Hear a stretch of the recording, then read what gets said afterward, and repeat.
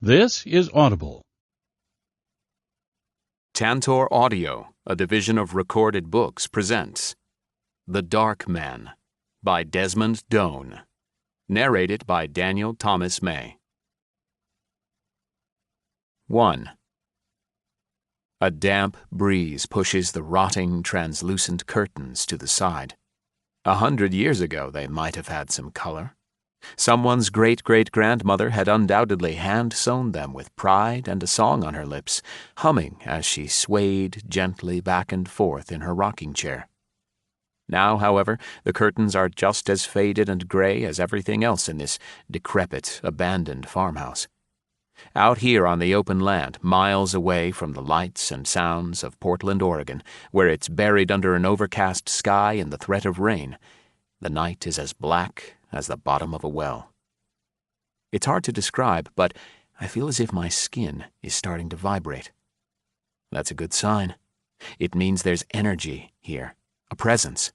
With the coming storm, lightning flashes in the distance, the rarest of occasions here. It'll help that much more. Those without a corporeal representation feed off nature's power. They gain strength from it, energy to communicate. And we may actually get some legitimate clues this evening. I felt that I was close the last time I was here, but it didn't happen. I went home with nothing but hours of blank tape and empty photographs, which was strange since I was specifically asked to come here, by a dead guy. I have a new partner with me tonight. His name is Ulysses, officially, but I've decided on Yuli for short. He doesn't care what I call him. To Yuli, I'm the one and only food bringer. I'm the light of his life. I'm the one with the stick. I am the thrower of all things. I am Pillow. I am Chew Toy. I am he who takes me for a run sometimes. We've been together for a month, but this is the first time he's been on an investigation with me. Animals are sensitive to other realms, and I'm sure he'll be an excellent addition to my one-man team now that we've had an opportunity to connect on the appropriate levels. I went to the pound looking for company. I walked out of there with a friend. My nose picks up on the fat scent of distant rain when another breeze rushes through the open window. Yuli lifts his head and sniffs the wind, too. Where I only smell impending precipitation, Yuli takes in the full breadth of life outside these walls. He cocks his head to the side, and I wonder what's pinging on his canine radar. Yuli decides it's not worth more than a second of consideration. He looks up at me with an excited doggy grin, tongue wagging, almost like he's asking, "What's next, Ford? You brought me out here. Now what?" I tell him, "Okay, Yuli, you're probably wondering why I brought you here, right?" He closes his mouth. His ears perk up. He listens. He's probably waiting for a command, which will result in treats, but I like to pretend he's hanging on every word. Since it's your first day on the job, let me give you the quick and dirty. You know who sees things that other people don't? Ghosts. We're standing in the second-floor hallway of this 150-year-old farmhouse, and at the mention of the word ghosts, Yuli flicks his attention away from me, down to the distant end where the master bedroom sits empty and, I'll admit, menacing. Could be nothing. Could be a mouse. I don't spook easily. You can't in this line of work, and yet there's something about this place, something about the energy I feel, that sets me on edge more than the other times I've been here. Perhaps I should say that it doesn't feel friendly. It never has been, honestly. Tonight, though, it feels like this could be big. My fingers go up to the crucifix necklace I wear on nights like this. I touch it, just to make sure it's there. I'm not religiously religious, but I'm happy to call Jesus my co-pilot when it feels necessary. I say to Yuli, "We're not actually on a case tonight, my friend. This is different, okay? We're looking for our own answers. If this works out, maybe you can start coming along with me on jobs, yeah? Local ones, at least." Yuli grumble whines and shakes his head, paws at his snout. "That's easy," I say, answering an unasked question. "If you want to solve a mystery with no living witnesses, my dear flop-eared pal, then you have to talk to the dead ones.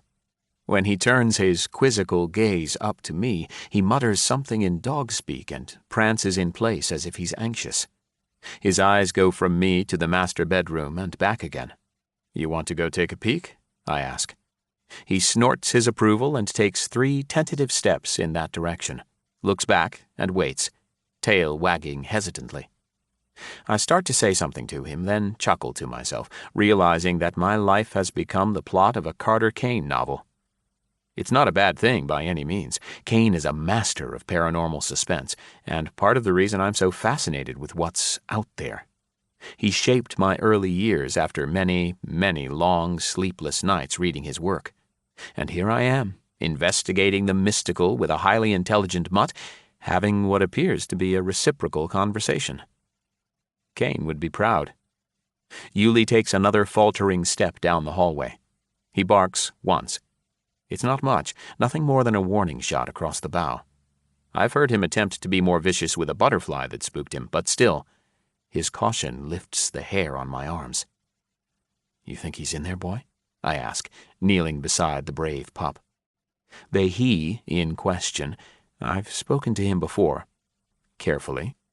I was warned before I came here. I've handled worse. You gotta be careful, though, no matter what. My equipment case sits on the floor at my feet. It's about the size of a vintage suitcase from the 1970s, could probably double as a life raft built for 2, and inside it's packed with hard but forgiving foam where carved slots hold the items I need to conduct a proper paranormal investigation. For a brief moment, I lament the fact that I'm down to this. One single case with 5 to 10 devices depending on the location and what options seem to work best after an initial analysis. I miss my team. I miss the cameras and the cameramen. I miss investigating a single place for a week to create an hour-long slot. I even miss my producer, Carla Hancock, who was ultimately responsible for the show's demise. Miss is a strong word for Carla. Perhaps it's better to say I have faint memories of the good times. I'll never be able to explain why I let her talk me into using a 5-year-old girl as a trigger object, which is something those of us in the paranormal world employ to entice spirits into communication. Maybe it was greed. Maybe it was the thrill of the hunt. Maybe it was the potential for massive exposure. Tonight on this very special live on Halloween episode of Graveyard Classified, be prepared to witness history.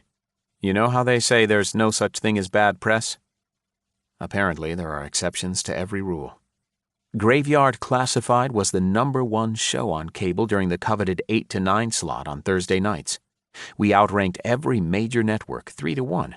We even had more viewers than that super popular sitcom with the snippy part-time waitress who couldn't possibly afford that gorgeous loft apartment in New York City. Top of the world we were. And then little Chelsea Hopper crawled into an attic and fell out with 3 massive claw marks along her cheek, neck, and collarbone. The entire crew and millions of viewers at home and online all heard the demonic growl during the live broadcast. I checked. The attic was empty of anything living. Chelsea's claw marks were real. She still bears the scars. Graveyard Classified wasn't picked up for its 11th season after that, and it drifted off into the land of late-night reruns, the spirits of once popular shows. For the record, I questioned Carla and myself over the decision every step of the way, right up until the director turned the cameras on. I knew better, and I still regret it. I send care packages to the address where Chelsea lives, but I have no way of knowing if she ever gets them. Her parents did sign a contract, after all, and were awarded an incredible amount once the glory-seeking lawyers were able to find loopholes in it. Yet, understandably, the Hoppers haven't chosen to forgive those who put their daughter in danger, including themselves, I bet. A long, deep breath pushes those memories away. I choose an electromagnetic field detector, EMF for short, and a digital voice recorder, 2 of the simplest tools in my arsenal, and often some of the best ways to detect an otherworldly presence. You almost always want to take a baseline reading with an EMF detector to make sure that there's nothing to contaminate your investigation, like faulty wiring and things like that. But I figure out here, in this old farmhouse that used to be lit by candles and lanterns, there's no need. Yuli prances some more, waiting patiently while I turn on both devices and perform one last equipment check. The EMF detector reads 0.0 on the digital display. If it spikes while it measures the area within range, it'll give me an idea that there's something in the room making use of the available energy. Energy from me, energy from the batteries in my equipment, energy from the lightning that's crawling closer. The digital voice recorder detects what we call EVPs, electronic voice phenomena, which are sounds and voices that aren't detectable by the human ear. Back in the olden days, and I'm talking like 6 months ago and earlier, we would run the digital recorders for hours and then have to spend an equal amount of time reviewing the files on the back end of an investigation. Now, however, with the BR4000 I'm currently holding, you can do a live stream listen. If I ask a question and something responds, I'll immediately hear it through my earbuds, rather than having to sit in my office listening to hours of my heavy breathing, footsteps, and repetitive questions.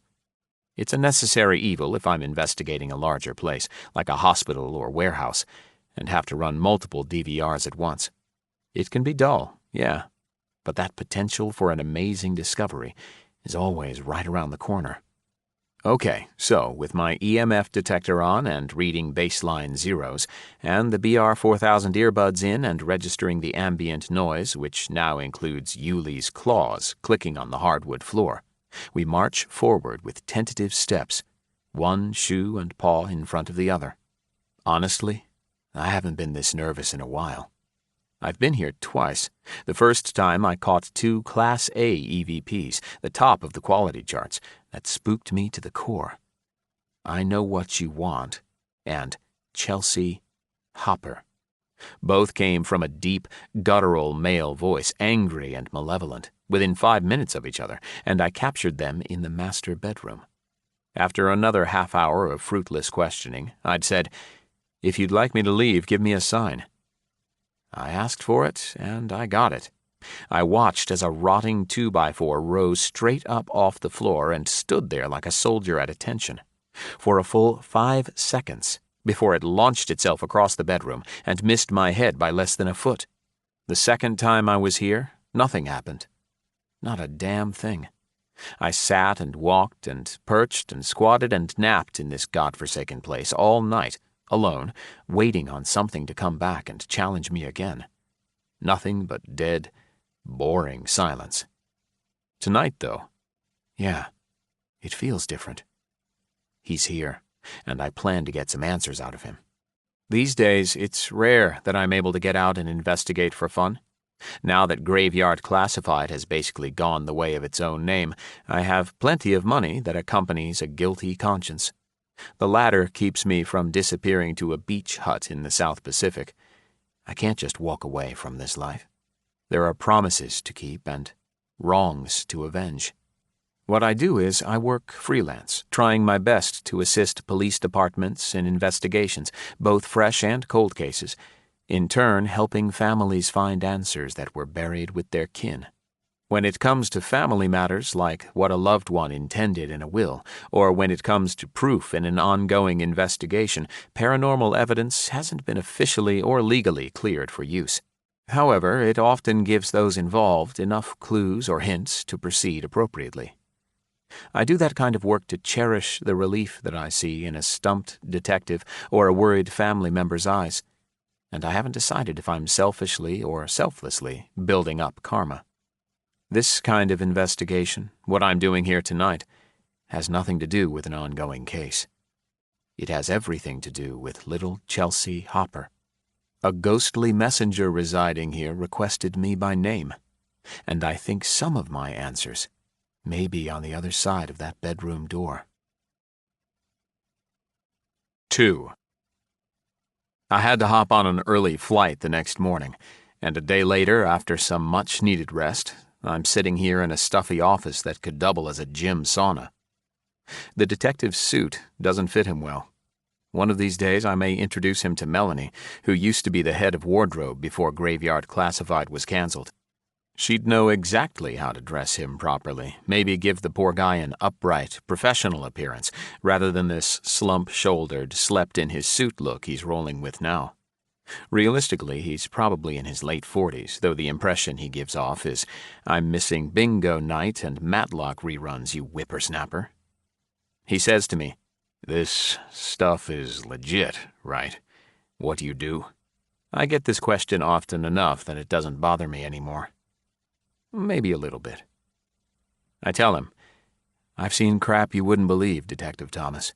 I've watched chairs slide across rooms by themselves.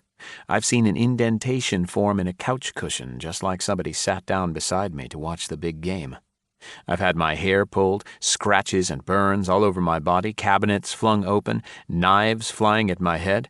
"I remember, definitely. I was a big fan of Graveyard back when it was still on. I just thought, you know." "That we made it all up?" "Hate to say it, but yeah.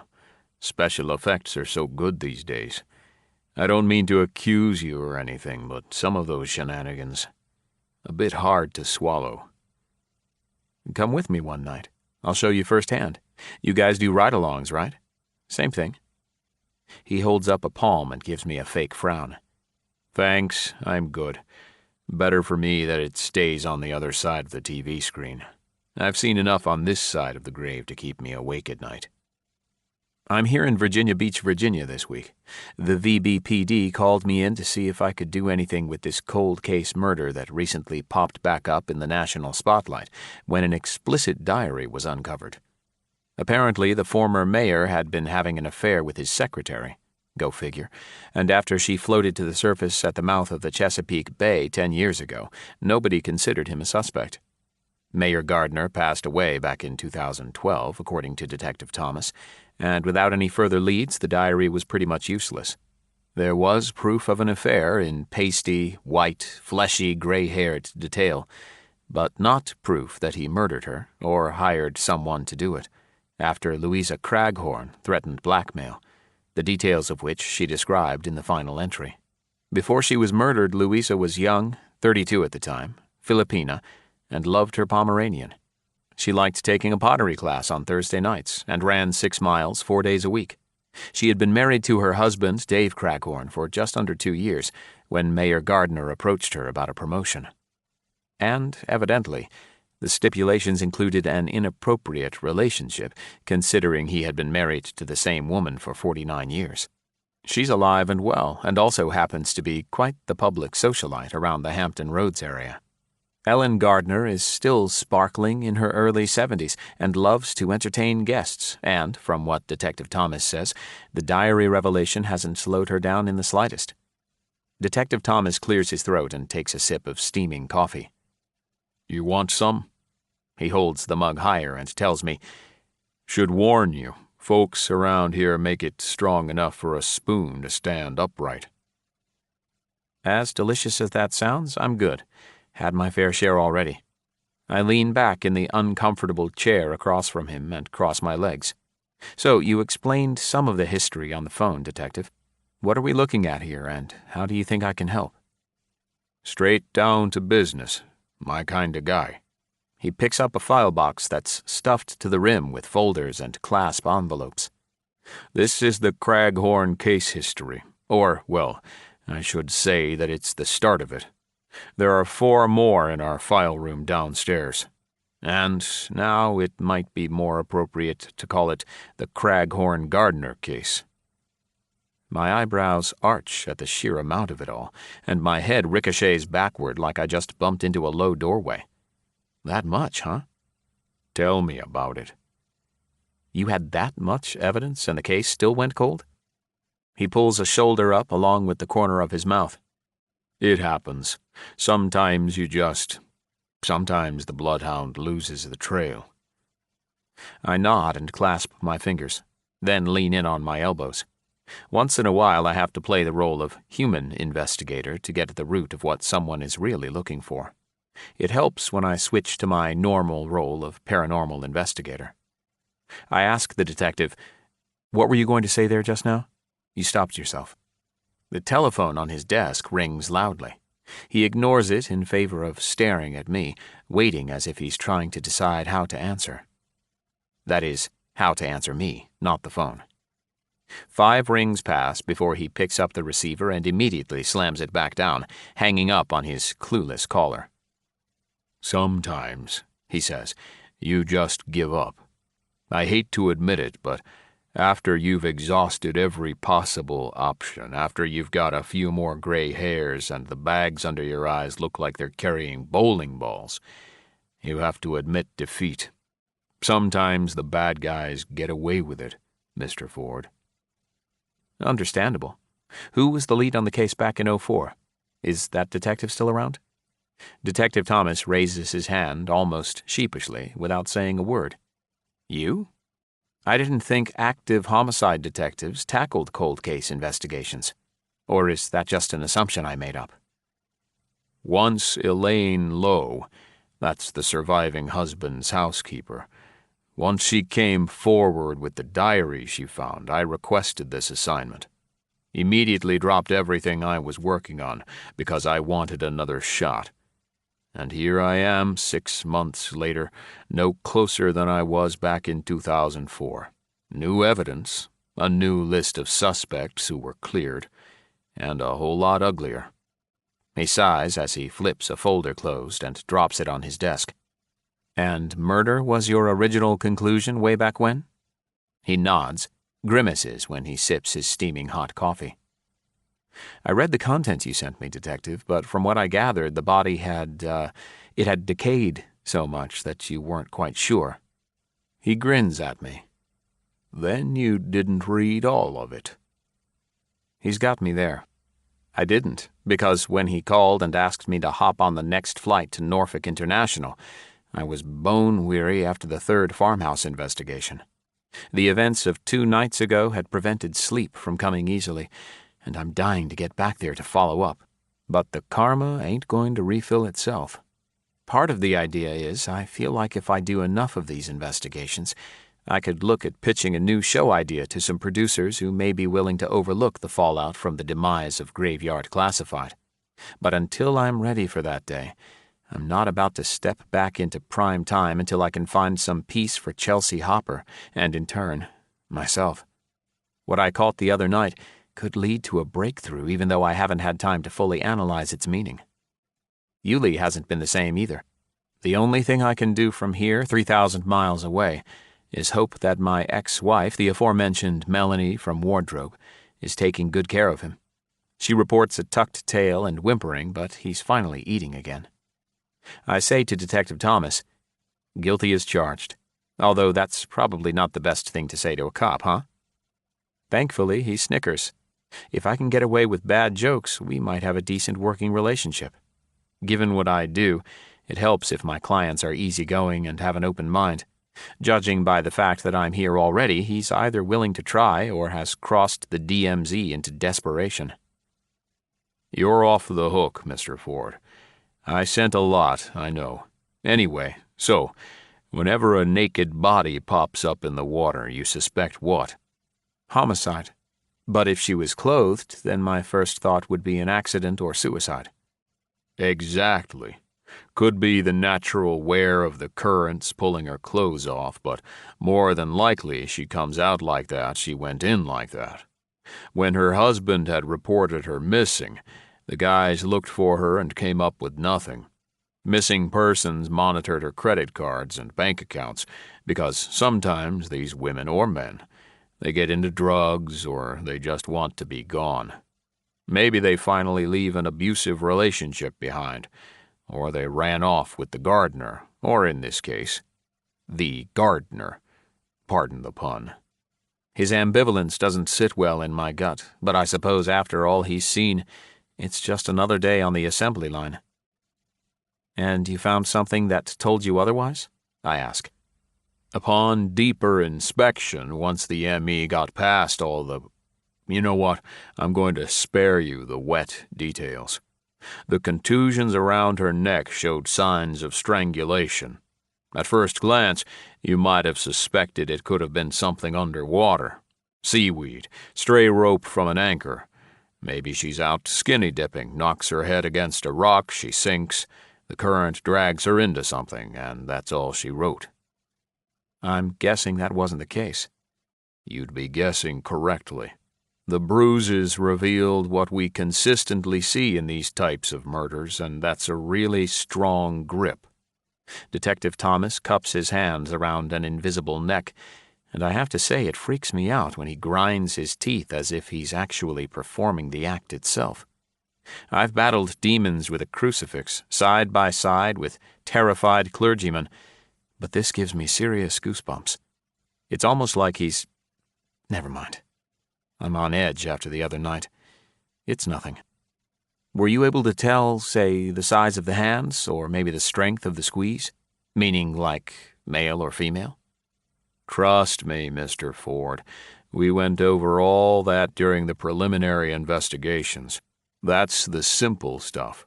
If you catch the deceased at the proper time, you might have a better chance of determining something like that on a good day, while pulling a few miracle cards, but not after a body has been in the bay for over a week. We were lucky the M.E. was able to come up with what he did. I sit back in my chair and put my finger to my lips, thinking. I'm not necessarily or inherently built with the deductive reasoning skills of a seasoned detective, but more than once I've come up with an angle that helped spark their creative thought processes before I ever set foot in an investigation site. Beginner's luck, I guess.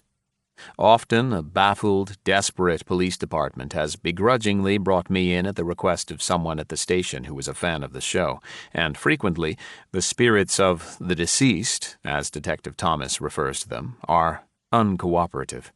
I can't make them talk any more than I can make a proper omelet on a regular basis. If it ain't in the cards, it ain't happening that day. I still charge them for my time. The way I see it, detectives go to work every day and don't solve cases, yet they still get paid. I could easily do this work pro bono, no problem, but I've found that if someone is paying me, they're far more likely to be reasonable and accommodating. I stop and start a few sentences. I come up with nothing, not a single approach that I think Detective Thomas can check out. He tried it all. He's been trying again for the last 6 months, which means we're down to my last line of questioning for him.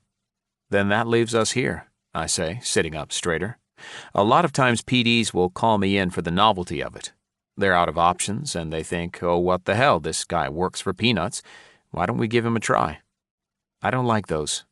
I'm not saying you are one of those. I'm just saying it's hard walking on stage where the crowd hasn't been warmed up first. See what I'm saying? He taps a pencil against his cheek and acknowledges me by dipping his chin. Then other times, some detective has seen something he can't explain and wants a second opinion, which I'm happy to help with. Those are great. I mean, there might be something there, and we might already have a solution to work toward. Even rarer still are guys like you, the ones who call with a little extra edge to their voices, the ones who are hesitant to say exactly why they're calling. Guys who are nothing but curious? They'll admit it right away. They'll say, "This weird thing happened, we want you to come check it out." But detectives like you, been at this 20 years or more, seen everything there is to see, all the evil in humanity. You don't need me. You got new evidence, fresh clues. You're not ready to throw in the towel after 6 months, detective. I don't believe it when you say you're back to where you started. You called me here for a reason. Something spooked you. So let me ask you this. What was it? What did you see? "I'll never forget it," he answers with that somber tone I've come to recognize so well. 3. We're standing in front of the Craghorn residence. It's too damn hot in the Hampton Roads area this time of year, and I can feel the sweat beading up in places where I don't enjoy being swampy. It's part of the gig, though, and I agreed to let Detective Thomas explain himself here rather than back at the station. He said it would make more sense if Dave Craghorn, husband of the deceased, was there to back him up. Detective Thomas tucks his hands into his pockets and looks up at the top floor of the 3-story home. We're over in Portsmouth, a small city adjacent to Virginia Beach, where some of the residences are centuries old, built back when the masons didn't mind stacking stones 30 or 40 feet in the air on all sides. These things were built to last. The detective admires it, head tilted, back angled as we look up toward the hand-carved molding along the eaves. He says, "Beautiful place, ain't it?" I lie to him and say, yeah, it's nice, while I try to see it through his eyes. I get what he's saying. The place has a strong presence. It's bulky and broad-shouldered, reminds me of a middle linebacker, but I don't really see the beauty in it, per se. To me, it's a giant collection of rocks and cement that's covered in moss with vines climbing up the sides. Maybe it's because, over the years, too many houses have become enemies to me, burdened with evil, demonic spirits that torture families and drive them from the place where they wanted to live out their dreams. Instead, they suffer through nightmares. So yeah, houses? I don't really trust them, not until I've had a chance to get to know one. Mine back in Portland, high up on the hill overlooking the Willamette River, has had so many incantations, prayers, and positive vibes bestowed upon it that you might as well say it's guarded by a soothing white light that envelops the whole thing. That's my sanctuary, the place where I retreat after I've battled with the darkness. Not every house that's haunted is black on the inside, just like not every spirit is a demonic, evil entity. Sometimes it's somebody's sweet old grandma who never got a chance to say goodbye before she left this world, and once I help her with that, the fog lifts. Point is, until I know what I'm dealing with, I approach each place, each home, each train station, each barn, whatever, with full shields, and every now and then, if I've come out unscathed, I'll take a moment to appreciate the architecture, but not until I know I'm going home without any unwanted guests tagging along. The detective clears his throat, and I can hear a bit of emotion in there, like he's trying to cough it up and maybe swallow it, down where the rest of his feelings stay buried. I ask, "You okay?" "Yeah," he croaks, then looks past me down the sidewalk. "There's Craghorn. I won't go in there without him, and, to be honest, I don't know how he lives here by himself." Pardon the expression, but I'm dying to know what happened here. After all these years and literally 1,000 investigations, I still don't feel like I've seen everything there is to see, at least when it comes to the paranormal world. I still get confused, spooked, scared, excited, and thrilled when something, notice I said something, reaches out from the other side. You'd think I'd be desensitized by now, but the truth is, this shit will never get old for me. There's the job, then there's the wonder. Detective Thomas doesn't smile when he lifts a hand, waves to Dave Craghorn, and says, "Good to see you again, Dave. Thanks for doing this." Dave offers a morose smile as fake as the day is long, and we shake hands. He's somewhere in his mid-40s, a little older than me, with long salt and pepper hair and a matching goatee that extends down past his Adam's apple. His tan jacket hangs loosely on his shoulders, like it might have fit one day, but now it's nothing more than a piece of clothing draped over shoulders as thin as a wire hanger. It's got to be well over 90 degrees out here and 100% humidity. He has to be swimming in that thing. He says, "Nice of you to come, Mr. Ford. Big fan of your old show." It's a flat, emotionless voice. No heft to it at all, like he's a prisoner who's afraid to speak up in front of his captors. "Happy to help," I respond, studying him. Let me just say this. I take my B-list fame with a grain of salt. I've been to the big parties and hobnobbed with the elites of entertainment, but I've never been one to abuse the privileges of celebrity. I'm lucky, and I know it. I don't throw my soup in waiters' faces. I don't whine and complain when I'm not given the best table, nor when I actually have to wait for a table just like everyone else. That said, I can always tell when someone has no idea who I am, or has never seen an episode of Graveyard Classified, and more than likely, just doesn't give a shit. In fact, I think I appreciate the latter the most. It allows me to investigate a site on level grounds. Dave lifts a shaking finger, pointing up the tall set of stairs as he mumbles, It's right up there." "Here we go," Detective Thomas groans, pauses in mid-step, and pushes bravely forth. Not really, but I have to give the guy credit. Whatever happened in there spooked him all to hell, and he's going anyway. I follow him up, taking the steps in twos, with Dave Craghorn following us both. I glance over my shoulder, and he's climbing the steps as if each foot is encased in cement. Big, heavy blocks that he struggles with as he pushes himself onward, one after the other. I can almost hear the thick clunk with each step. He's dreading this just as much as Detective Thomas is, and I feel for him. Poor guy comes home to this every single day. The front door is thick wood, painted a shade of cloudy gray that seems to fit perfectly with the gloom and doom motif of this place. Craghorn's key makes a deep, metallic thunk, reminding me of a jailer in an ancient castle dungeon, and I immediately feel the cold of the interior racing out as the door swings inward. Detective Thomas shivers. Now I know why Craghorn is wearing the jacket. He says, "It's always like this now. The cold never leaves my bones. It follows me." I don't shiver from the temperature. I do it because of the defeat in his voice. He adds, "Come on in. Might want to say a little prayer first, if you're the religious sort." Out of habit, my fingers go up to the crucifix dangling at my chest. It feels warmer than usual against my skin. I'm not sure if that's a good sign. Craghorn stares down the hallway, and Detective Thomas follows with a resigned grunt. "To serve and protect," he says. As soon as I step across the threshold, I feel it. Not just the cold, but what's buried within it. Remorse, loss, regret, and so much anger. I pause because it's been a while since I've felt such a presence right away. Not since the Alexander house 6 months ago. The one up in Lansing, Michigan, with the pissed-off spirit of an ex-con who was haunting a young single mother and her 3 children.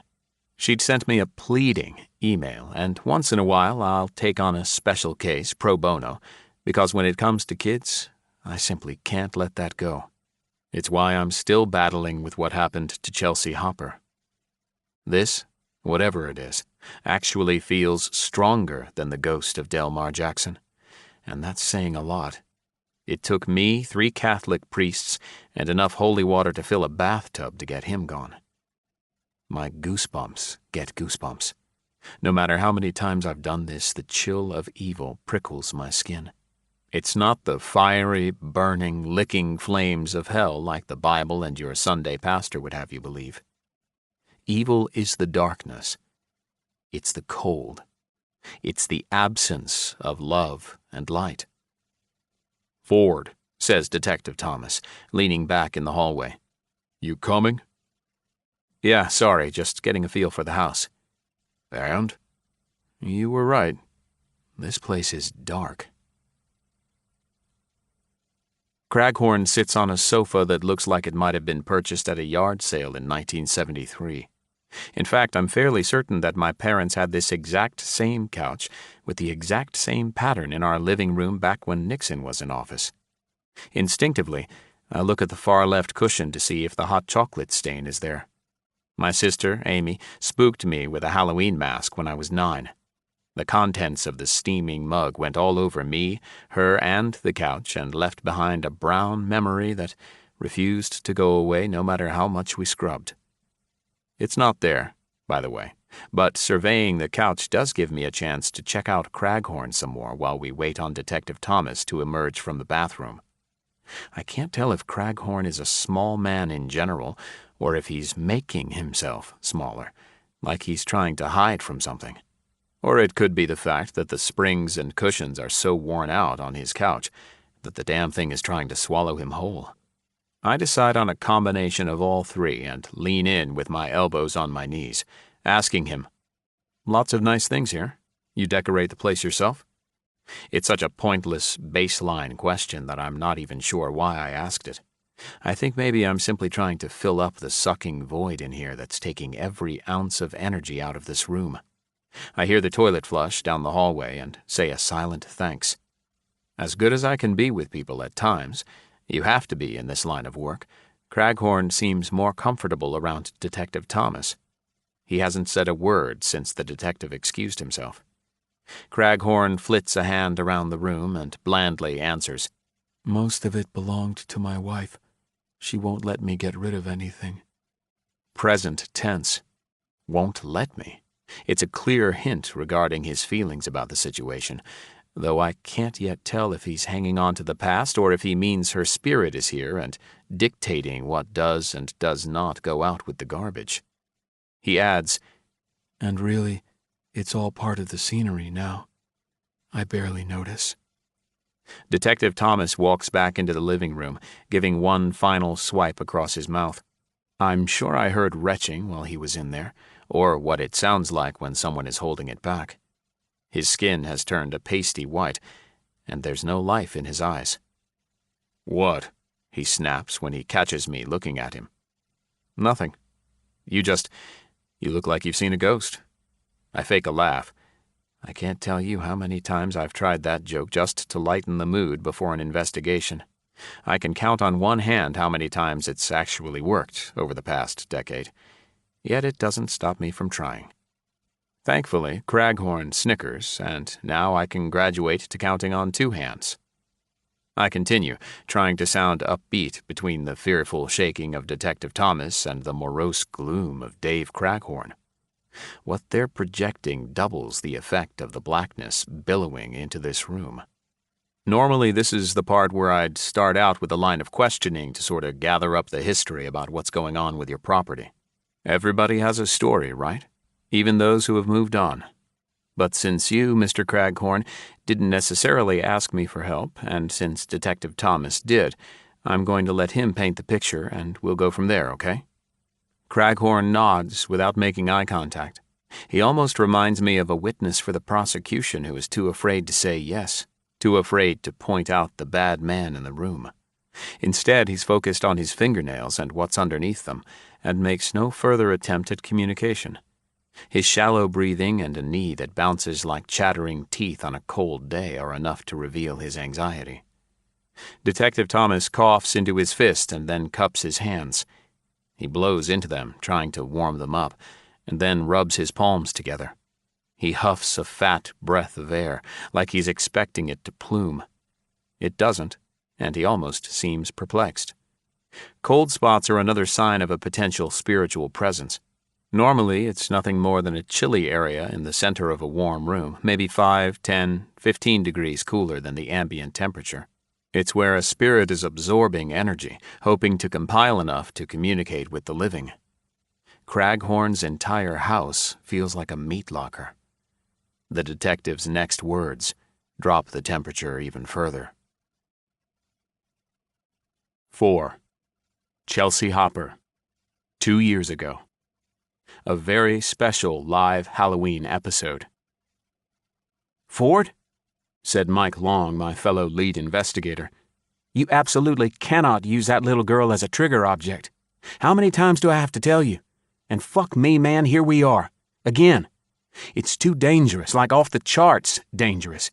You and I both know how sensitive children are to these things. You know this. And at 5 years old, she's immaculate on the inside. There are no footprints in the mud of her mind." He said this last bit with force, tapping the side of his head as he accentuated each syllable. Carla Hancock, my producer, put her hand on Mike's shoulder and nudged him back, just enough to distance him from the circle of trust that she was trying to establish. Carla, Don Killian, Gavin Probst, and Timothy Shearing, all of my producers and co-producers, the directors, the sound guys, the whole lot of them were crowded around me. Graveyard Classified had about 4 minutes before the live feed broadcast began for what promised to be the biggest, most watched paranormal investigation ever. Carla said, "I don't need to remind you that we're going live in 47 countries, do I? Millions of people are watching for it, and they want a show. They want the goddamn Super Bowl of paranormal investigations, and if you want to keep this freight train rolling, you'll send her in there." I shook my head. I felt the regret and remorse encroaching on my gut. I felt like if I did it, if I really bent to Carla's will and sent a 5-year-old child into an attic to face a demon alone, then my soul would turn as black as the creature we were hunting. But the ratings. My God, the ratings. Astronomical. Rob and Lila Hopper stood off to the side, near the catering truck, giving Chelsea bites of ice cream and pieces of the peppermint candy that Mike always requested before every shoot. They'd agreed to do this because, well, one, we were offering them more money for a single night in their house than Rob earned in a year as a customer support technician. They weren't filled with bloodlust or anything like that. They weren't demented, crazy freaks that got their jollies by torturing their daughter. They weren't pageant parents who subjected their child to psychological trauma before she could even spell it. There was none of that. They were good people, and I knew that because I'd had extensive discussions with them. They just happened to live in the most haunted house in America for 3 terrifying years after Chelsea was born. Chelsea experienced more paranormal activity in those 3 years than I had my entire career. So why were her parents sending her in there? Because Carla went behind my back and convinced them that having Chelsea confront the demon would be the best way to get rid of her traumatic memories once and for all. I nearly walked away when I found out. I should have, but I didn't. I had contractual obligations, and, admittedly, once I thought about it for a little while, Carla's arguments almost made sense. We were minutes away from going live, knowing there would be millions of people around the world who would judge, hate, condemn, and trash the Hoppers all over social media. They'd label them horrible parents. They'd say there was no way in hell that any self-respecting person would ever do that to a child, especially their own offspring. They'd type in all caps at them for being idiots and likely call social services in an attempt to have Chelsea taken away. They'd tell their friends that the Hoppers were horrible, detestable, greedy human beings who were only in it for the money. The Hoppers had hundreds of reasons to change their minds, and every single one of them was the best one. We were offering them a ton of money, yeah, but there was more to it than that. Agreeing to something so completely ridiculous sounds insane, right? True. But think about it from their perspective. You try watching your daughter go through what Chelsea experienced for 3 years and what she suffered through every night in her dreams. You try saying no when someone approaches you with promises of redemption, vengeance, and relief. Imagine having a nasty, unbearable toothache every day of your life. You can't eat. You can't sleep. You can't take a nice, long drink of cool water without blinding pain screaming throughout your body. And then, one day, a nice lady with an enchanting smile shows up at your front door and says, "I've got the magic pill that'll fix what ails you. All you have to do is swallow it and your troubles will be over. It doesn't cost anything, and as a matter of fact, we'll pay you to take it." Would you do it? Would you take the pill?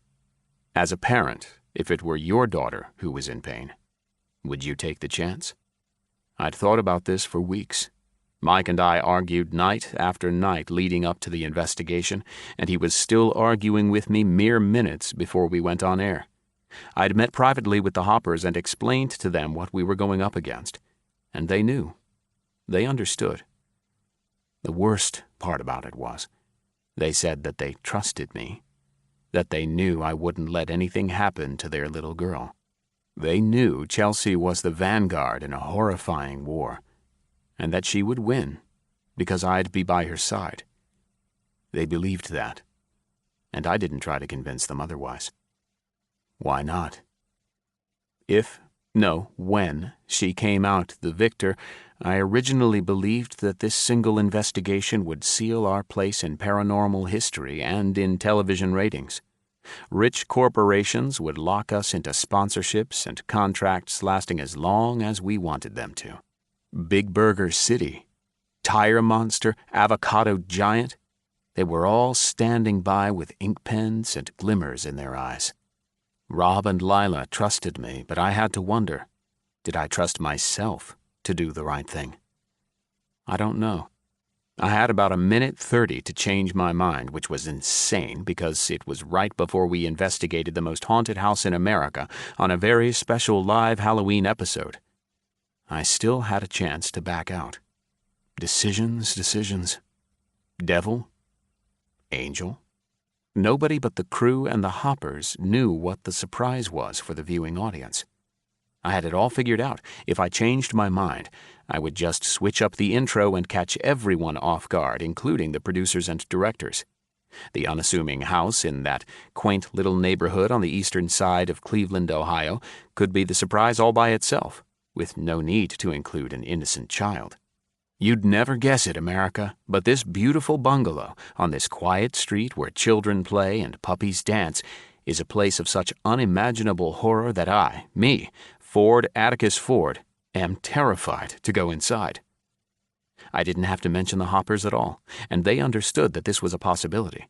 I'd promised to cut them a check from my own bank account if I ripped up their contract in the final seconds.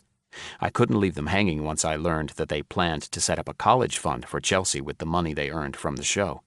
An intern with a clipboard, an earpiece, and a puffy mic curled around in front of her lips darted over to us and tapped Carla on the shoulder. 1 minute 20 seconds, Miss Hancock. Thanks, Ambrosia. Mike threw his hands in the air and backed away, shaking his head. I can't do it, Ford. I can't. We can't. We're going to burn for this. He stopped his retreat and locked his fingers at the base of his skull. Actually, you know what? You're going to burn for this. I'm done. He said this with all the conviction he could muster, but he didn't go anywhere. He knew that Carla Hancock had the power to ruin his career. Despite his reservations about the investigation, he loved what he did, and to have that and the money taken away. Carla said to me, Don't listen to him. You're a professional. You're a warrior, and we're going to make cable television history.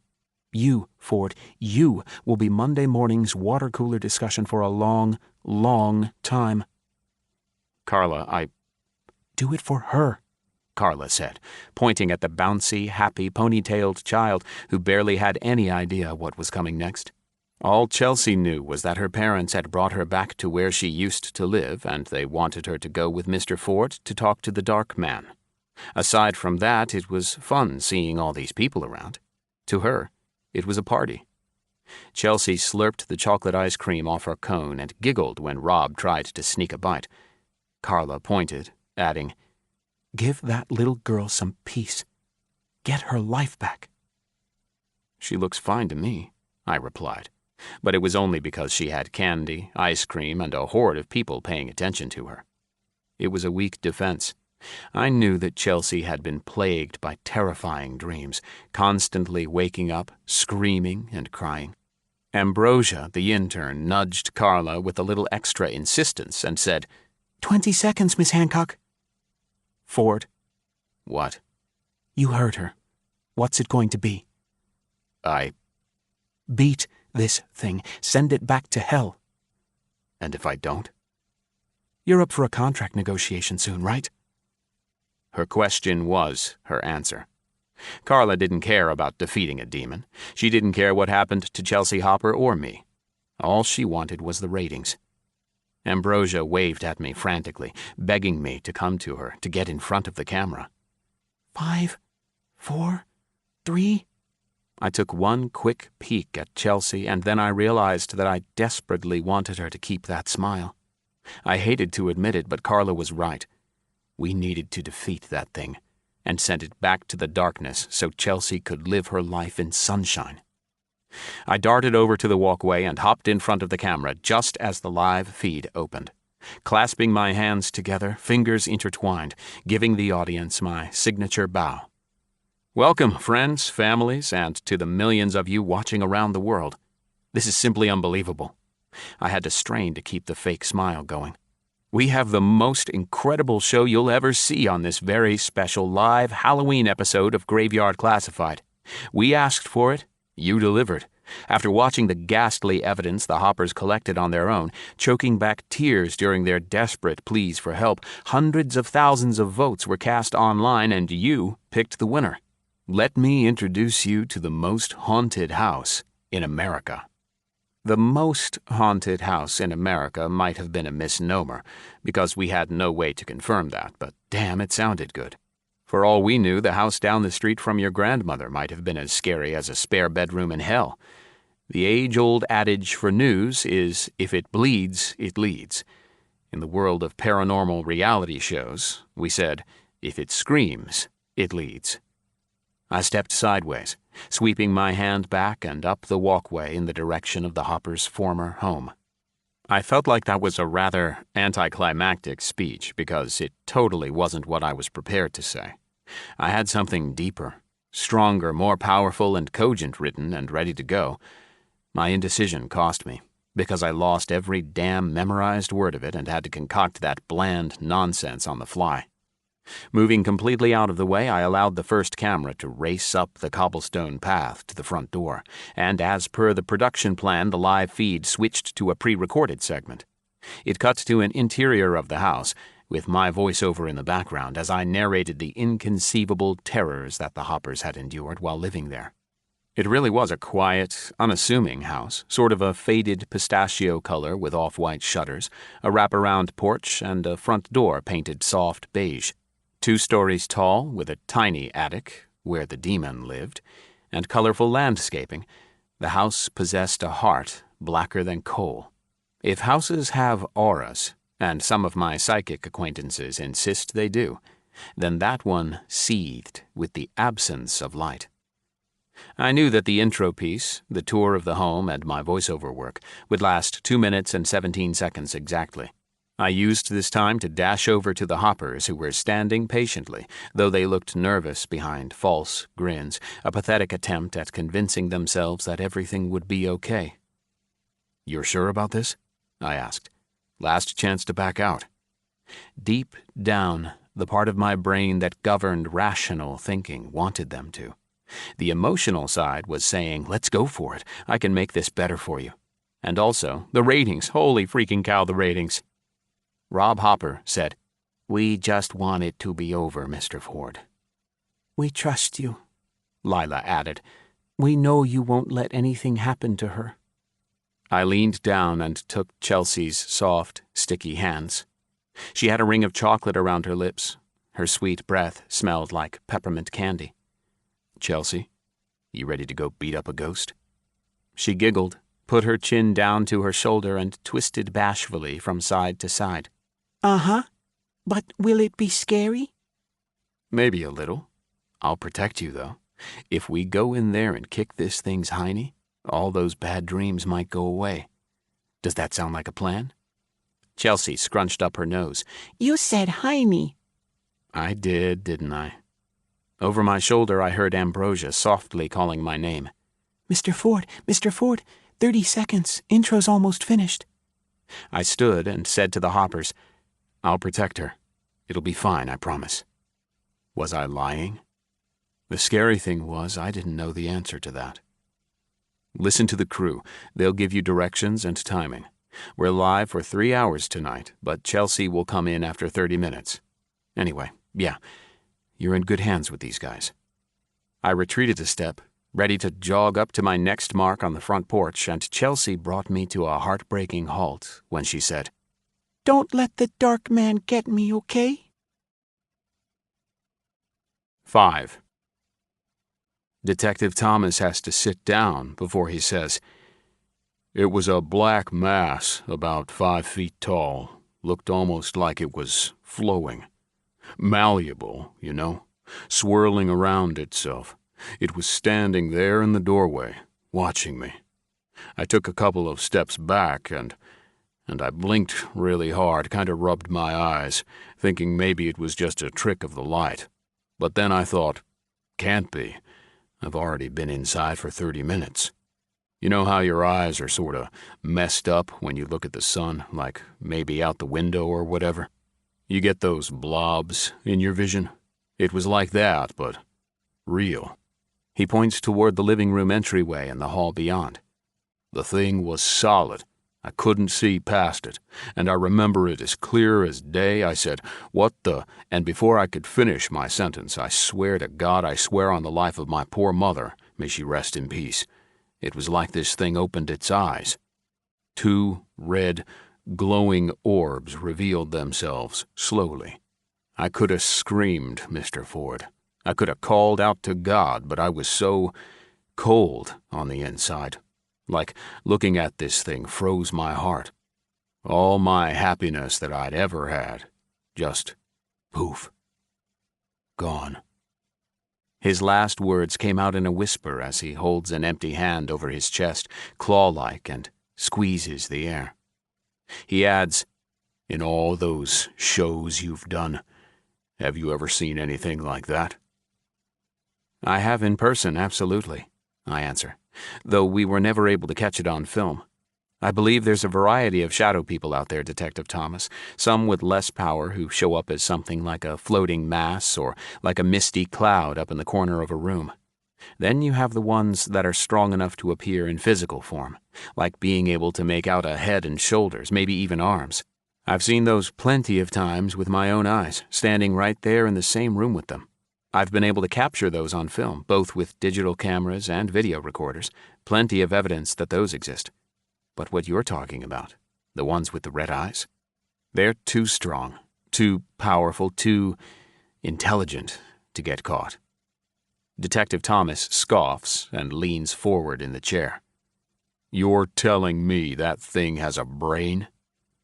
"Well, there are 2 different types of haunts, Detective, residual and intelligent. Residual hauntings are like, say, leftover energy. Think of a tape recorder that's stuck in an infinite loop. If you're in a haunted house and you hear the same footsteps climbing the staircase every night at 12:15, that's a residual haunt. That tape recorder is simply resetting itself and playing again." "So the ghost doesn't know it's doing it? It's totally unaware that it's stuck in limbo, repeating itself throughout eternity?" "More or less."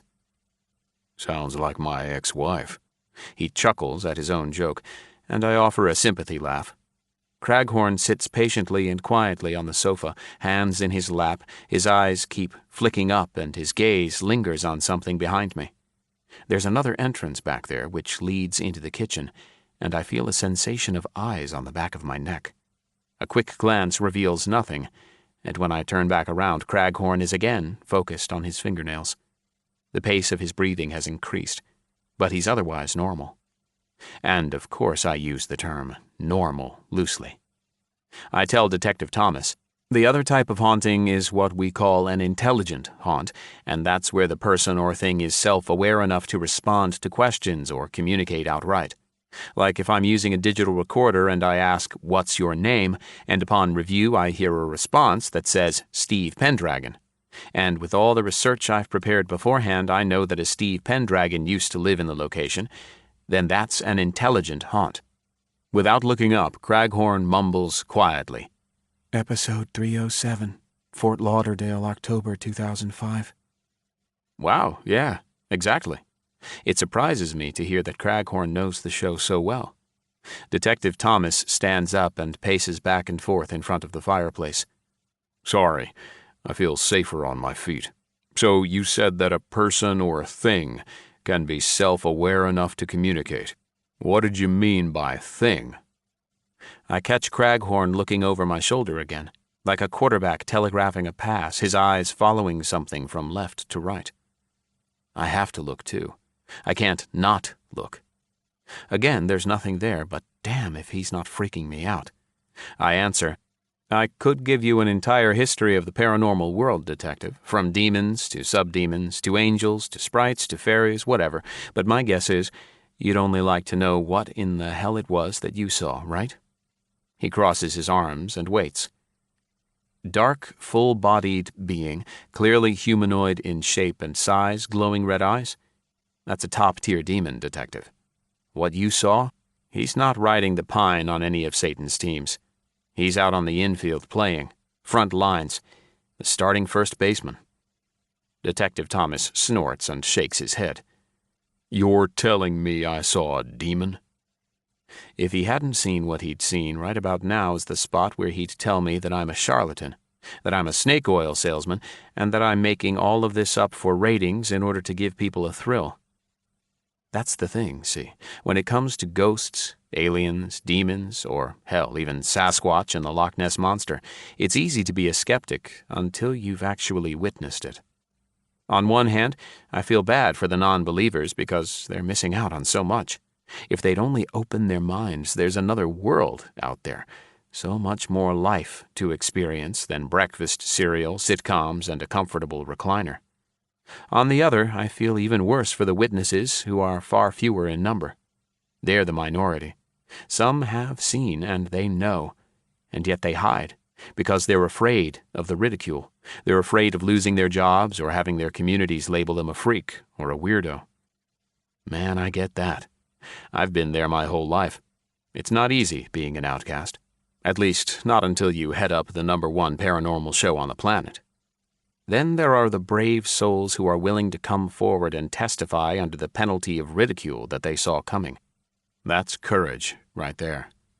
Detective Thomas is in this latter category, simply by calling me and bringing me here and telling this story, but he hasn't quite accepted that he saw what he saw. Maybe it was my fault, his sarcastic snort just now.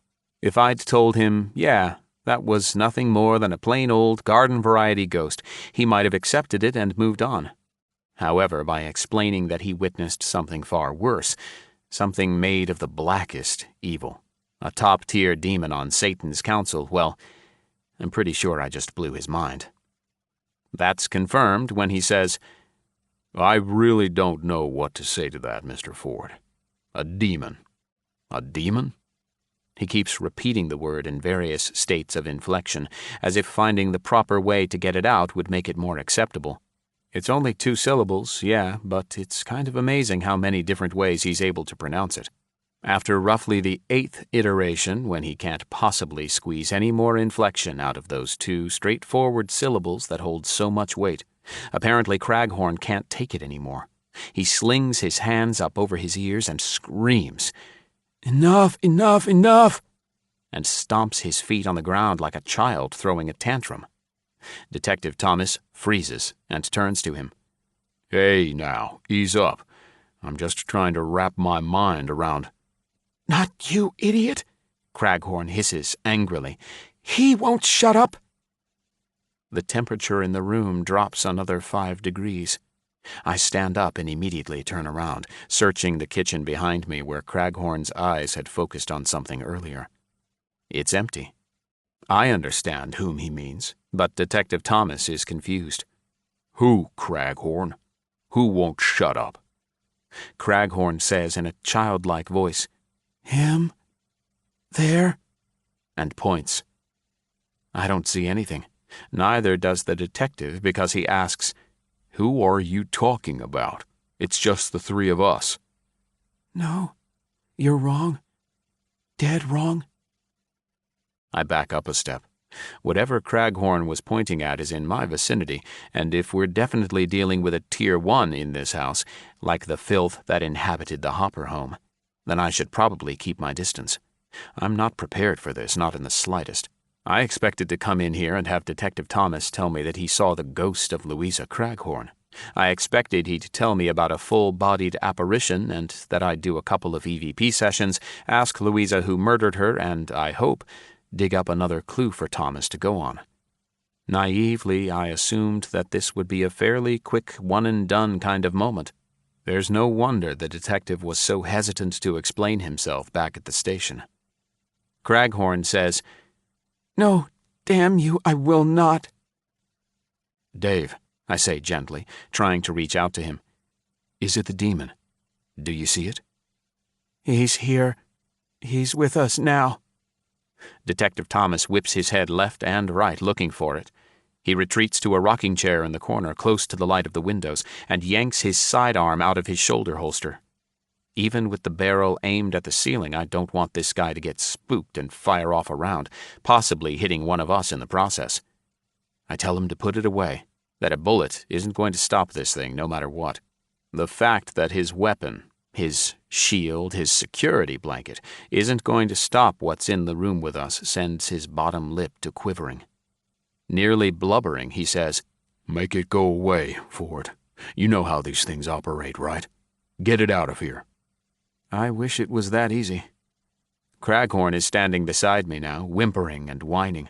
The sounds coming out of his mouth aren't words, at least not English ones, and it takes me a moment to realize that he may be muttering in an ancient language, powerful words that died thousands of years ago. I've heard it before, but only a few times, and only in the presence of something like this. Craghorn also attempts a pathetic escape. He stumbles and falls back onto the couch, trying to shove himself deeper and deeper into the cushions, pushing farther away from the invisible entity that's stalking him. I can't believe that something this mighty hasn't manifested yet. Perhaps it's using the available energy to communicate with Craghorn. Every inch of my skin prickles, and I feel the humming, vibrating sensation coursing through me. I feel weakened, as if it's stealing my energy. I'm dizzy, exhausted like I haven't slept in days. My chest is heavy. I have an emotional anvil sitting on my heart. "Ford?" Detective Thomas tries to get my attention. "What's going on? You okay?" I've been in this situation before, hundreds of times, and normally I can handle this. But when it rolls past, I know I've never encountered something as strong as this. Like a wave slinking toward the shore, the pressure, the sensation of death pushes by me. Craghorn shoves his body away with a foot planted firmly on the hardwood floor, the other leg pathetically moving up and down, trying to gain a foothold and failing. He arches his back and turns his head sideways, whimpering, "No, no, please don't." And then I watch as a handful of his shoulder-length hair is lifted and his head yanked to the side, pulling him from one side of the couch to the other. I am goddamn terrified. Why? The smallest explanations often carry the most weight. This is bad. Very, very bad. 6. Mike Long is like a brother to me. Or he was, until the night I went through with exposing Chelsea Hopper to that thing in the attic. We built Graveyard Classified up from a few piddling online videos years ago to the international powerhouse that it was before the network ripped it from prime time. We met in a junior college film class, bonding over horror movies and the mutual adrenaline rush we got when we were trying to film our own in places where we didn't have permission. The night we sneaked into an abandoned mental hospital with 6 cheerleaders who were half naked and drunk was the last night we would ever work from a poorly written script. When we captured that full-bodied apparition, a woman in a white nightgown who seemed to be pleading with us to help her, that's all we needed to go back again and again, giving up on fictional stories and trying to capture real ones on camera. We never saw her after that night. Perhaps it was enough for her to know that someone had received her message, and she passed blissfully on to the next phase of the afterlife. We, too, moved on to other decaying insane asylums and old factories, homes, churches, antique shops, and lighthouses. Anywhere that was supposedly haunted, we would ask permission and perform an investigation, then upload our videos online. Hundreds of thousands of followers would flock to them, and it wasn't long before a group of producers from the Paranormal Channel came calling, offering better equipment, an actual film crew, and contracts that promised more money than we had ever thought possible from a weekend hobby. Mike and I, we were inseparable. He was my best man when I married Melanie from Wardrobe. He made David Letterman and Ellen laugh. He was the straight man to my crazy, gung-ho attitude when it came to paranormal investigations. We've only spoken once since the show was canceled. His end of the conversation consisted of 3 words: "Go to hell." If he sees my number on the caller ID, he might not pick up. But Jesus, I hope he does. After what I saw inside the Craghorn place, I don't just want his help, I need it. There's no one else in the world that I would trust with this level of evil. Outside the house, it's 104 degrees here on the sidewalk, but I'm shivering. Detective Thomas paces back and forth, snorting like a dragon, mumbling empty, macho threats about going back inside because he never backs down from a fight. I notice he's not in a hurry to go back up the stairs. Dave Craghorn sits on the bottom step, hunched over, cradling himself. There's a small patch of hair missing on the side of his head. I can see it from here. My hand instinctively goes up to the back of my neck when I feel a burning sensation, and then I realize it's just the sun beating down. There's no demon out here clawing me. That's how it usually starts, though, with the scratches. You feel like a patch of your skin is on fire. It'll take on a subtle pink hue like it's a superficial burn, then the marks will gradually show up. I've had angry spirits claw me more times than I care to recall, but I've never seen anything powerful enough to rip the hair right out of someone's head. Well, that's not necessarily true. I can think of one other that was just as strong. 2 years ago, a faded pistachio house in Cleveland. I stare at my phone. Mike's number is sitting there on the screen, almost as if it's pulsing, throbbing, alive, and waiting on me to take the chance. I have to. Mike needs to see this. I press send and hold the cell up to my ear, air caught in my lungs. A warm breeze whips through the space between the homes to my right, pushes my hair to the side, yet offers no relief. With the temperature and humidity combined, it feels like a steaming column erupting from a kettle. The phone rings and rings. Detective Thomas paces. Craghorn hugs himself and rocks, muttering unintelligible words. Finally, a voice on the other end of the line snarls, "What in the hell do you want?" "Mike." "Holy shit, thanks for picking up." "I'm not interested, whatever it is." Wait, don't hang up." In fact, I'm not even sure why I answered. I don't believe this, not entirely. He saw my number. He could have dismissed it, deleted my inevitable voicemail sight unseen. No. He saw that it was me, and he knows I'd only call for something serious. The fact that he answered means there's a tiny bit of Mike that may have forgiven me. It's a start, at least. "I need help, dude. I'm up against something righteous here. It's powerful. I could really use you." He tries to stifle a laugh. "You're shitting me, right? Are you still flying around the country feeding bullshit to whoever will listen to you? Who is it this time? Some backwoods trailer park sheriff in the middle of nowhere? That's what you're doing, isn't it? Consulting with law enforcement? Anybody that wants to cut you a check to hear the great Atticus Ford, tell them lies?" Mike is lashing out, obviously, because he knows that none of what I do now and what we did for over 10 years together is built on lies. Now and in the past, I operate on solid evidence, tangible things that can't be debunked. That was the one thing I would never compromise on when Graveyard Classified aired. We absolutely would not allow content or evidence that could easily be debunked by tricks of the light, corrupted ambient noise, or anything of that sort. It had to be inexplicable and legitimate evidence before it would air. We tossed out thousands of hours of video and audio evidence, much to the chagrin of our producers, because we didn't want to risk our reputations. When a certain young assistant producer, Carla's original understudy, suggested we fake evidence to liven up the show, he barely had the sentence out of his mouth before I was on the phone with the CEO of the Paranormal Channel. The guy was gone the next day. Point is, Mike knows I don't make this shit up. I tell him, "I'm with a client, yes, here in Virginia Beach. And you didn't call when you got into town. I'm so disappointed." The sarcasm drips so thickly he could douse an entire stack of flapjacks. I accepted the job with Detective Thomas for several reasons. I was intrigued by the information he presented. I wanted to help with a case that was getting some national attention because, if I really self-analyze, I'm looking for some of that old, familiar glory and a chance at redemption. Maybe there'll be another show in my future. And honestly, I was drawn to the Hampton Roads area because Mike's primary residence, one of his many multi-million-dollar homes, is just over an hour and a half south, down in Kitty Hawk, North Carolina. It sits on about an acre of shoreline, making the tourists just as jealous as they are curious.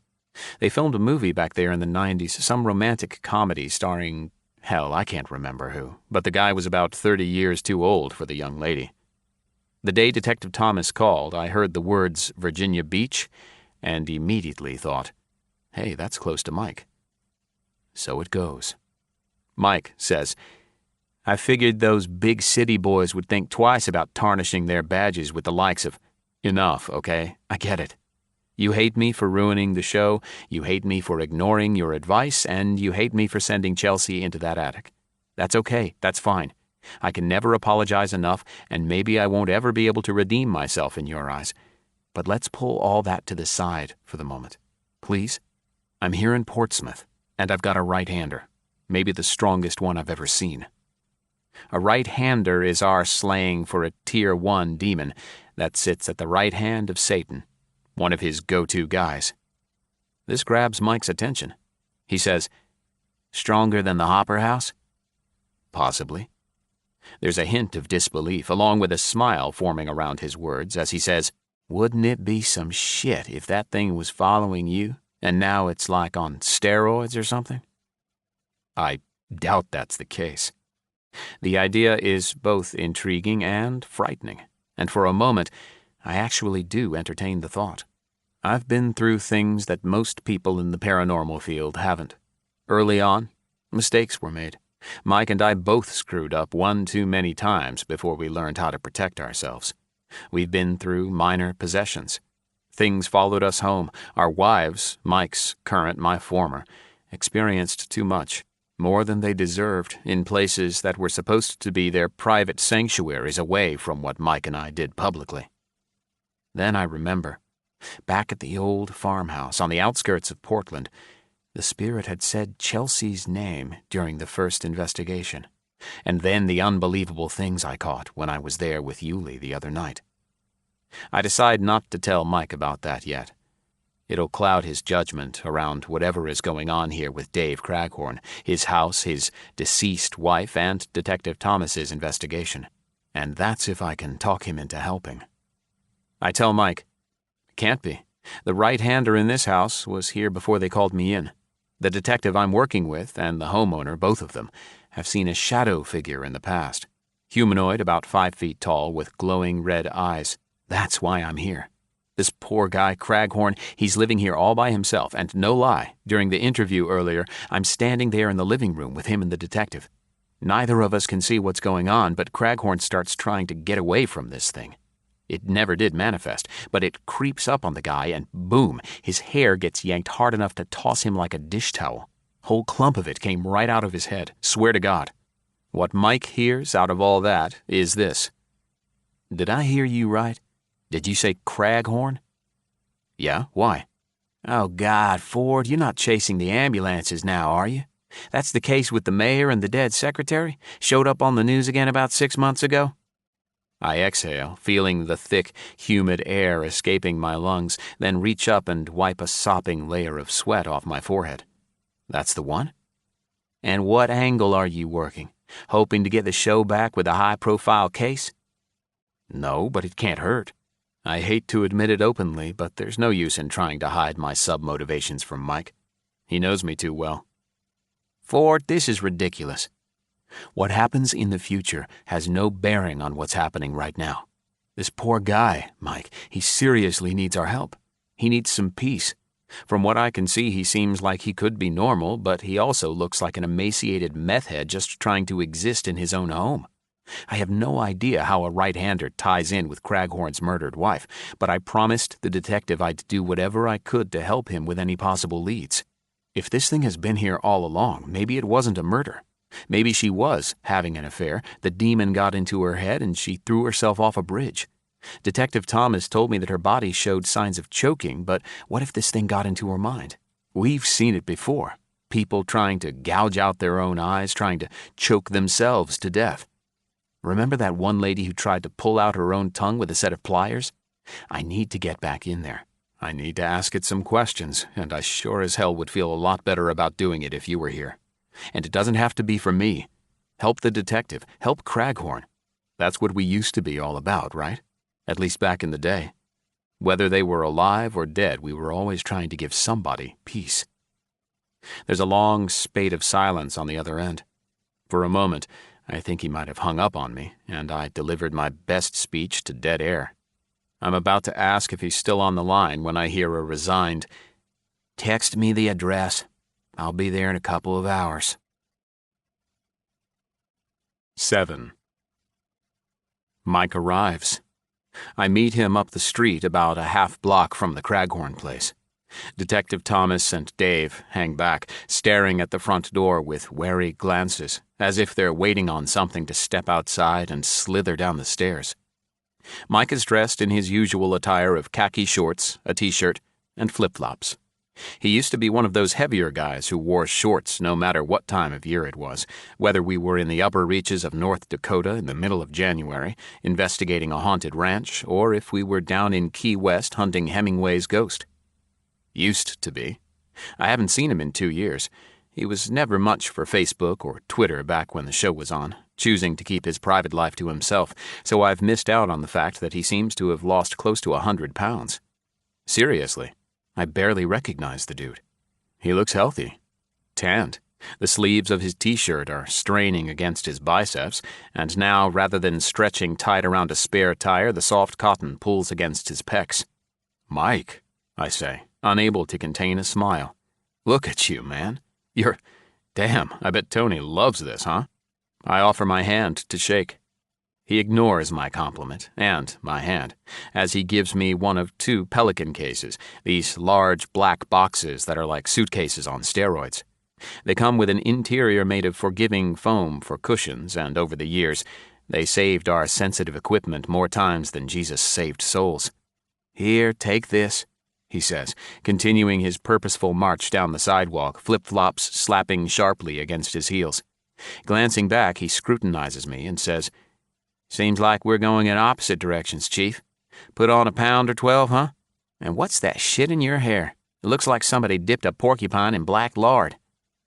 "Leave the gel out of this. I'm trying something new. Besides, I'm still better looking, no matter how many pounds you dropped." "If you're desperate enough to base your confidence on the word of 13-year-old girls, don't let me stop you." He's not smiling. I don't think he's joking. "Anyway, I came to work. Somebody else can stroke your ego." What I thought was a nice start with cajoling and good-natured ribbing might actually be Mike sniping at me, which I should have expected. I changed the subject, hoping that by talking shop he might lighten up. "You brought your own equipment." I tried to match his pace. "Why wouldn't I? You never came prepared before. I doubt you've changed much." Mike's right, sort of, and I humbly admit it. Preparation, probably not, but mentally, I'm nowhere near where I was 2 years ago. I can promise you that. Chelsea changed me. "She changed your paycheck." A car honks down at the end of the block like it's an exclamation mark at the end of his sentence. Come on now, that's not fair. "Ford, save it. I'm not here for you or to have that discussion again. I'm here to keep you from screwing up somebody else's life with another right-hander. Got it?" Fine. He knows I'm just as qualified as he is, even if I was unprepared with the technical stuff on occasion. But I was as equally adept at investigating, if not better, at least when it came to tapping into the emotional side of spirits and hauntings. This vitriol, it's about punishing me, and until he gets it out of his system, there's no use in trying to fight it or convince him otherwise. When I was a kid, my grandmother used to tell me this old wives' tale about how if a snapping turtle latched onto you, it wouldn't let go until the sky thundered. That's how Mike is when he gets an idea into his head. I think that maybe if we can get into the groove of an investigation just like old times, he might soften a bit, and then I can have a real conversation with him. We reach the detective and Craghorn, making quick work of the introductions. Mike is all business with the detective and soft and reassuring with the diminutive man who's been beaten down in his own home. Craghorn barely meets Mike's eyes, then he resumes the unrelenting study of his shoes. Mike says to Detective Thomas, "Can you tell me what happened?" "You mean now or before?" I start to explain, and Mike flashes me an annoyed look, holding up his palm. "I asked him." Okay, whatever. I'd like to keep the peace here, so shutting up seems to be the best approach. Mike listens intently as Detective Thomas goes through his story again, starting at the beginning with the original investigation, as he did with me back at his desk. I've heard all of this already, and it's fresh in my mind, so I tune out their discussion. I should be paying attention. I should be listening for any more clues that I may not have picked up on earlier, but I can't help it. I'm gone, thinking about my glory days when Mike and I and the rest of the gang would arrive at a location and do our initial interviews with our clients. There was always this excited hum in the air as the crew set up their equipment and we listened to the clients' stories, took notes, and crossed our fingers that, yeah, we could give them some closure, some answers. But at the same time, we were always hoping for another holy grail moment. Another full-bodied apparition caught on camera or a levitating dinner plate, something that couldn't be explained away by the doubters who accused us of trickery and crafty video editing. It's hard to explain what an investigation is really like until you've done one, or several hundred, or 1,000. Often, there's a lot of waiting, a lot of silence, a lot of waking Mike up at 3 in the morning when he's snoozing on a forgotten mattress, a lot of crossing your fingers that something will present itself. Sometimes it does, sometimes it doesn't. Just because a spirit doesn't provide some sort of evidence on the random Tuesday and Wednesday you're there investigating doesn't mean the place isn't haunted. It just means that the spirit world wasn't highly active that day. Back when the show was chugging along and we were doing 22 episodes per season, there was a lot of downtime while the crew set up and scouted angles. Mics were checked, cameras and recorders had batteries replaced. Oh man, the batteries. Batteries upon batteries. We probably kept Duracell in business on our own. With or without Graveyard Classified, every investigation I've been on is a coin flip that's governed by chance, luck, and timing. Life and the afterlife are bonded by those 3 things. But when it all works out and the investigation is a winner, I'll take an espresso and 2 shots of adrenaline to go, please. Sign me up.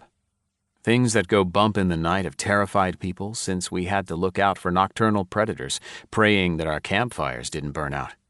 No matter how many times you've flipped off the last switch and encased yourself in darkness, daring or begging something to show itself, there are times when you'll get spooked.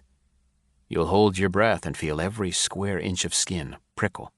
You'll want to scream. You'll want to run, but damn it, you have to fight that flight instinct because there's something out there. Something from the other side, and it's dragging a sharp fingernail down a window, or some Civil War soldier is pleading for you to get a message to his children, or a shamed servant is apologizing for taking her own life. A piano plays by itself in another room. Footsteps echo across the wooden floor overhead when you know you're alone. I've seen and heard so much. I've never faked even the tiniest of things, like a piece of dust on a camera lens. What do the hip kids say these days? Haters gonna hate, right? Well, doubters gonna doubt. As I daydream about past investigations, the good old days, my eyes drift around the neighborhood, inspecting the nearby homes. Like I said, I normally don't pause to appreciate this stuff, but since Detective Thomas seems to be retelling his story starting with the book of Genesis, I have a couple of minutes. In the beginning, God created demons and shitheels. Despite my typical reservations, the architecture here actually is pretty fantastic, with a lot of stones and crenellations, high windows, and pure craftsmanship displayed in the front doors. These homes were built back when people took pride in their hard work. It's nothing like the homes in my neighborhood that are governed by a snippy HOA board. Mow your grass to 1/4 of an inch below standard. You have too many dandelions. You're not allowed to have a gnome in your flower bed. I swear an entire house popped up in a week around the corner from me. One day it was an empty lot. I left for an investigative trip to Lansing, Michigan, and when I got back, boom, house. Anyway, if you didn't know what lurked inside his walls, Craghorn's place is beautiful and does the neighborhood justice. Minus the dying flowers and shrubs that haven't been tended to in God knows how long, minus the powerful demon controlling the interior. I'd love to call this place home. Ford. I mumble. Daydream interrupted. Mike asks, "Did you see that?" I clear my throat and cross my arms, making a decent attempt at looking like I was paying attention. Yeah, it was up there, and, 2nd floor window. The curtain dropped back like somebody pulled away. For the first time in an hour, no, longer, since he was attacked as we retreated to the safety of the sidewalk, Craghorn speaks a coherent sentence. He says, "That's where it likes to stay." It? Mike asks. You mean the... Yeah, him. There's a layer of sharp acrimony in Craghorn's voice that I'm hearing for the first time. Perhaps he's recovering from earlier. Perhaps he feels emboldened now that the paranormal defense team is fully present. That was my wife's study. She used to paint in there. Craghorn clenches his jaw, the muscle rising and falling underneath loose skin. His mouth purses. His nose scrunches as he glares up at the window. I halfway expect him to make a fist and shake it like some old codger. Mike is about to ask another question when Detective Thomas excuses himself and takes a phone call. We wait patiently while he listens to his caller, lifting his shoulders in a sorry can't help it apology. Finally, he hangs up and tells us he has to go. Wife was reminding me about my visit to the dock. Checking out the ticker today, he says, patting his chest. After what happened in there, I feel like I should keep the appointment. Tell you what, Mr. Craghorn is in good hands here. You know what you're doing, and I'm pretty sure I'm not going back inside that goddamn place ever again. So, you do what you do and then come meet me back at the station. That work for you guys? Craghorn's gaze flitters upward, looking as if he's slightly worried that the man with the gun is leaving, and I don't bother telling him that bullets would only tickle that thing inside his house. I say to Detective Thomas, "We've got it all under control." Then toss another subtle compliment at Mike. He's the best at what he does, so if we're able to find anything for you, it'll be because he's here. You catch more bees with honey. The detective gives us a cordial salute and spins on his heels. He's down the sidewalk around the corner with his step looking lighter, and gone before anyone else speaks again. Craghorn is the first to say something. Good thing for him. Why's that? Mike asks. I can't repeat what the dark man inside said about the detective. My lungs clench, and Mike flashes me a worried glance. Maybe it's just coincidence, could be nothing at all, but it's so odd that he refers to it using the same words as Chelsea Hopper. Don't let the dark man get me, okay? I can see tremors of the past rippling across Mike's face. At first, I think he's reliving the moment with that little blonde angel bobbing down the hallway, excited to help and so thrilled to be with her new friends from TV. 1,000 pounds of regret fill my stomach. I'm aching and anxious to get back to fighting for her retribution. I think Mike is going to sympathize with me. He's going to tell Dave Craghorn that it'll be okay. We fought things like this before, and we're going to get his life back. We're going to give his wife the everlasting rest she deserves. I think this, and I'm about to say something to Craghorn, but Mike's fist connects with my jaw, and I drop like my chute didn't open. I blink, trying to see around the sparkles dancing in my vision. Before I can clear my head, there are rough hands on my shirt yanking me up.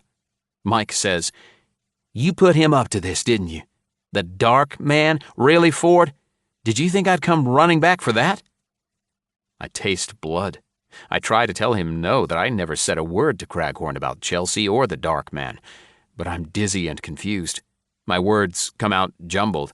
I can make out the red hue in Mike's skin, the rage twisting his features, and then his forehead meets the bridge of my nose. I succumb to the darkness. 8. I come to, and it takes me a second to realize that a few minutes have passed. I've been moved, and instead of lying on the searing sidewalk outside, knocked unconscious, I'm stretched out on Craghorn's couch. It's freezing in here. I quickly sit up. A spark of fear shoots through my body. I'm inside, alone, where the dark man is, and then my eyesight swims just enough to send me back down, hand on my forehead and groaning. The coppery hint of blood remains on my tongue, and I feel the dried, caked after-effects of Mike's headbutt on my upper lip. My eyelids and nose are slightly puffy, and the bulge hinders my vision. When I drop my left arm, I feel an ice pack resting against my thigh. At least they were a little considerate, and I hold the ice up to my face, wincing and hissing with the pain. I wonder where Mike and Craghorn are, and it occurs to me that Mike might have been pissed enough to drop me off inside alone as a tasty, immobile sacrifice to whatever abomination inhabits this house. If that's the case, I picture myself tied to a railroad track with a locomotive bearing down on me, horn wailing, but there's no cowboy in sight coming to my rescue. There's no flying man in a cape swooping down to sweep me away. No fireman with a ladder or a helicopter pilot with a dangling harness. You know, standard hero shit. My mind does that sometimes, goes places. If you've spent enough time in silence, as I have, waiting on a sign from the afterlife or something to manifest, it's easy for your imagination to run unchecked. I should write books. I bet I could give Carter Kane a run for his money. While I'm pondering my demise and picturing the dark man bearing down upon me, I hear voices in the distance, maybe down the hallway and upstairs, and I realize that it's Mike and Craghorn. Thank God they haven't left me in here entirely alone. It sounds like an informative discussion, but mostly it's Mike asking questions and Craghorn responding. He's such a hushed and beaten-down man I can barely hear his replies. Mike says, "That happened in here?" And seconds later, he follows up with, "That was only 6 months ago, when Detective Thomas came back? Interesting." I make a concentrated effort to sit up, but slowly and cautiously, to give my throbbing face and woozy head a chance to catch up. One last groan, and I push myself to my feet. You'd think I'd be used to things like this now, but there's a large mirror above the fireplace, and a peek at my own reflection spooks me. I chuckle at how ridiculous this is, the great and mighty ghost hunter scared of himself. But I wasn't expecting it to be there. Mike would probably say it's an improvement, because I really do look like Wile E. Coyote hit me in the face with a fat hammer from Acme. Blood is caked in tendrils around my mouth and crawls down my neck.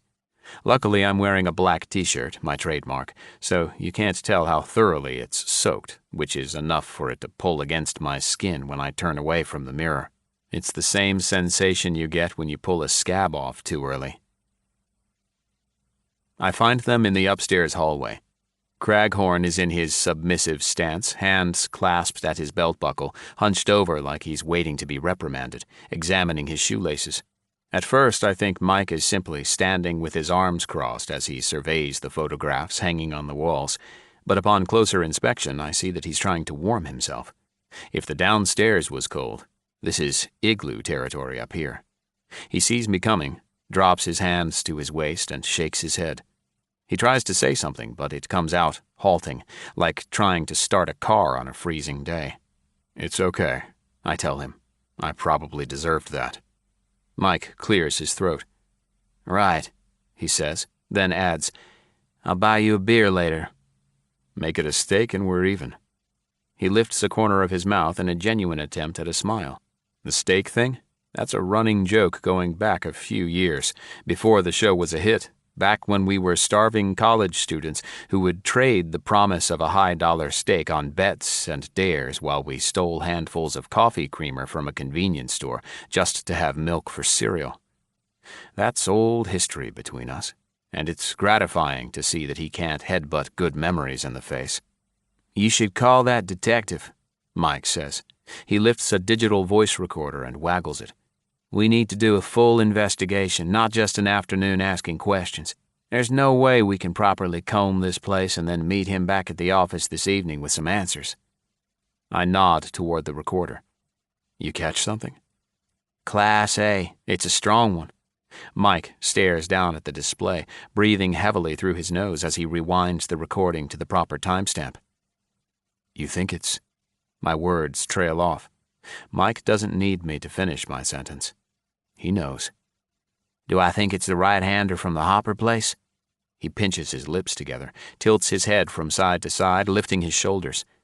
"What are the odds, you know? I don't think it is.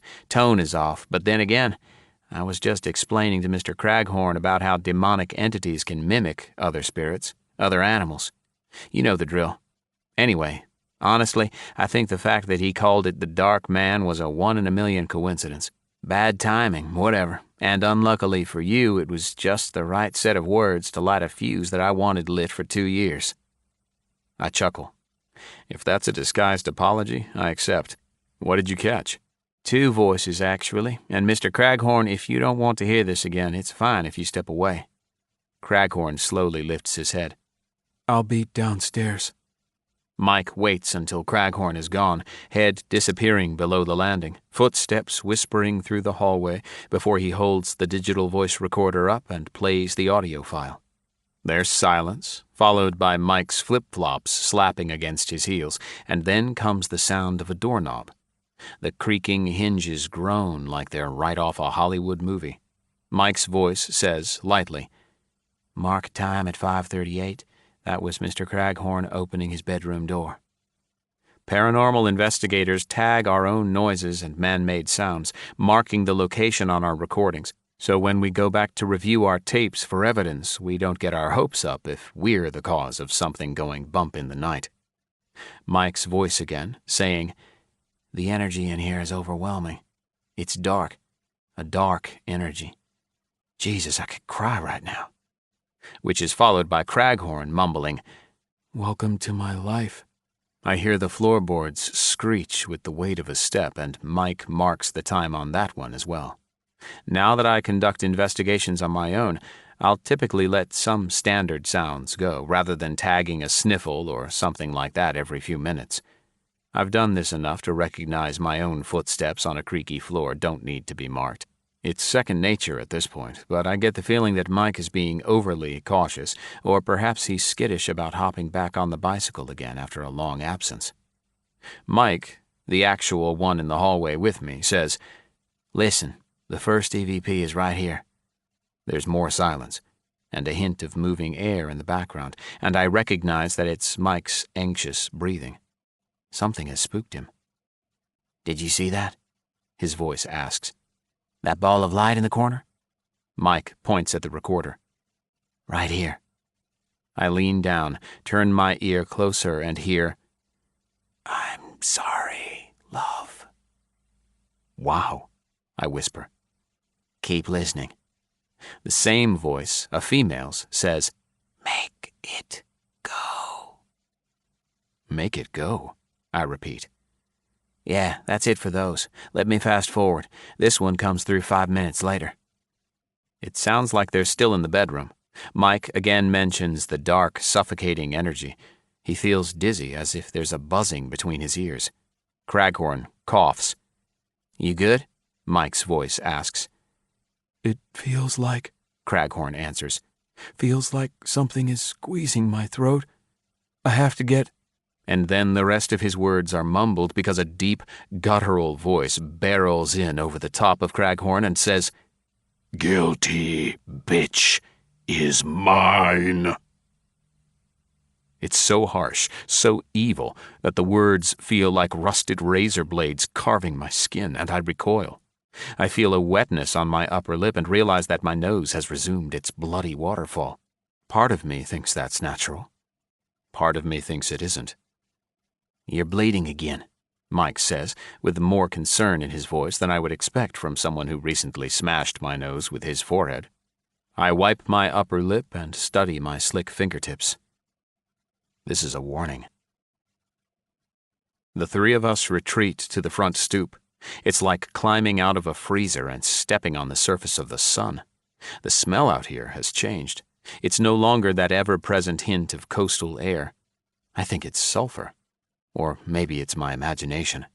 I could be projecting, feeling like it's trapped in my clothes. I'm trying awfully hard to convince myself that it's not, but the fact that Mike sniffs his t-shirt and grimaces is proof enough. Craghorn again confirms that the female voice belonged to his wife, Louisa. He hasn't fully emerged from the black, impenetrable fog that seems to be hanging around him. However, he seems slightly more willing to converse now that he's heard her voice. Mike gently peppers Craghorn with questions, trying to coax more information out of him, while I excuse myself to call Detective Thomas. Mike is a skilled interviewer when it comes to pruning information from a flustered client, while I work best with the dead. I move down the sidewalk until I find an acceptable level of shade, out of the direct heat, and it occurs to me that we're in a situation where hot as hell and cold as hell are both true and relevant. It's hotter than hell out here, and Dave Craghorn has been living inside the cold hell of his house for months. Detective Thomas answers on the third ring. Yeah? He sounds agitated, but then again, that appears to be his normal state of existence. You find anything? I explain what Mike caught on the audio recorder, the female voice and the demonic one, repeating it word for word. Then I add, It's bigger than what we thought.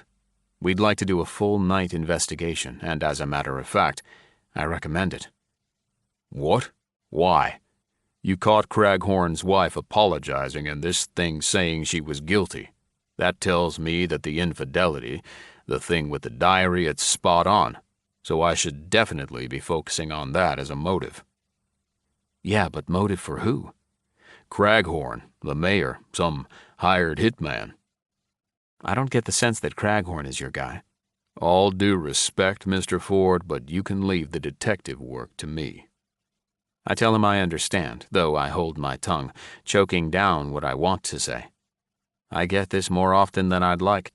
These police departments call me in to aid in an investigation because they're stumped. I'll tell them what I learned, and sometimes they get attitude if they feel like I'm upstaging their authority and skill sets.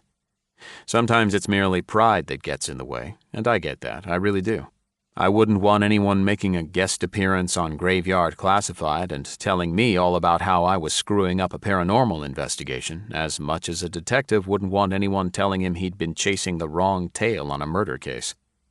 However, there are times when I have to push back. I live with enough darkness on my conscience.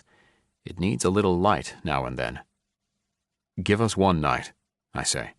There's more here than that. Look, Ford, that little hint is enough. I got what I needed. One night. Sundown to sunup. That's all I'm asking. Give us 12, 18 hours max. Noon tomorrow. I listen to him grunt in resignation. It won't be on my dime. I'm sitting here getting my ass chewed for bringing you on in the first place. I check my watch. It's 3 minutes to 5. Pro bono from now on. We can get you more. I know we can. Fine, he says. I doubt any of this will be admissible in court, but if you come away with something solid, it'll help. You won't regret it. We hang up, and I stand there feeling good about this. It's cliché, I know, but I feel like the band is back together. Well, minus all the lights, camera, crews, and a catered service cart with a giant bowl of M&Ms and finger sandwiches. Just Mike and me, back into the breach. Old days come round again. History repeats itself. A jogger trudges past me, her ponytail limp in the heat and humidity, much like the rest of her. She's cute and trim, and like a gawking fool, I'm standing there admiring her physique when I manage to tear my eyes away from her fantastic calves long enough to notice she's wearing one of the original Graveyard Classified t-shirts, back from the first season when we had that cheesy font that looked like the letters were made out of tombstones. It's a blatant reminder of the days when things were going well. A good omen, right? 9. Chelsea Hopper, 2 years ago. A very special live Halloween episode. Enjoy Tiger Puffs, the cereal with bite. The commercial ended with the large orange cat giving a wink and a thumbs up. Off camera, Ambrosia the intern said, "You're on, Mr. Ford. Go live in 4, 3. In my head, I counted out 2, 1, and then, welcome back to those of you at home here in the U.S. and the millions watching around the world.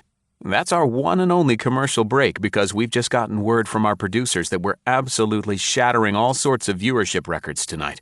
The final numbers for our live television broadcast won't be in until later this week, but I can officially say that as of right now, we have over 6.3 million viewers tuned into our live stream internet broadcast on theparanormalchannel.com. We can't thank our fans enough, and we certainly would not be where we are today without the gravediggers. You're the best. I walked down the hall of the Hopper house, my thick-soled boots clunking on the hardwood floors. The cameraman followed me, inching slowly forward. If you're just tuning in, we've been investigating the Hopper home, which you guys voted the most haunted house in America. So far, it's been wild. You heard those footsteps. You heard that faucet turn on by itself in the bathroom, and if you were paying attention, you probably noticed Mike's shirt being tugged when he was walking through the kitchen. Have another look. A quick 15-second recap played on repeat 3 times, shown in the black and green light of our night vision cameras. In the video, Mike walked across the linoleum floor holding a digital voice recorder. He asked if the entity who made the footsteps, or turned on the faucet, would give him any further sign of his presence. Clear as could be, there was a visible tug on his collar, and it was strong enough to make Mike jump and accuse me of screwing with him, asking me why I did that, even though you could easily see that my hands were down at my sides. It was such a great capture, and we were positive that, indubitably, the doubters would be all over the internet the next day, proclaiming our heresy, trying to show how we could have pulled it off using filament line in an elaborate hoax. Whatever. It happened. Sans shenanigans. When the replay stopped and the cameras were on me once again, I'd taken a right turn into another hallway where I now stood outside of little Chelsea Hopper's former bedroom. Directly above was a trap door that led to the attic, and Mike was stationed beside me with his hands on the dangling pull string. I could feel him seething, eyes boring into the side of my head. I wanted to tell him that it was too late, that he should just go with it and curse me afterward, and that I definitely regretted what we were about to do. But he should know better because we had a goddamn show to run with millions and millions of people watching. "Ladies and gentlemen," I said, lowering my voice and pausing for dramatic effect, tenting my fingertips and holding them up to my lips. "What you're about to witness may not be suitable for young viewers." It was tough. It really was. Carla normally ran things from the production truck, but she was inside with us now, perhaps like a Roman emperor wanting to witness the gladiator carnage. She had this slightly psychotic, leering grin on her face, and for the briefest of moments, I thought about calling it off just to spite her. But I didn't, because holy shit, this was amazing television. And I really, really did want to give Chelsea Hopper some tranquility in her life. It was wrong, and I knew it. But both of those statements were true. Ratings, peace. If Chelsea could beat that thing, if she could climb into the attic and face down her own personal demon and tell it to go to hell, she would come out a stronger person on the other side. That's what I was counting on. Risky. So risky. I paused too long, apparently, because over the cameraman's shoulder, Carla made a circular motion with her index finger, telling me to speed things up. Okay, here we go. You all know the story. Before our commercial break, we told you more about the Hoppers and the terror that reigned here during their time in this home. All the unimaginable horror, the torture they faced together while they tried to live their lives. But this entity in the attic, I said, angrily raising my voice, what they called the Dark Man, this bastard, refused to let them live normally. We're here tonight to send this monster back to where it came from. Carla nodded, touching the tip of her thumb and forefinger together, and if it was possible, her uncomfortable grin grew larger as she winked. Behind me, and out of the camera's view, Mike whispered, "This is such bullshit." I continued, "They say that the world corrupts innocence. We're all a fresh, clean canvas until life comes along and throws a smattering of paint on it like Jackson Pollock, just a crazy, wild mishmash of experiences. That may be true, but what I like to believe is that innocence is a powerful weapon against evil. If evil has not yet corrupted a young mind, and if that young mind is given the power to face down malevolence and wickedness, then there is nothing more potent, nothing more capable of sending a demon back to hell." I hardly believed a word of this, by the way, but it sounded pretty righteous. However, strength, will, and determination can overcome the evil in our lives. And really, what's more determined than a child who hasn't yet learned to compromise? This is why we're trying an unprecedented tactic this evening. You all know what trigger objects are, especially if you've seen the show more than once. Trigger objects. The bedroom door to my right slammed shut with enough force to shake the walls and rumble the floor underneath my feet. I yelped in fear. My skin prickled. Mike shouted, "Dude!" and moved closer to me. The cameraman, Doane, scampered away and our audience got a shaky view for a moment. Doane was a professional, however, and it only took him a second to recover. Also off camera, I'm sure those watching clearly heard Carla exclaiming, "What the fuck was that?" or the bleeped version of it. We were broadcasting on a 5-second delay from the live feed, and those audio guys out in the van had speedy fingers. The amount of paranormal energy it took to slam that door so hard was staggering. Right then, it became completely clear that we were dealing with something significantly stronger than what any of us suspected, and again, I reconsidered sending Chelsea into the attic. No, we needed to do it. We were making paranormal history. We needed it. She needed it. Once I regained my breath, I held up a palm to the camera. Wow, let me just point out to you quickly, if our cameraman Doane will follow me here, that there are no open windows in the house, no fans, nothing that could have caused a draft to slam that door. I peeked in the master bedroom, then Chelsea's bedroom, then pointed to the window down at the end of the hallway, and had Doane show the viewers that the bathroom window was also closed. We were upstairs, and since it would take up too much valuable time, I had Mike reassure the audience that there were no open windows downstairs.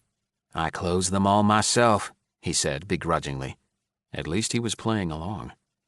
That was pure, unadulterated paranormal energy, folks. All right, as I was saying, I'm just making sure that this door is propped open here. Trigger objects are items we use to draw out spirits. If you'll remember from our episode in Tombstone, Arizona, we dressed up like outlaws and had a mock gunfight out in the street, shot blanks from our revolvers.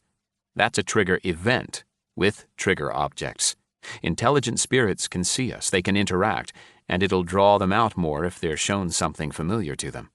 That said, what we're about to do is unprecedented. Up here, directly above us in this very attic, resides one of the evilest, strongest demons we've ever encountered. We believe he, at least we think it's a he, has been torturing families who have attempted to live in this home for decades. Before the Hoppers, the Kaysons lived here.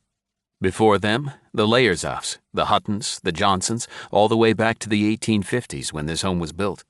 Report after report after report, but none of them as terrifying as what the Hoppers had to endure. So what we're going to attempt is this. We're going to beat this thing with the white light of childhood innocence. We're going to send little Chelsea Hopper, who is only 5 years old, up into this attic. She's our trigger object. She's going to battle the demon that terrorized her for so long, and we're going to send it packing. We don't need a priest. We don't need holy water. We need unconditional love to battle the darkest rage. I paused to take a breath. It was done. There would be no backing out. As if he was reading my mind, Mike whispered, "Don't do this, Ford. I'm begging you." I prayed that my mic didn't pick that up. We absolutely had to show solidarity. If we got cold feet, we'd be crucified throughout the internet and the paranormal community. Our reputation, our credibility. Flush them like turds because we'd be a laughingstock if we lost our nerve during something so huge, right? In my earpiece, another producer, Jack Hale, who was monitoring the feeds from the production truck, quietly said, "Holy fucking shit, Ford. We just passed 8 million web viewers. Keep going. Knock this fucking thing out of the park."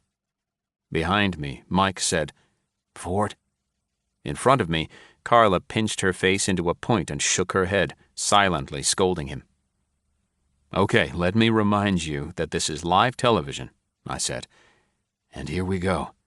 Bring her up. Chelsea Hopper, ladies and gentlemen, our demon warrior." Doane panned the camera around to the stairwell, and the fans watching saw the same thing I did.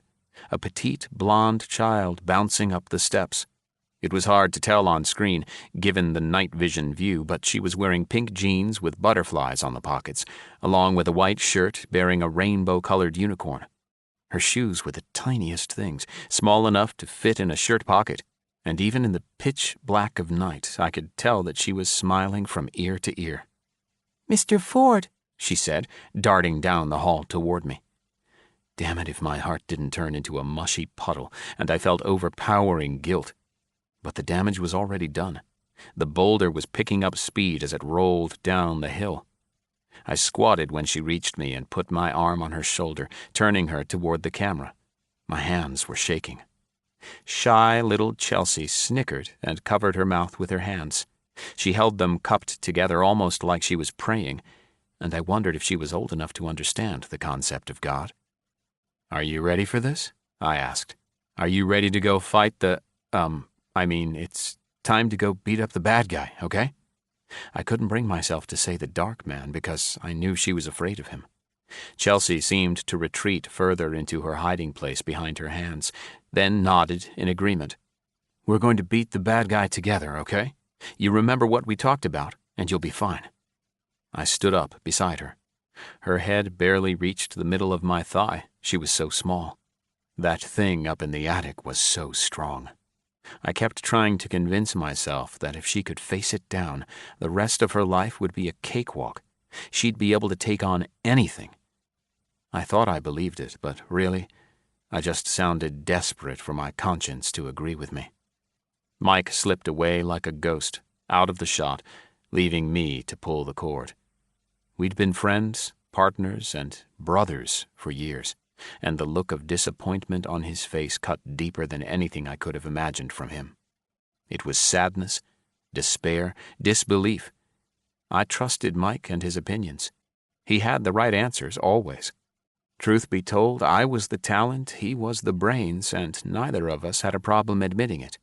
With my back to the camera so that 8 million people watching online and probably triple that watching on television at home couldn't see me, I mouthed the words, "I have to." Maybe it was an apology. A poor one. He looked away. I pulled the cord, and then I told Chelsea, "I'll be right here. You'll be fine." When I glanced back at the camera, I had no idea that the image would be captured and used for weeks. That single picture of my face, a helpful grin distorted into some vile sneer, would portray me as the demon.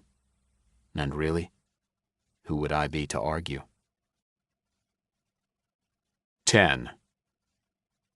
When I get back to Mike and Craghorn, the front door is wide open, and they're cautiously looking back inside the house. Well, Mike is, while Craghorn stands off to the side with his arms wrapped around his body. I have to get right on top of them before I realize that Mike is whispering the Lord's Prayer, like he's a member of a SWAT team tossing a smoke grenade inside before he storms the drug czar's hideout. I wanted to tell him about the jogger and her shirt, but it doesn't seem like the right time. I'll save it for when I need an extra dose of good karma. Or there's a chance it'll work against me if I remind him of the good old days. Anyway, Mike doesn't hear me come up the steps, and Craghorn doesn't acknowledge my presence. These facts combined send Mike 3 inches off the ground when I tap on his shoulder and say, "What's going on?" Once he lands and the shock has drained from his face, he punches my shoulder. "Asshole!" "We even now?" "Even? For what?" "Remember that old church in France, beginning of season 4? You caught me napping on one of the pews, thought it might be funny to teach me a lesson?" He nods. "One of our highest-rated episodes, partly because a few million people watched you piss your pants." "Hey, I dribbled. It wasn't a full stream." I'm aware that this banter isn't appropriate in front of Craghorn, so I cut the jawing and asked Mike if they uncovered any more details while I was gone. Craghorn says nothing, as expected, and Mike tells me, "He says the right-hander didn't show up until after the maid. What was her name?" "Elaine," I answer. "The right-hander showed up after Elaine found the diary. Louisa had it buried underneath a floorboard up on the 2nd floor. So what I'm thinking is that diary was hidden down there where nobody could find it, and all that negative energy was trapped. Yeah? Makes sense? So she's up there one day cleaning, finds a loose floorboard, and being the nosy type, she decides to investigate. Pulls the diary out, and boom. It's like the Ark of the Covenant in Indiana Jones when the Germans open it up. All that black energy comes surging out, and Mr. Right-Hander, maybe he's hanging around the area looking for a fresh snack, and there you go, moth to a flame." I have to agree with him. He makes a perfectly good case for it, and that's probably a conclusion I could have come to on my own, had either the detective or Craghorn told me the diary had been buried, or that the demon had just shown up around the time the maid found it. Pardon the pun, but the devil is in the details. First off, spirits can get attached to objects, like something that a person had an emotional connection with when they were on this side of the graveyard soil. More than likely, Louisa Craghorn was dumping every ounce of sentiment into this diary, keeping tabs on everything she was doing with Mayor Gardner. Yet she also had a tremendous amount of guilt about what she was doing to her poor husband.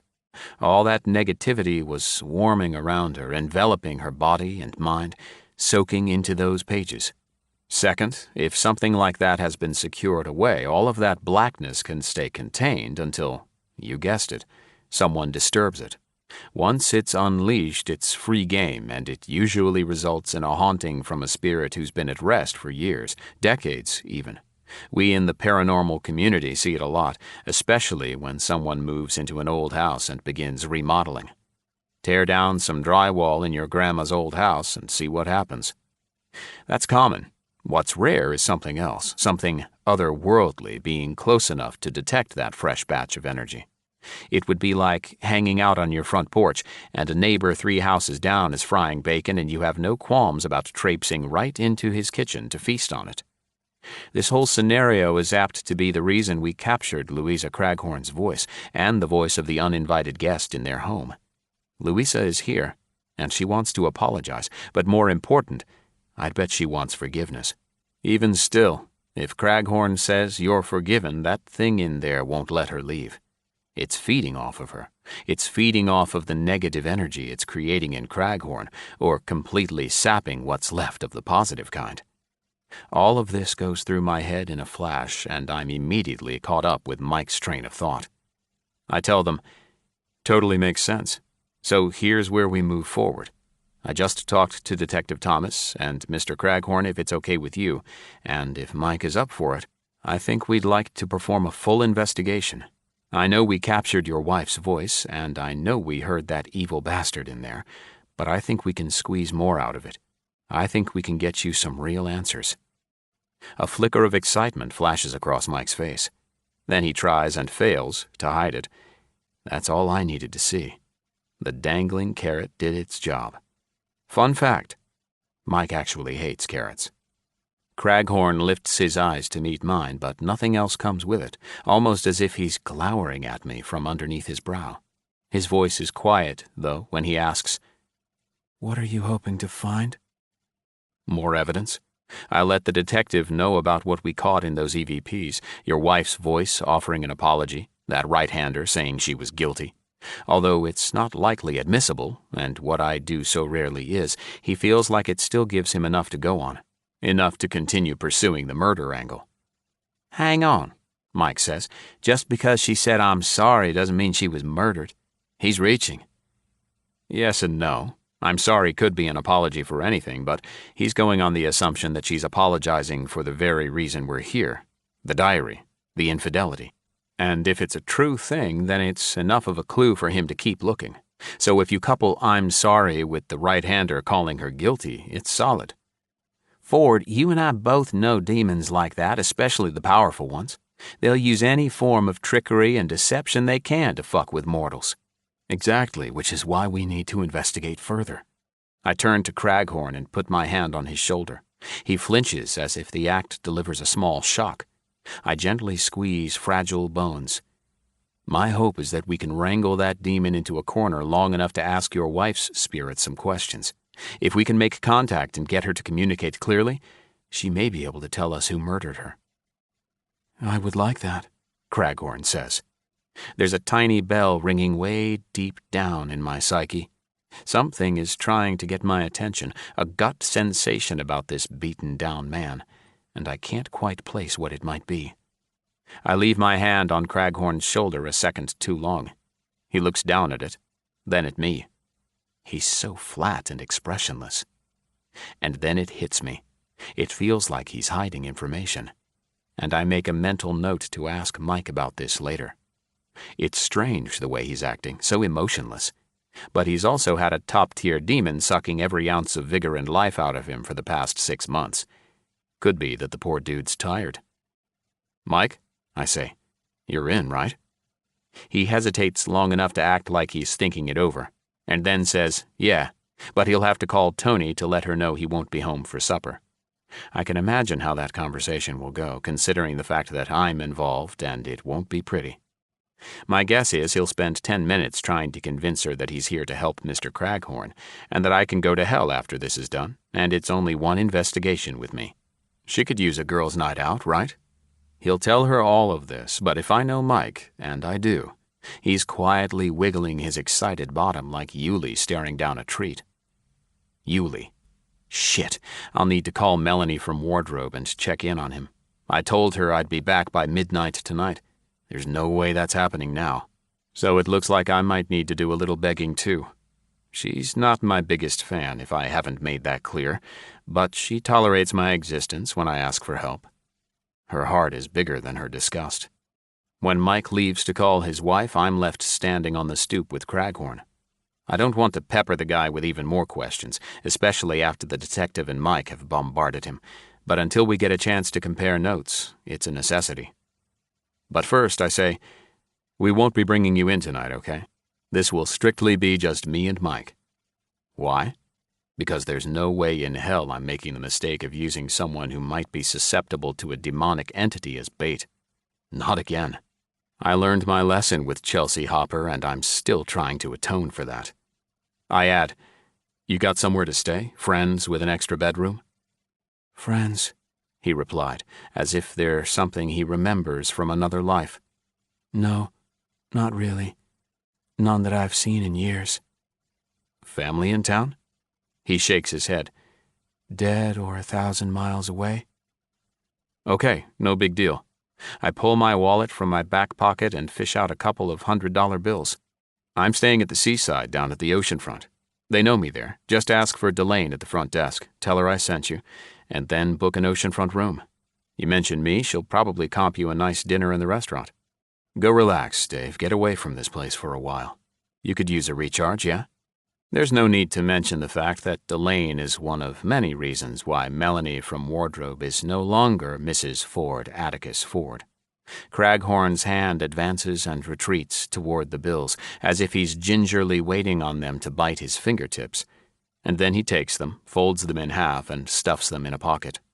But not before I notice the scars. No wonder he's kept his hands in his pockets this whole time. Whoa, let me see. See what? Your right hand. It's nothing. He shows me anyway. It's mottled pink with raised flesh, scratch upon scratch. I grit my teeth and wince. Some of them look fresh. Others have been there a while. You would think that you couldn't get that many scars across the back of a single hand, but they're thin lines, cross-hatched, like someone has been gouging him with a stick pin.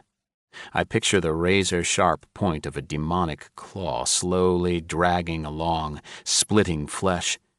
One single screeching nail on a chalkboard made of skin. I grab the stretchy jacket fabric around his wrist and pull the sleeve up to his elbow. My heart sinks. This poor man. Oh, buddy, I say, mimicking my mother when I got hurt as a child. Craghorn's entire arm is covered in scratches, some new, some months old, and I don't have to ask about the rest of his frail body. I can see it in my mind already. I'm sure he's covered head to toe in claw marks. I doubt there's much skin left that isn't. He's not wearing a jacket and slacks in 104-degree heat because it's cold inside his house. He's wearing them because this goddamn thing has used him as a canvas. Get out of here, I say. You leave, and don't you ever come back. We'll handle this. 11. Craghorn leaves, but not without protesting as much as he can muster, and I call Melanie from wardrobe to check on Yulie. She's not pleased that I've inconvenienced her yet again, but says she's okay with it, because of this. Yulie is just the cutest, wootest puppy-wuppy in the whole wide world. Yes, he is. Who's the cutest puppy? The conversation stopped being directed at me about 2 minutes ago. I say my goodbyes to the cutest puppy in the whole wide world and promise her that it'll only be one more night. She knows me, and she knows I can't keep that promise when I'm heavily involved in a case, and says as much. It's fine, Ford, she adds. He's in puppy heaven, doesn't even know you're gone. Ouch. That stings. And I know that she's not really referencing Yulie. I'm sure his feelings are the conduit for what she's trying to tell me. Thanks, Mel, I say. I'll get back as soon as I can. Any word on Chelsea's story? She knows that any moment I'm not working for the man, like literally the cops, government agents, I spend my time trying to find and destroy the thing that hurt that little girl. I went back out to that farmhouse right before I came to Virginia. Any luck? Hell of a lot better than last time. Listen, Mike's coming. I'll tell you about it when I come to pick up Yulie. It's good. Big time. Could help a lot if I ever get a damn chance to follow up on it. Wait, hang on. Did you say Mike? As in Mike Long? Yeah? 1 sec, let me check the news. For what? I didn't hear anything about the world ending. Funny. Oh, hardy har, hardy har. He's actually there. With you. On a job. She says, not like it's a question, but as a statement of absolute disbelief regarding a true fact. He lives down in Kitty Hawk, remember? And this, Jesus, Mel, this is big. Whatever's in this house, it's as bad as that right-hander that got Chelsea. Maybe even stronger. I almost tell her about the marks all over Craghorn's body, but I change my mind. I don't want her to worry about me. You know, since I'm foolishly thinking she'll care. I need Mike's help. Seriously. So I called, and amazingly enough, he came. I can hear her sigh. For only the second time, the almighty Ford Atticus Ford has met something he can't tame. I can't tell if she's talking about the demon or herself. That's a long story for another chapter. I'm still hunting the ghosts of our marriage. Maybe they can tell me what went wrong. Maybe they can give me answers. Not about what happened, really, because I know what I did. About why I let someone like her go. I'd like to ask them what I was thinking, because I have no clue. Yeah, I say. It's the only thing that makes sense. Tell Mike I said hi and to behave himself. Apparently he's off the sauce. I don't think we'll have to worry about that too much. I meant for him not to kill you tonight. He wouldn't last long in prison. Jokes galore today, huh? It's a necessary evil around you, my friend. Okay, Ford. Call me when you get into town. Yulie misses you. And for about half a second, for the teeniest, tiniest moment, I hope that this statement might not be about the dog either. I hang up. It's not, and never will be. I done screwed up good. Thunder grumbles in the distance. It would be nice if a rain shower came through and cooled things down a bit, but most likely what'll happen is it'll rain for 5 minutes, just enough to soak this concrete jungle. And here, this close to the ocean, with the humidity sitting at about 7,000%, it'll do nothing more than turn all of Hampton Roads into a suffocating sauna. I'm almost looking forward to the freezing air inside the Craghorn compound. But not really, considering the thing causing it might finally commit me to an insane asylum. I turn my eyes away from the dark clouds shouldering out the blue sky on the horizon and see Mike walking toward me. His expression is glum. He looks like he went a few rounds with Tyson and finally managed to crawl off the mat long after the match ended. Didn't go over so well, huh? I ask. Well, I got permission, but if you ask me, there was another right-hander on the other end of that line. She was not happy. Not my biggest fan anymore? He chuckles and shakes his head. As if she ever was. Good point. She'll never forgive you for Chelsea. Her and about 40 million people. I let that simmer a moment. Then I ask him, have you? Forgiven you? Yeah. What do you think?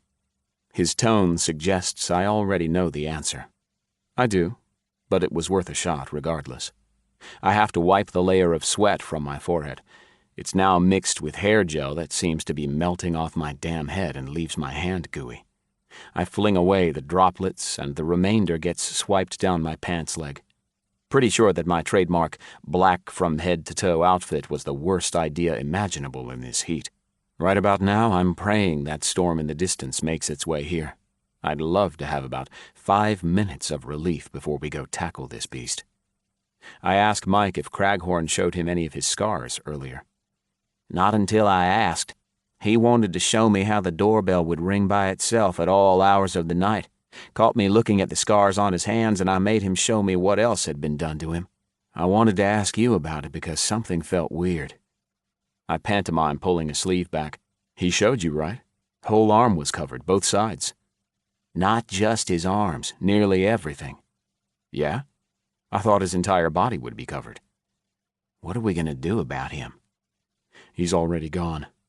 I point my chin east in the direction of the ocean and tell Mike that I sent Craghorn away. Gave him money for a night's stay at the seaside. Delane's still there? Yeah, but that's not... Forget it. Doesn't matter. So what's he doing after we're finished? What happens if we can't get rid of this right-hander on our own? It'll take a while to convince the Catholics to come down for an exorcism, and even then there's no guarantee. He can't come back here. Does he have family? Friends? We already went over all that, and no, he doesn't. I'll figure something out. I've been known to help out a client on occasion, if I'm moved enough by their story, but rarely do I commit myself this deeply. Mike and I made a lot of money in sponsorships and advertisements for the Paranormal Channel, and in turn we were extremely well compensated for it. Truthfully, I wouldn't ever have to work again if I chose not to. But I have questions that remain and a little girl to avenge. What I'm trying to say is, I have plenty of offshore accounts and investments that I can tap into. If Dave Craghorn needs a new place to live, I can afford to set him up until he gets rid of the deep shadows that are sucking away the light in his life. Nobody deserves that. Mike says, You know, I don't get you, Ford. I'm not sure I ever did or ever will. How so? I get what you're saying.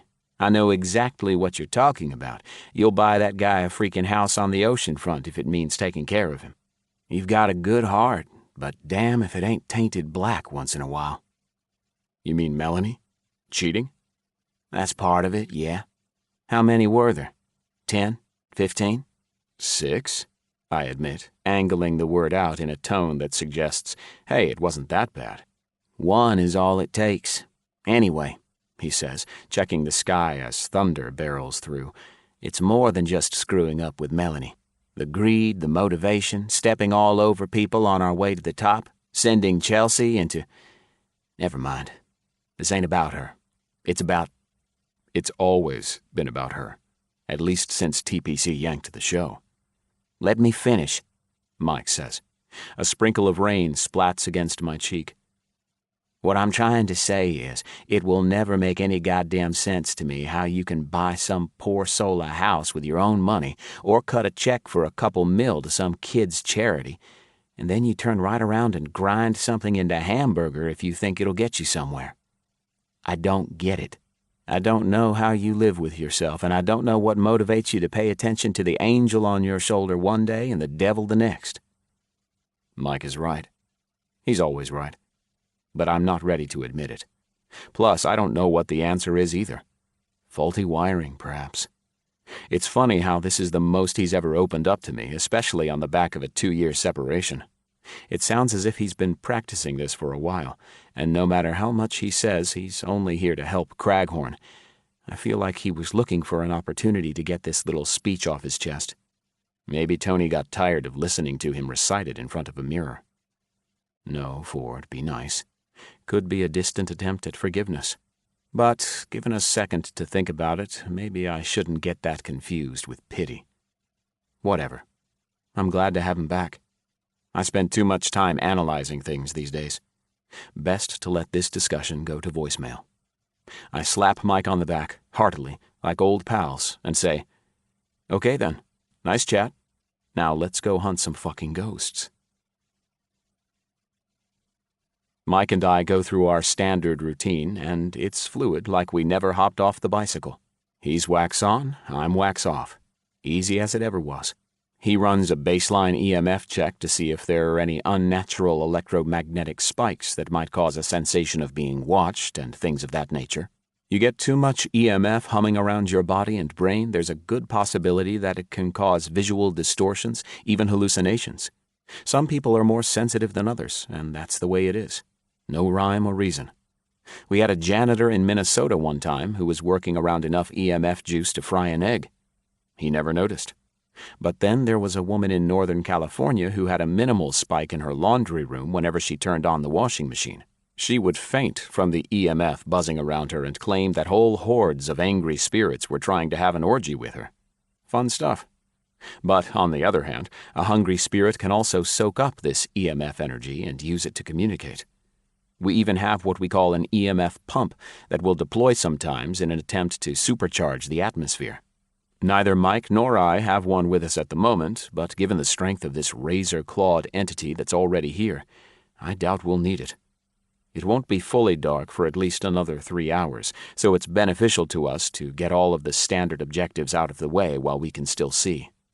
By the time Mike finishes the routine EMF scope downstairs and comes up empty, I already have 3 of his spot cams situated in assorted positions. Various paranormal groups have their pet terms for what they call these stationary filming units, but they're really just digital cameras on tripods that are set to record in night vision from a static location. One spot all night, thus, the spot cam. We even had a group of die-hard graveyard classified fans who dubbed themselves the Spot Cam Girls.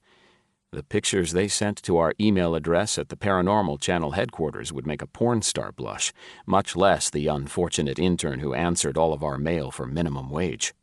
Maybe he didn't mind so much. Glory days indeed. "Looks like you've got them in good locations," Mike says. "Yeah, the one there in the eastern corner picks up the entire living room where Craghorn was attacked earlier today, plus that entrance down into the kitchen where he was watching something while I talked to the detective." I move over to the next one and wave down the hallway. "This one will capture anything along this whole corridor: living room, kitchen, storage closet off in the peripheral with a direct line of sight down to the back door. It's all covered. Then the third one over here is set up at the top corner of the stairwell, looking up at where Craghorn told you he hears footsteps all night long, and then right over to the entrance. It's all set up like a funnel down here, herding everything in front of a camera." Damn, that felt good. There, for a minute, I was totally in the zone, with Don the cameraman behind me and Charlie Chocolate Chip, the sound guy, standing off to the side and holding a small boom mic over my head while I explained to the fans and casual viewers how we were setting up to conduct the investigation. Back a couple of years ago, I would have nailed the whole thing on the first take. "Ford," Mike says, bringing me out of the revelry in my mind. "Huh. You got a little gleam in your eye, right there in the corner." "Sorry, reminiscing. Doesn't change anything, but I felt it too. Did you ever think about—" Jesus Christ! We duck, throwing our heads down to the side as a decorative ceramic plate hurtles past our heads. Bewildered, mouth agape, Mike straightens up and asks, "Where in the hell did that come from?" I look behind us. The plate lies on the hardwood floor, smashed to pieces against the grandfather clock that's been dead for decades, according to Craghorn. "That looks like the Elvis plate," I tell him, "one of those commemorative ones. It used to be in the kitchen hanging beside the refrigerator. I noticed it because my mom used to have the same one." In the silence between our breathing, my ear picks up an intruding sound. It's a distant noise, the staccato rhythm of slow-stepping hooves. Clop, clop. Clop, clop. I picture the demon walking down the hall behind me. I strain to listen for the hooves. The hair on my arms stands at attention. The pressing pain in my bladder builds. Then I realize the sound isn't coming from far away. It's right beside me. It's the dead clock, ticking. Now that is an omen. 12. We're standing up on the second floor, at the head of the stairs, looking back down toward the front entryway where the decorative plate lies in ruins. We left it alone as a small symbol of defiance, just enough to flip the bird at the right-hander to let him or her or it know that we weren't going to bend to its will. You break something and we clean it up? As if. Well, I mean, not until the investigation is over. We won't really leave a mess for Craghorn if he ever comes home. God, I hope he won't. I hope he listens to what I said and stays far, far away from this place. Mike holds a thermal imaging camera, and what this thing does is it takes all of the ambient heat in the room and projects it as an image on a small screen. All the warm stuff is displayed in reds, pinks, oranges, and yellows. Imagine the stages of a sunset. That's what the room temperature heat looks like, more or less. Now, a spiritual presence is typically cold because it's sucking energy out of the atmosphere in order to manifest. So if you're looking at the screen and you see a dark mass or figure, whatever, as it's walking across the room, there's a damn good chance you've got company. I wait with my arms crossed, patiently and silently. Anything? Mike breathes heavily through his nose. He's always done that. That's a sound I haven't heard in a long time. It's like going home again. He answers, "Nothing, but it's already so cold in here that it would almost be hard to tell the difference." Would it help to switch over to black and white? Same concept, only instead of a rainbow differentiating heat discrepancies, you have a monochromatic representation. It has its uses, but I prefer all the pretty colors. He flips a switch, turns a couple of dials, and, yeah, lots of black. That doesn't do much for us. Should we move on? 5 more minutes. I want to see if that thing is stalking us. In all honesty, we sort of retreated up to the second floor. That's not something I'm fond of admitting, but when you have a right-hander powerful enough to sling breakable things at your head, it might be a good idea to get out of the way. Technically, we could classify it as poltergeist activity. However, it's not like there are a bunch of cabinet doors flying open and dead battery toys dancing around the room. This demon is strong enough and focused enough and intuitive enough to lift one single object, an object that caught my attention earlier in the day, and sling it over 35 feet. That's not just an explosion of paranormal energy. That's intent. Mike inhales and exhales. The tempo of his body rocks like a persistent metronome. I want to be hunting for this thing, calling it out, telling it to come fight us. But it's good to ease into an investigation like this. We have all night, and it feels like we're getting back into our groove. Mike was always the one who focused more on the technical side of the investigation. Devices, gadgets, cameras, you name it, we tried it. Back in the day, and it looks to be shaping up the same way, he was James Bond and I was Oprah. You know, gadgets versus emotion. He's pushing buttons, tweaking dials, and I'm riling up the crowd. You get a demonic possession, you get a demonic possession, you get a demonic possession. Everybody gets a demonic possession. Ford? What? Did you hear that? No. Maybe. Mike hasn't peeled his eyes away from the thermal imager screen yet, but he's clearly focused on something as he lifts an arm and points over his back, which is also to my rear. I hate to be sneaked up on. Frazzles me, waiting on something to pounce. One thing I never understood was how our cameramen, Doane in particular, could stand there with a camera focused on Mike and me while we were freaking out about something happening behind them. They were brave, man. Never flinching, never wavering. It was always about the shot, capturing our reactions. I argued with the producers for over a decade that our fans wanted to see what we were looking at. They didn't want to see us having an absolute shit fit when a shadow figure darted across an empty gymnasium. The spirits were the real show, not us. But the producers, Carla in particular, didn't see it that way. I spin around and take a couple of steps to put my back closer to the wall. What was it? Sounded like a voice. Couldn't tell from where. Female, probably. And I'd bet your beach house in the Hamptons that it's Louisa again. He finally looks over at me and drops the thermal imaging camera to his side. I got nothing downstairs. Whatever it was ain't there anymore. Should we go check out the voice? Yeah. And the Hamptons house is gone, by the way. Melanie from Wardrobe got it in the divorce.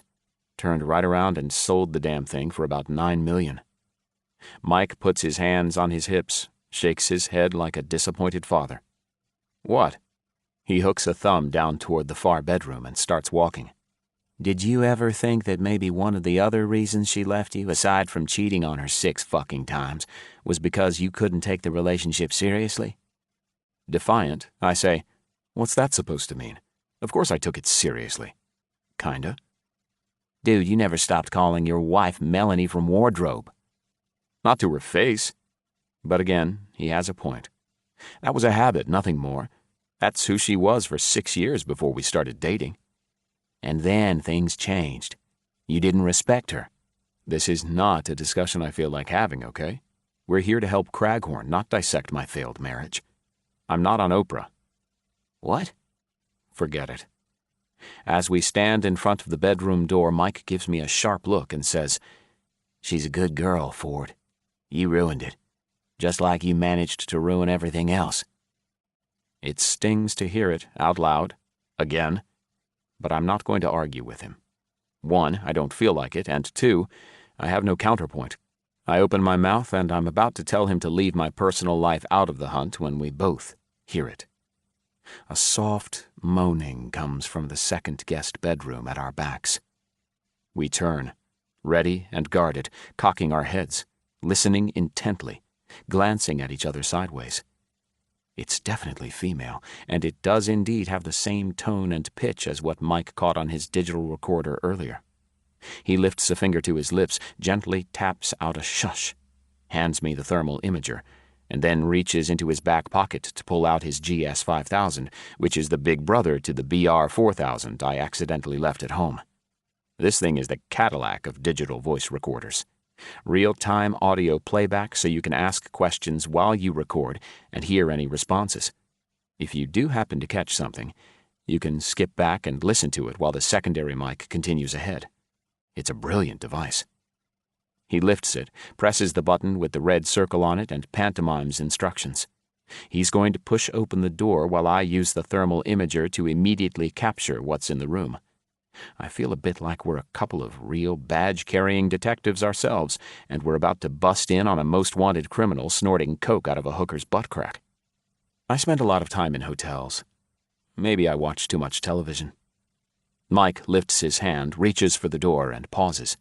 Frozen in place, he says, "Whoa, hang on." And then, He flies into me sideways, and we both stumble to our left and land hard. My back crashes into a weakly constructed triple-drawer console table, and the thing explodes under my weight, sending 2 picture frames and a decorative jewelry box into my head and chest. Mike lands off-kilter, holding his GS5000 up high to keep from smashing it, and cracks his head against the hardwood floor. I fling bits of splintered table and an empty drawer off me and climb to my knees, clambering over to Mike. "Holy shit, what happened? You okay?" I'm whipping my head around, trying and failing to see if another ambush is coming. Instead of answering, Mike pushes himself up and crab walks back to the wall. We both know who did it. The question is, where did it go? Are we still in danger? I ask him again if he's okay, if he's hurt, either from falling or from the attack, and once he's satisfied that we're not going to get another beating, he tells me everything's fine, to back off a second. Okay, but just, "I'm good, Ford," he insists. "God, that was intense. I just need a minute, please." I sit on my haunches and watch him, checking for anything out of the ordinary. Unusual anger, confusion, a feeling of immediate dread. You know, head-spinning, pea-soup-spitting type stuff. With a blitzkrieg that powerful, I'm worried that the right-hander attacked, invaded, and then put up a nice set of linen curtains in its new home, 123 Mike Longstreet. He understands what I'm doing, too, because he holds a palm up to me and says, "Just chill, man. I don't feel anything." Promise? Yeah, it's not like that time in Miami. Some people might go to Miami to come home with a sunburn or an STD. Mike went down for a solo investigation while I was on my honeymoon with Melanie, and came home with a stowaway. He got careless, didn't protect himself going in or coming out, warning the entities that he was not a vessel, and it took days of prayer with one of the big guns from the Vatican and 3 Native American shamans to get his body, mind, and home clear again. Tony wasn't too happy about that, and somehow, per standard operating procedure, she managed to find a way to blame me. Melanie and I were on a rinky-dink motorbike in the jungles of Vietnam when it happened, but yeah, it was my fault. Thanks, Tony. I remind him how much that experience sucked and make him promise to tell me if he feels anything out of the ordinary over the next few hours. I add, "You know the drill, Mike. Depression, murderous ideas. He rubs the back of his head where it hit the floor and checks for blood on his fingertips. Hand clean, he says, "You mean murderous ideas directed toward you?" "Yeah." "That's not out of the ordinary, Ford. That's a Tuesday." I laugh. Mike laughs. And for a moment, it's good. That would have been a prime capture for the show, a speck of levity to break the ungodly tension right before a commercial break. "Your sheets will be as white as ghosts with new clothesline-scented Sparkle Clean." While I'm picturing that kid in the red t-shirt and gray jeans as he runs around with the blanket on his head, acting like a ghost as expected, Mike hums a few bars of the commercial's theme song. Yeah, we're back.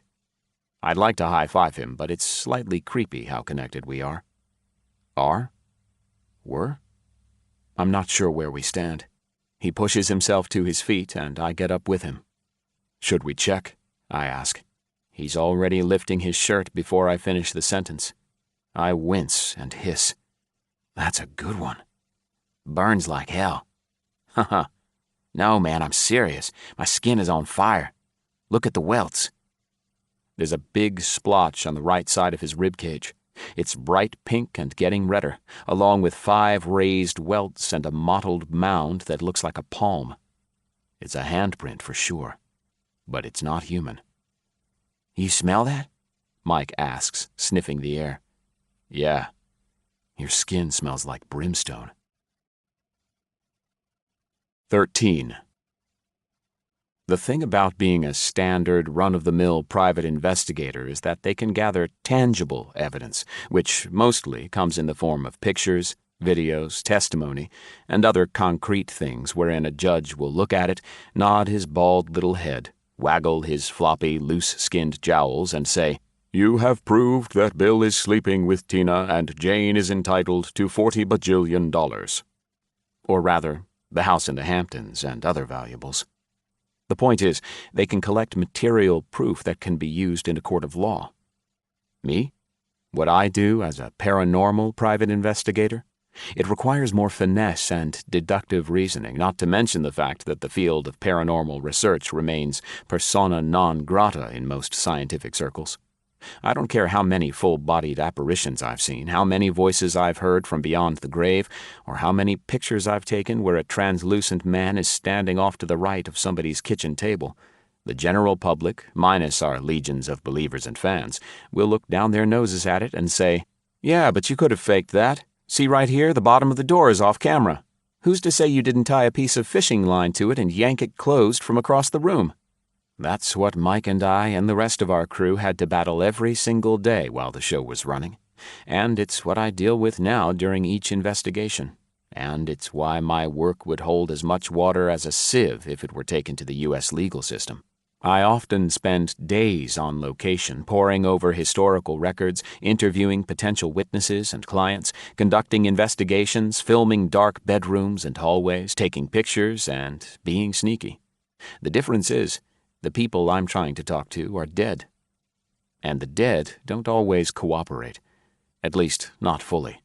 It's rare that I can walk into a home where someone has been murdered, fire up the old cameras and recorder, and hear a spirit on the other end of the line say, "It was Ronald James from accounting. He's the one who slit my throat." As a matter of fact, I think that's only happened once in the 2 years I've been contracting as a paranormal private investigator. And it wasn't Ronald James from accounting, actually. It was Ted down in the mailroom, because we all know the mailroom is where the creepy people work. Okay, so the point I'm trying to make is, sometimes during an investigation, I can say, "My name is Ford Atticus Ford, and I'm here to talk to Amanda Wallace. Amanda, if you're here, can you tell me where your husband hid your body?" And I'll get a vague response like, "He left me. She told him to." Right there is an extra clue that the police can use. After friends and family members have authenticated that it's Amanda's voice, then begins the process of tracking down this she that Amanda mentioned. The family, the lawyers, the police, none of them had any clue that there was potentially a mistress or a girlfriend on the side, and if not that, a puppet master pulling the strings to help collect an insurance settlement, etc. The courts won't accept it, but the detectives can choose to believe or ignore what I give them. Occasionally, they dismiss my evidence because even though they called me in to assist them in their investigation, they refuse to believe they could have missed something so simple. And then, when I'm out of sight, they'll follow it anyway. They're not stupid, just prideful. If they do accept the validity of my data, it opens up an entirely new line of questioning and potential leads. Because, like I've always said, dead people see things that others don't. Sometimes it's that easy. Sometimes a spirit will muster enough energy and come through to our side and avenge his own death. Other times I establish communication, but it's gibberish. Perhaps a family member can watch a video I've captured where a plant moves 2 inches and then the sound of footsteps follow. It doesn't prove that Harold Bigelow choked Mrs. Harold Bigelow to death in a fit of murderous rage. What it proves, according to the family member, is that Mrs. Bigelow has come back from the grave, and she's still trying to position that plant exactly how she wanted it, against Harold's demands. It's proof that she's around, but it's not proof of her husband's guilt, nor is it proof of his innocence. Looking back on my case history, it's about a 40-60 split between usable evidence and tangential proof of the afterlife. I mention this because after we're finished examining the seared handprint on Mike's side, he lets me listen to the recording.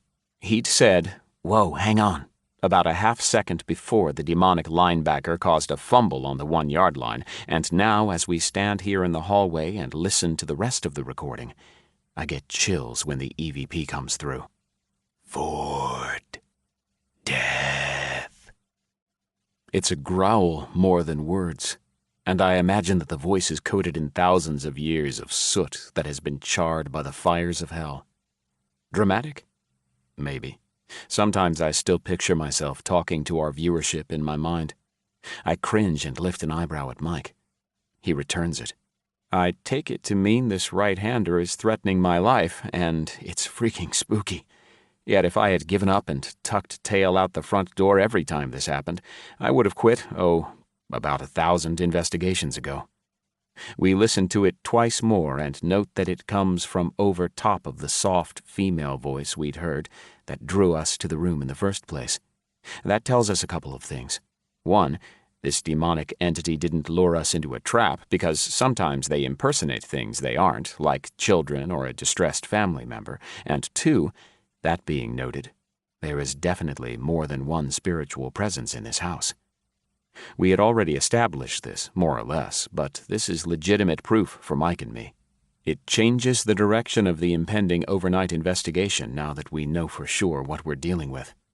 Mike stops the playback and checks his watch. What are we thinking?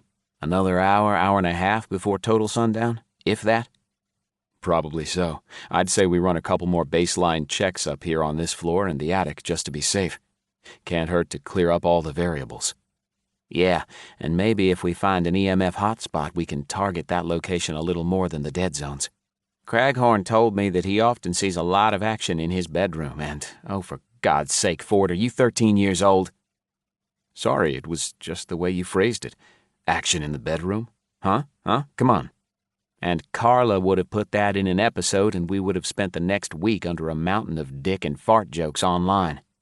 He scoffs, but he can't quite hide his grin. I'm going to do the baseline EMF. Why don't you do a little recon around here and see if you can find anything he didn't tell us about? On it. He doesn't have to tell me what he's thinking about, because we're operating like the machine of old, back in the saddle, and whatever cliché you can come up with. Be careful, I add, hesitant to leave him completely alone after such a violent attack. But he's been working out, so he should be good. Mike heads west, back in the direction of the spare bedrooms, and I go east to the front of the house. The giant bay window lets in the waning evening light, and the semi-translucent curtains hanging on an ancient iron rod do little to provide cover. They remind me of the ones back at the Hampstead farmhouse, which makes me all the more eager to get home and follow up on the leads I uncovered with Yulie the night before I came here.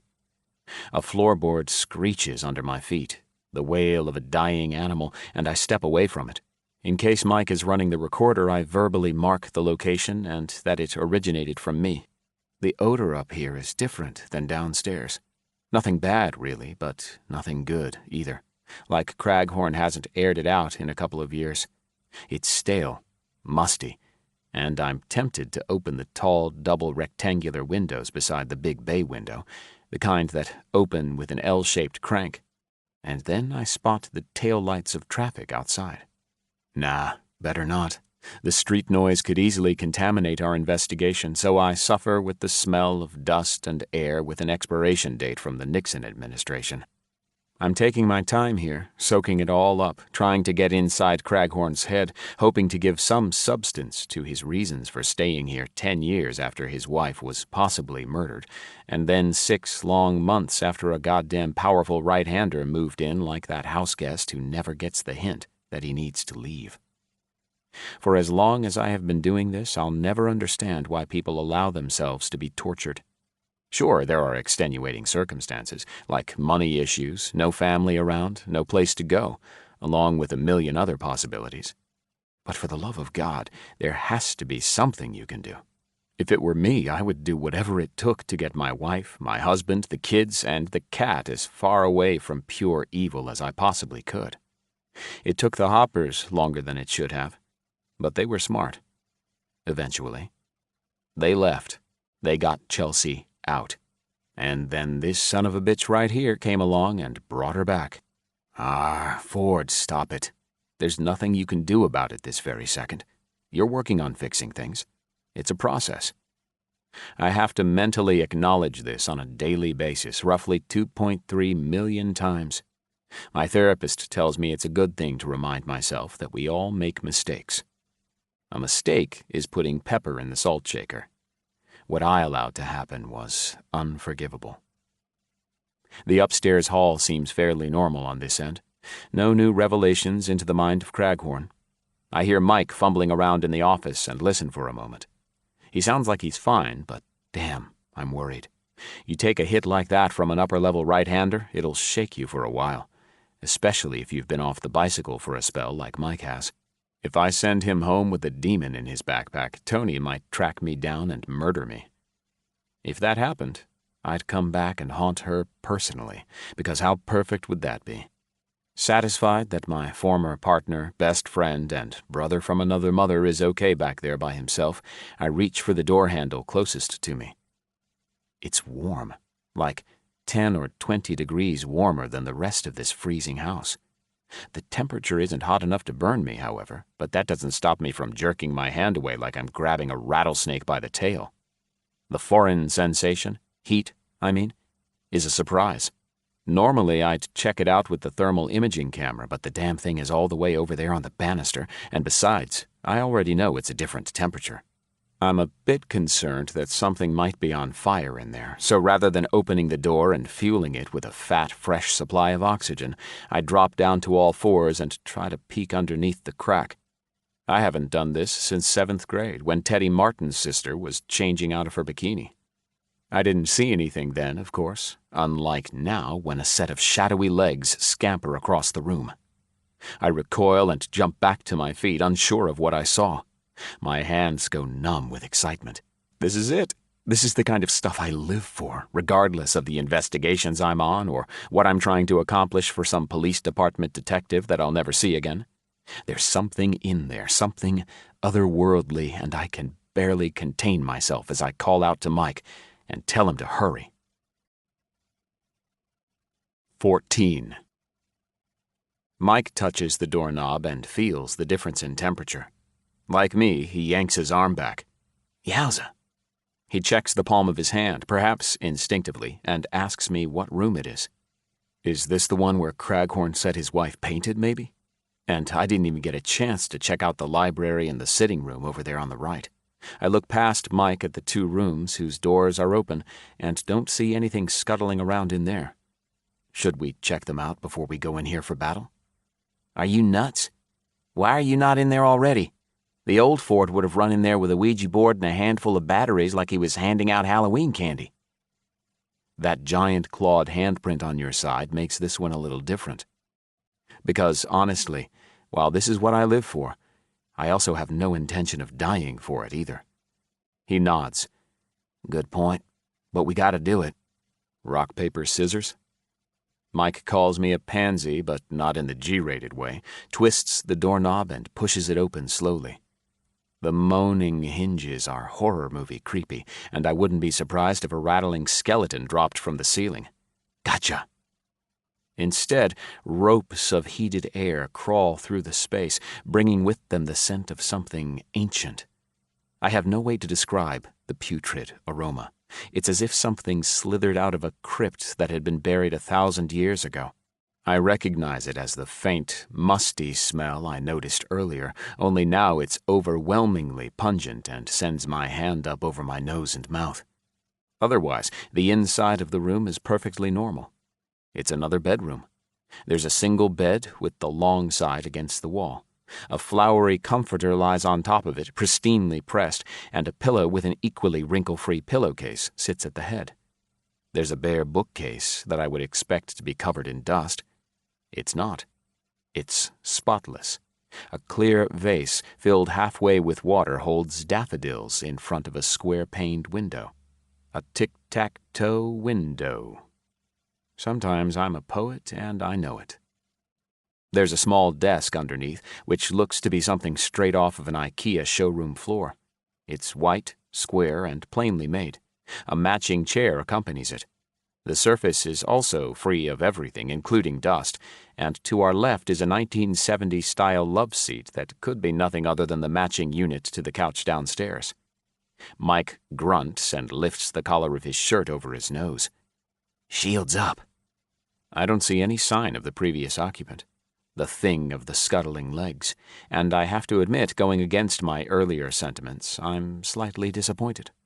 It's always such a rush when you walk into a room and either catch an entity off guard or spook something that's hiding, and then watch as it freaks out while it tries to get away from you. We both notice the one odd thing in the room simultaneously and move over to the loose floorboard beside a hole. Mike, who is never without the proper equipment, produces a miniature flashlight from his Batman-style tool belt, flicks it on, and shines it down into the orifice. It's only about 3 inches wide, which means that craning my neck to see around Mike is doing no good. I wait until he's finished examining it, and then ask for the light. I don't know what I was expecting. Maybe a pentagram drawn in blood or the remnants of an animal sacrifice, anything evil. It's empty. Completely and entirely empty. It's nothing but a hole that's bordered by dusty joists with the splintery subflooring as its bottom. Then it occurs to me. Oh shit. This is probably where the maid found the diary. Yeah, that's what I was thinking. She popped this open and unleashed all that negative energy. You think that's why it smells so disgusting in here? Nah, I'd say that's the right-hander. This is where he hangs out. Mike looks around the room at nothing in particular. You hear me, you son of a bitch? You smell like shit, a big stinking pile of ass goo, and once we're done, we're gonna send you right back to the bottom of Satan's toilet where you belong. Yeah, Mike, get him. I can't help myself. It's the Mike that I remember, the Mike that drove the ratings through the roof for any episode where he lost his cool and got all primeval on a spirit that pushed him too far.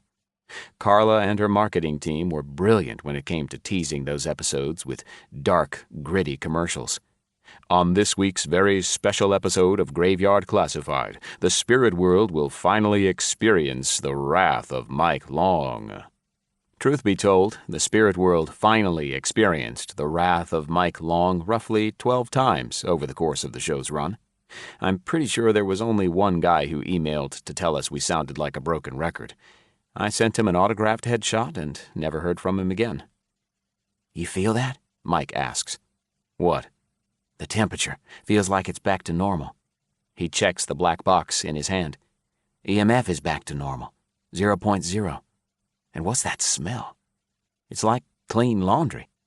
We scared it out of here. Damn thing retreated. Mike shouts, "Coward!" at the ceiling. What now? The usual. Wait until nightfall. Then we get ready for battle. I can tell that, in most respects, Mike is far from being my bestest buddy in the whole wide world again, but I do manage to talk him into joining me for dinner. After everything that's happened today, I need a break, and I'm in desperate need of some fuel before we gear up for war. Mike balked for a bit, telling me he was only here on business, and all he wanted to do was help Craghorn get his life back. Reluctantly, he agreed to come along when I said he could pick the restaurant. And so, here we sit at McCracken's Crab Hut. Mike knows I'm deathly allergic to seafood. Very funny. While he mows down the largest bucket of crab legs I've ever seen, I convince our amazingly attractive waitress, who goes by the awkward name Caribou, to run over to the deli across the street and get me a Black Forest ham and Swiss on rye. There's no denying that she recognizes the both of us, which seems to be exactly why she was willing to help me out. Or it could be the fact that if I so much as touch a plate that's had seafood on it, I'll blow up like a crimson pufferfish and go into convulsions, and that's not a good visual for the other patrons. I'm even sitting here about a foot back from the table, trying to avoid any potential crab juice flying my way as Mike plows through the crab legs like a wood chipper shredding an oak branch. The kind, generous, sweet, and in no way trying to kill me Caribou arrives with a hoagie-shaped object wrapped in white deli paper. It doesn't appear to be on rye bread, but she's forgiven when I notice that underneath the clear tape holding the wrapper closed is a perfectly smooched set of lips, sealed with a kiss. Nice. She winks at me, says to enjoy my meal on the house, and when she walks away, I can't help but notice the pert and perfectly shaped. Ford. Eyes front, soldier. Give me a break, dude. You're over there trying to kill me with your crab guts. The least you could do is let my eyes wander a bit. And isn't that exactly why you're divorced? Right, and now I can do as I please. Mike slams a half-ravaged crab leg into his metal bucket. You don't even know, do you? Know what? How much that girl loved you. Melanie? Yes, Melanie from Wardrobe, Ford. He snatches up a brown paper napkin and angrily swipes at his juice-covered fingers. I'm guessing you don't know she calls Tony once in a while. She does? At least a couple times a month. That's unanticipated, enough to stun me into silence, and I don't respond right away. Over by the bar, I watch a young boy and girl, teenagers in love, it seems, giggling next to the old-fashioned jukebox. He slips a coin into the slot, pushes a button, and the speakers immediately begin gagging on the early 90s sensation Boys to Men. Even the girl can't handle the syrupy sweetness because she teasingly punches him in the shoulder, shakes her head like she absolutely cannot believe he picked that song to play, and marches off with her arms crossed, feigning embarrassment. The boy comes up behind her, tickles her, and they scamper back to their table. Young, in love, clueless. How god-awful disgustingly appropriate, too, and just another sign that the universe is out there pointing and laughing. The first night I took Melanie out post-after-party, once we finished wrapping an international shoot in Prague, the discotheque we visited played nothing but Boys to Men. All night long. On repeat. I ask Mike, why would she call Tony? They're talking about their cycles. Really? No, moron, what do you think? She calls to check on you, as if I have anything to do with where you put your dick or which city you're terrorizing on a weekly basis. What? Why would she call Tony for that? Doesn't make any sense. I haven't seen or talked to either of you in over 2 years. I know how long it's been. Let me rephrase. Tony says that Melanie calls to shoot the breeze and catch up, but it always feels like she's somehow trying to work you into the conversation. Like no matter what they're talking about, Melanie will eventually get around to saying something like, "Oh, speaking of the Moose Lodge, has Mike talked to Ford lately?" But why would she do that? We talk fairly regularly. Not about anything important, just quick how are you type stuff. And you tell her how you're doing? I nod and mumble into my beer. What? I said kinda, but not really. And that's the thing. Tony's guess is Melanie, she sounds like she's hoping we'll reconnect. You and me? You and me. Why? Because, Ford, she thinks I'm good for you. Am. Or was. Who knows? She knows that Tony has no idea what's going on with you, and she knows that Tony would probably pour gas on your dick if you were pissing fire. Ouch. Yeah, ouch. Mel, she's planting seeds. Caribou arrives at the table and asks Mike if he would like more crab legs, since it's bottomless crab leg night, which is total bull crap because crab legs are too expensive to be bottomless anything. It's quick proof that she, and probably the manager, are former fans of the show and they're being nice to the has-beens. Mike says he's good, then Caribou asks me if I need anything else. The look of disappointment on her face when she sees that I've yet to open the sandwich that she so accommodatingly retrieved for me is enough for me to thank her and pry it open. She's gone before I can look up again, and on the inside flap, I find the prize inside. Her cell number, a smiley face, and a heart over the letter I in her name. I fold it over before Mike can see. Aren't you going to eat that? Later, I tell him. But man, I'm deliberately not being obtuse, honest to God, but why in the hell is Melanie planting seeds or whatever it is you think she's doing? I don't get it. Mike drains the last of his Budweiser and leans up on his elbows. He belches, pauses, and pinches the bridge of his nose. The only thing I can think is if she can get Tony to corral me into making amends with you, and maybe we hang out again, then that'll be good for, I don't know, future possibilities. What fucking future possibilities, Mike? You, her, the two of you, dipshit. This punches me in the chest with about the same force as when the right-hander lifted Mike off his feet back at the Craghorn house. Only in a good way. I think. There won't be any demonic handprints left on my skin, but it hits equally as hard. I had been holding out the tiniest bit of hope, and on occasion had considered begging to atone for my sins, but I thought I'd have a better chance bringing some of my dead counterparts back to life. Melanie wants me back? Mike closes his eyes, lifts one corner of his mouth, and gives me a bemused, "Beats the hell out of me. I wouldn't have the slightest idea why." Going through you is just, "Ford," Mike says, stopping my blathering. "I have no clue, bro. She's obviously not going to come right out and say it to your face. You cheated on her. Many, many times." 6, I remind him. Whatever. You absolutely shredded her heart, and she can't come around asking you to try again, because how pathetic would that be? No way, no how. She's not going to give up that kind of power, and by taking the long road of, trying to get us hanging out again, maybe it'll get you on the straight and narrow. You'll see how much of an idiot you were, and you'll approach her. It's the long con. She's got nothing to lose. That's sneaky? I was going to say risky. What if I don't bite? How the hell should I know? She probably would have found a different way. My stomach is growling, yet I'm too dumbfounded to eat this hoagie. I ask Mike, "Did you figure all this out just by Melanie calling Tony asking about me?" Pfft, Mike scoffs. "Me? Fuck no. Tony said so." "So, the woman who would pour gas on my dick if I was pissing fire, your peach of a wife, she told you to come see me and tell me that my ex-wife is using this elaborate ruse to win me back?" "Tony? Please." "Melanie?" "Nope." "Then will you tell me what's going on? Enough with the 20 questions." "I told you, I'm here to help Craghorn. That other stuff about Melanie, that's just B-roll footage. Side story. So there's that, and then there's this other thing."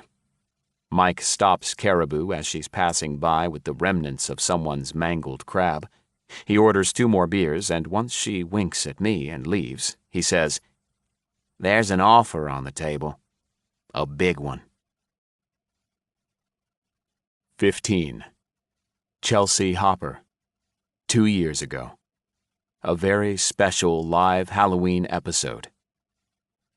"You're so brave," I told Chelsea as she climbed the ladder into the attic. It's amazing how often kids are absolutely fearless unless they're taught to be afraid, or something happens that dissuades any further attempts at exploring certain areas of life. Case in point, I haven't touched tequila since I took a sip of my dad's back when I was 8. Chelsea was 5. Her birthday was 3 weeks earlier. The colossal fiend hiding in the space above her head had been growing in strength for thousands of years. What in the fuck was I doing? I reached for her on instinct, wanting to change my mind, wanting to pull her back. Then I played it off as if I was trying to steady her. God damn it. I was a seesaw. She could do it. I had to believe with everything I had that she could. Chelsea would win and the beast would return to hell where it belonged, and she would live a long, happy life. She would be free of the black clouds because she defeated the dark man. On her own. Like a big girl. Chelsea paused on the third step and looked over her shoulder at me, both hands with a white-knuckled grip on the ladder. "Mr. Ford," she said in a whimper. "Yeah, sweetie?" "I'm scared." "It's okay. I'll be right here. It's your fight, your bully, honey. You beat that bully up there and you'll never ever have to be afraid again. You'll be so strong and you can fight for the other kids who are scared." Off camera, Mike said, "For God's sake, Ford, it's not like she's getting on a roller coaster." I couldn't hear him in my earpiece, only in my free ear. Carla must have cut the feed to his live mic. It was probably a smart decision on her part. It might have been her only one during the entire scenario. Chelsea said, "Will you come with me, Mr. Ford? Come fight the dark man?" "I'll be right behind you, Chelsea," I told her, but, and like the giant asshole I was, I had already decided to hang back for the sake of good television. The ratings would launch outside the stratosphere. Some cosmonaut up on the ISS would be able to reach out the window and touch the chart's arrow as it sailed by on the way to the moon. Some time ago, Mike told me I was getting dangerously close to letting the show, the sponsors, and the money go to my head.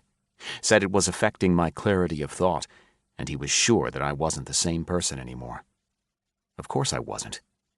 Back when we first started, I was some goofball with a camera and a few drunken cheerleaders who happened to get lucky by capturing a life-defining moment on film.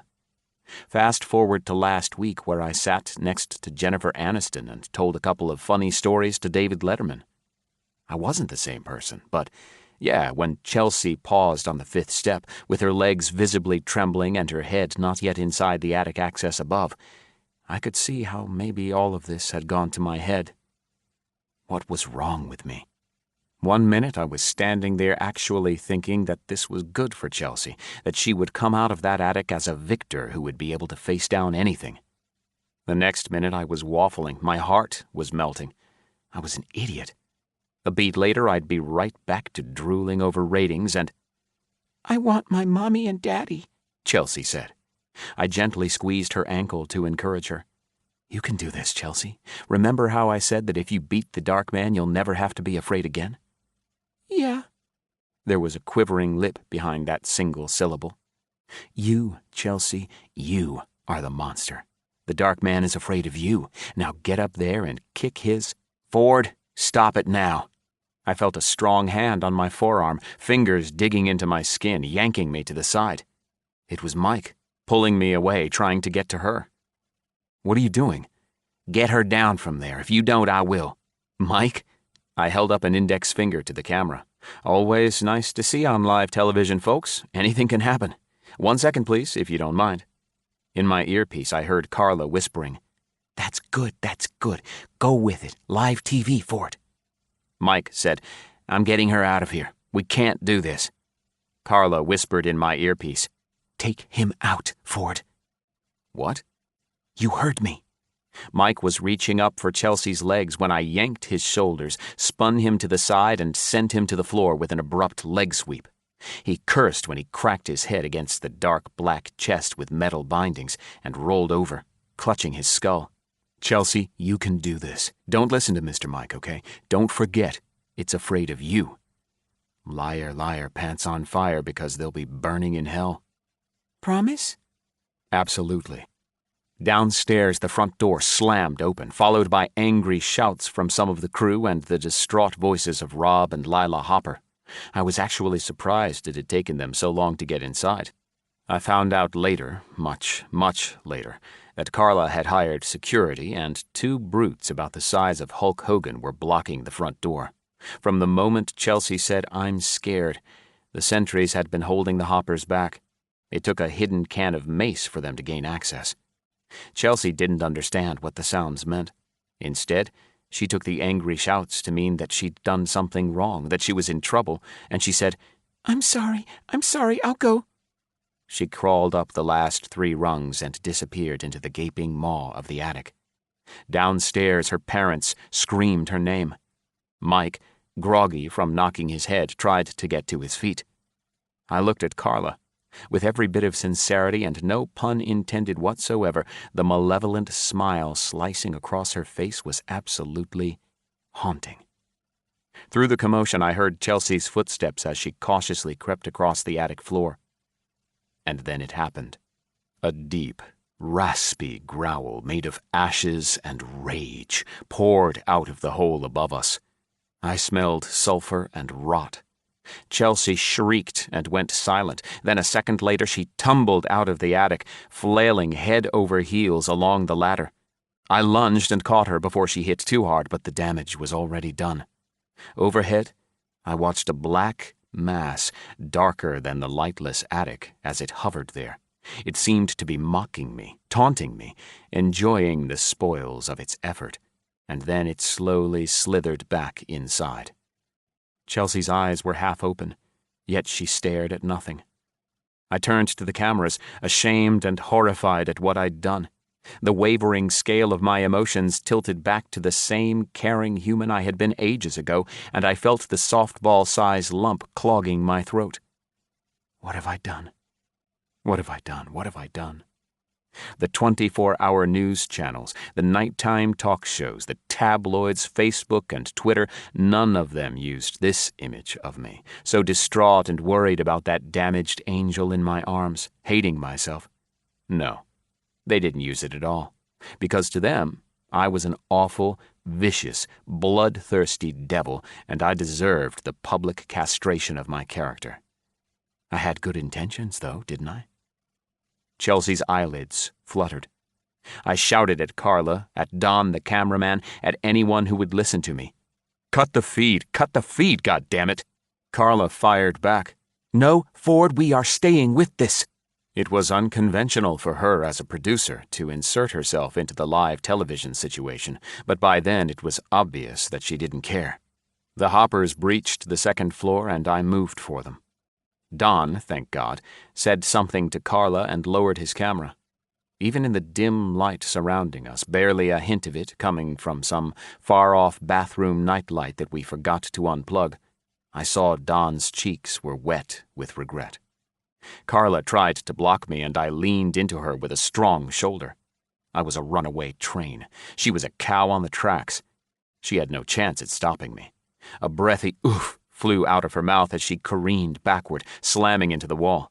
A picture frame fell and glass shattered around everyone's feet. Rob reached us first. Lila was blubbering, bawling, and wailing her daughter's name. He took Chelsea's limp body out of my arms and handed her to his wife. Then he whipped around and nailed me with a bare-knuckled backhand across my right cheekbone. I dropped. My face immediately puffed with fluid and split where his rigid knuckles had met skin and bone, blood trickling down while I struggled to get back up, eyes watery. It wasn't the first time I had ever been punched by a client, but it was the first time I had absolutely deserved what I got. My profuse apologies went unheard over Lila's horrified voice as Rob flicked on a hallway light. Deep, red, furious gashes arced across Chelsea's cheek, neck, and collarbone. 3 of them. A mockery of the Holy Trinity. I couldn't help myself. I moved to the small family that had been through so much. I wanted to hug them. I wanted to apologize for 100 years and tell them I understood that what I had done was wrong, that Carla Hancock influenced me, that I had been driven by greed and ambition, by my own stupidity. I wanted to beg their forgiveness for getting caught up in the moment, for convincing them that having Chelsea battle her demons would be a good thing. I picked a fine fucking time to develop a conscience. Blame the fog of war, or better yet, the fog of celebrity, but that was all bullshit. I knew better. I knew what I was doing. The catalyst was, the fulcrum of the whole state of affairs, was that I didn't stop myself. And I didn't stop Carla when I should have. Mike was right all along. Mike was always right. I thought about that as I bent down to the traumatized hoppers. I put my hand on Lila's back, and she hissed, "Don't you touch me," with all the ferocity of that thing hiding in the space over our heads. Before I was able to respond, I felt her husband's hand on my throat grasping tightly. "Once wasn't enough?" he asked. Through his grip crushing my windpipe, I croaked, "I'm sorry." And then his fist centered my nose. I heard the sharp crack as the bone shattered, and then I was falling, landing on my back, choking on the blood gushing down my throat and into my open mouth. The room flashed whiter than the hallway bulb, and I realized it wasn't my vision reacting to the blow. I rubbed my eyes, trying to see what happened. Was it a ball of energy? Was the creature upstairs manifesting, gathering strength to attack again? No. It was Carla, chuckling, thumbing furiously on her phone. "You're such a dick," I said, groaning, rolling onto my knees. Behind me, the hoppers thundered down the stairs to the first floor. "That's an amazing picture, Ford. So much blood. I'm thinking CNN, MSNBC, lead story everywhere." "Don't." "You'll be fine," she said, without an ounce of sincerity or concern in her voice. "There's no such thing as bad publicity, right?" 16. Mike wants to wait until Caribou is back with the next round of beers before he explains what he means, because he feels like, in his own words, "This whole goddamn discussion needs to be numbed by more alcohol." "I actually don't want another round," I tell him. "Not a good idea to investigate with too much of a buzz, remember? Or are you planning on ditching me?" Mike wobbles his head as if this is something he considered. "The thought crossed my mind, but no, not after what happened back there. I'm fairly certain that Caribou gets the beers to us in record speed, because, hey, we're the washed-up superheroes from Graveyard Classified, yet I'm so zoned in on Mike's revelation that I forget to thank her, and I also forget to take another glance at that perfectly cupped rear. Good on me, I guess. So, about this offer. You're here to, what, pitch me? Were you planning to do this anyway? Like, what if I hadn't called you today? Then what?" "Ease up, cowboy. I'm getting there." He takes a long pull from his bottle of Budweiser. "The short and dirty is Carla Hancock has some interested parties. People have been keeping tabs on you." "Carla? Not a chance in hell," I say, and I'm already on my way up from my seat. Mike pats the air, motioning for me to sit down. "Chill for a minute. Hear me out. She's got an idea for a project, and based on the feedback she's been getting, I kind of agree. I think it could be huge." I sit, but I'm not happy about it. Just who are these interested parties, Mike? I make sure to emphasize the air quotes around interested parties, and then follow up with a quick wave to a younger boy at the next table.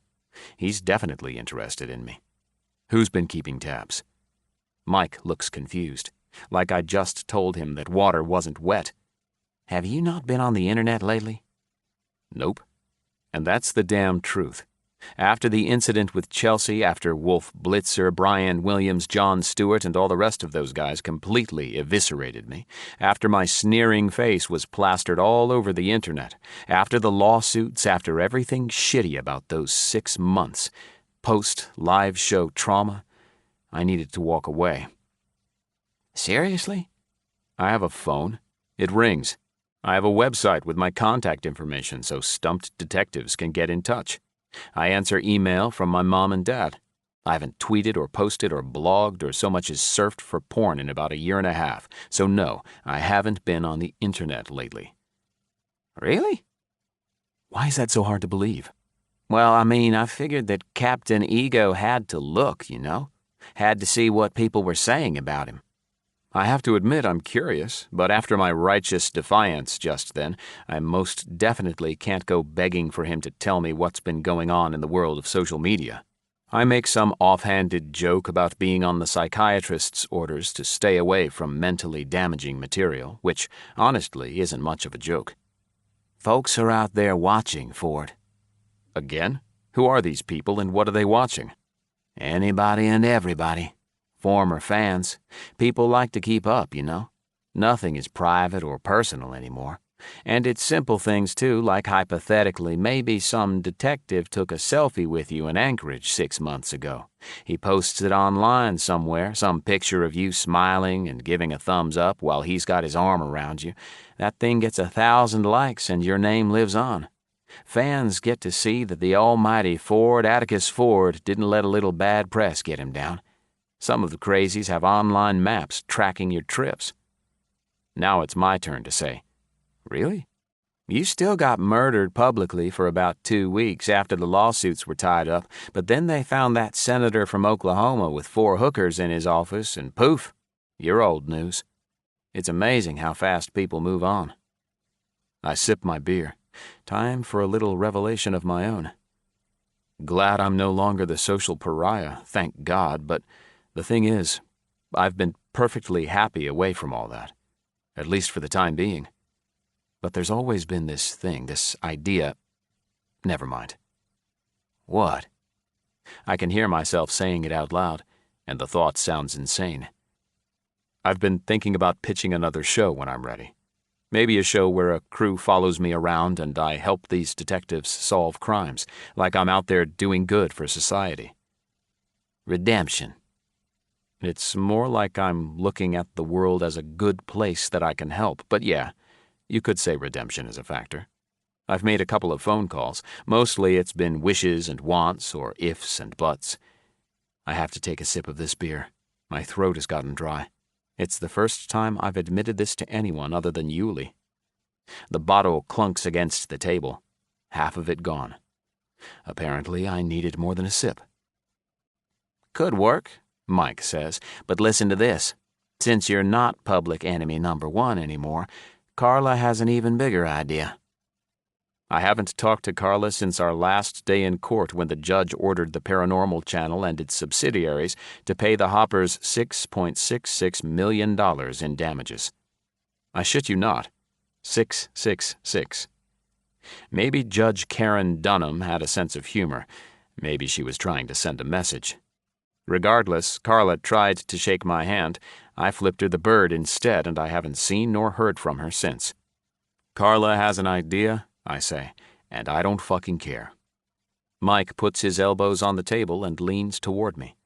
I completely agree. You do? Yeah, fuck Carla. But... Why did I know there was a but coming? You're hoping for redemption, yeah? Here's Carla's proposal. We make a documentary, 1.5 hours long, give or take, and she thinks she can get national theatrical distribution. The great Ford Atticus Ford is coming to a silver screen near you. He makes a wide gesture with his hands, displaying my name up on some invisible marquee. We're talking in the neighborhood of 1,500 theaters on opening night. They've conducted interviews with focus groups, and the tests have scored astronomically. Carla thinks she can finagle us some points on the back end, too. Ford, don't shake your head. Listen to me. We're talking tens of millions of dollars. All we'd have to do is spend a couple of weeks shooting, and if it does as well as they project, we'd be set for life. I can't help but get titillated by the suggestion. My brain is buzzing with 100 concepts already. There have been so many cases that I've worked on in the past 2 years that could use national attention.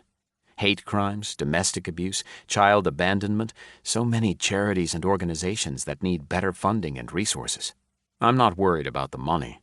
Regardless of what happened with the show, I walked away with plenty in my coffers. So did Mike, I thought. Let me think about it, I tell him, keeping my bubbling enthusiasm buried for now. And I'll think about it on one condition. You keep Carla as far away from me as you possibly can. Mike grins and lifts his finger to Caribou, ordering another round. Carla suspected that would be the case, and she's already agreed to take a hands-off production credit to get you on board. You're the talent, Ford, the draw, and she knows that. I know it, too. You're the face, I'm the brains. I don't even know how to express myself, so I hold up a salt shaker like it's a glass of champagne. I'm not saying yes, mind you, but man, this is unreal. It's exactly what I've been wanting for almost 2 years now. There are so many things we can do. Wait, yeah, there's that lighthouse down in Florida. I got in good with the chief of police there. I'm sure he would love to have us work on this impossible cold case they've been looking at since 1987, and I know Ford would be totally cool with loaning us one of his detectives. Ford, for a couple of weeks. Hey, dude, listen to me. We aren't going to have creative control. My heart slams to a stop like a crash test dummy's head against a steering wheel, then sinks down to somewhere around my colon. We don't? No, they already have the concept worked up. It's the concept that tested so goddamn amazing. Which is what? We go after the right-hander that hurt Chelsea. We fight back. I'm flabbergasted that he would even suggest such a thing, let alone be on board with it. After all we went through with that family. After everything we put that little girl through. Mike, you're kidding, right? I ask this around a flabbergasted chuckle. It's what the people want. No, not a fucking chance. I am not putting Chelsea Hopper through anything else. Not publicly. Never again. I can't even think of all the ways I would say no to this. And even if by some miracle of the heavens above that I would give 5 seconds of thought to the possibility, the Hoppers wouldn't come within 1,000 miles of me. They would rather drive a wooden stake through my heart than see my face again. Are you nuts? Is Carla nuts? What the hell? He scratches his forehead with the mouth of the beer bottle. You finished? I'm just getting started. Before you do, hear me out. I remain silent, fuming. Mike continues. I don't know how she did it. Probably because she's some magical sorceress and sold the souls of 1 million newborns to the devil himself, but Carla got the Hoppers to agree. What? In concept alone, nothing more. They don't want anything to do with the story or the filming or the production. The marketing, the celebrities, nothing.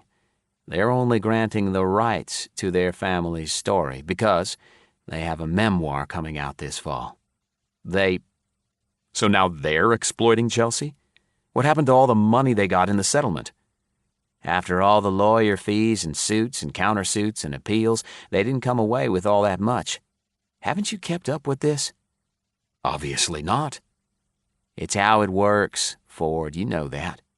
That being the case, if somebody from Fifth Avenue or wherever those big publishers live, somebody shows up on your front doorstep with a check that has 2 commas and 6 zeros in it, and you don't have to fight anybody in court for it, it's easy to see how some small, tortured family like the Hoppers might hand over the rights for a bigger house, maybe a deeper college fund for Chelsea. Cosmetic surgery to conceal the scars that a fucking demon gave their daughter. You'd do the same, right? From my position, having had money and having kept money, enough to last me for a long, long while, my answer is no. It's not worth it. However, given what I know about the Hoppers and their situation. Okay, yeah. Maybe it's not necessarily exploitation if they feel like their story could serve as a warning to other families looking to cash in. Hell if I know. People do strange things to fatten their bank accounts.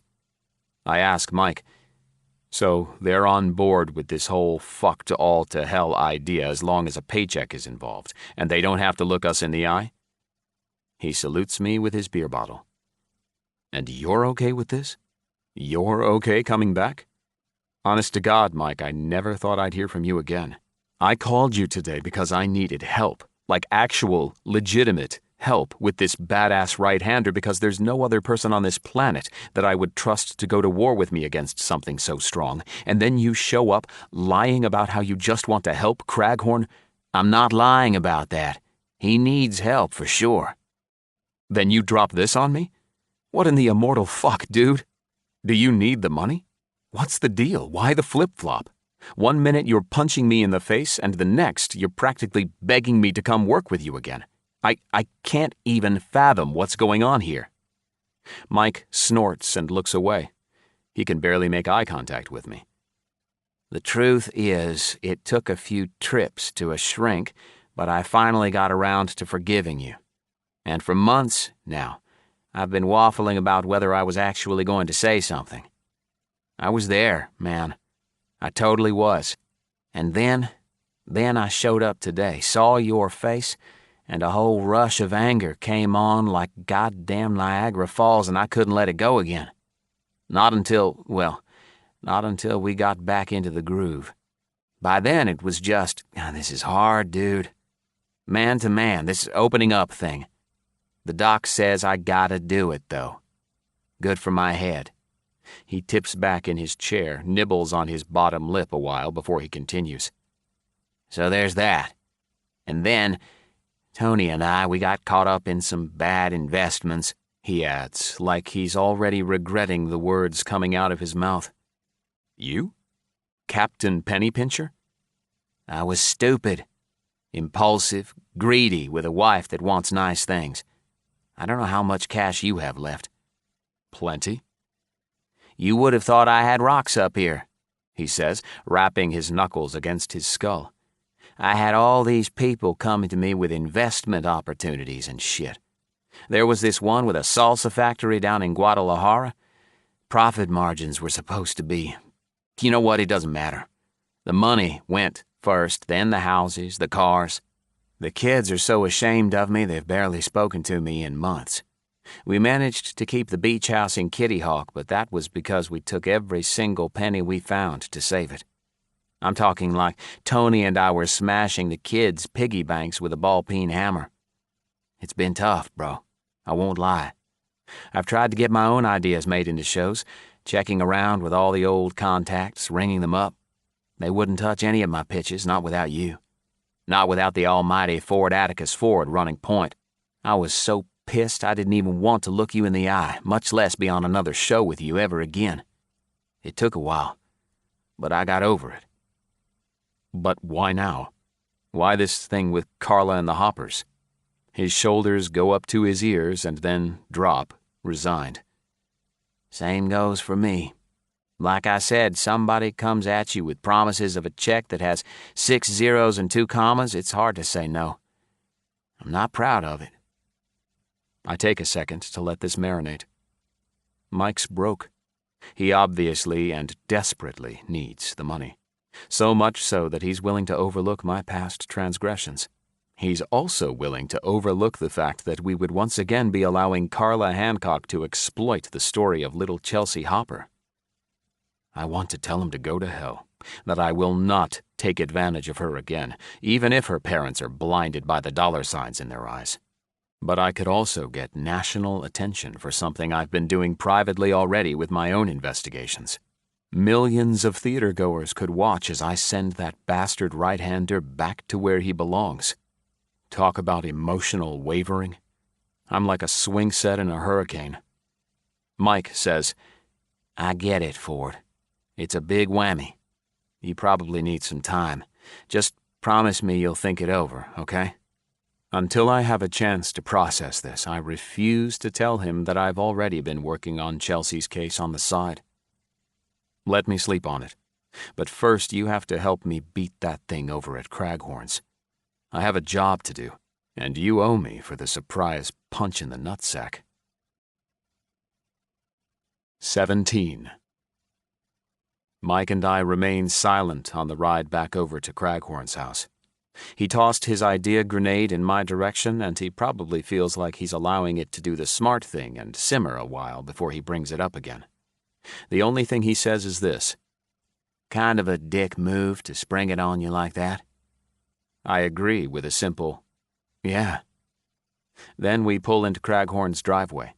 With his car gone and Detective Thomas's unmarked sedan out of the way, I'm thankful we don't have to spend 15 minutes driving around the block, praying someone will leave a spot open.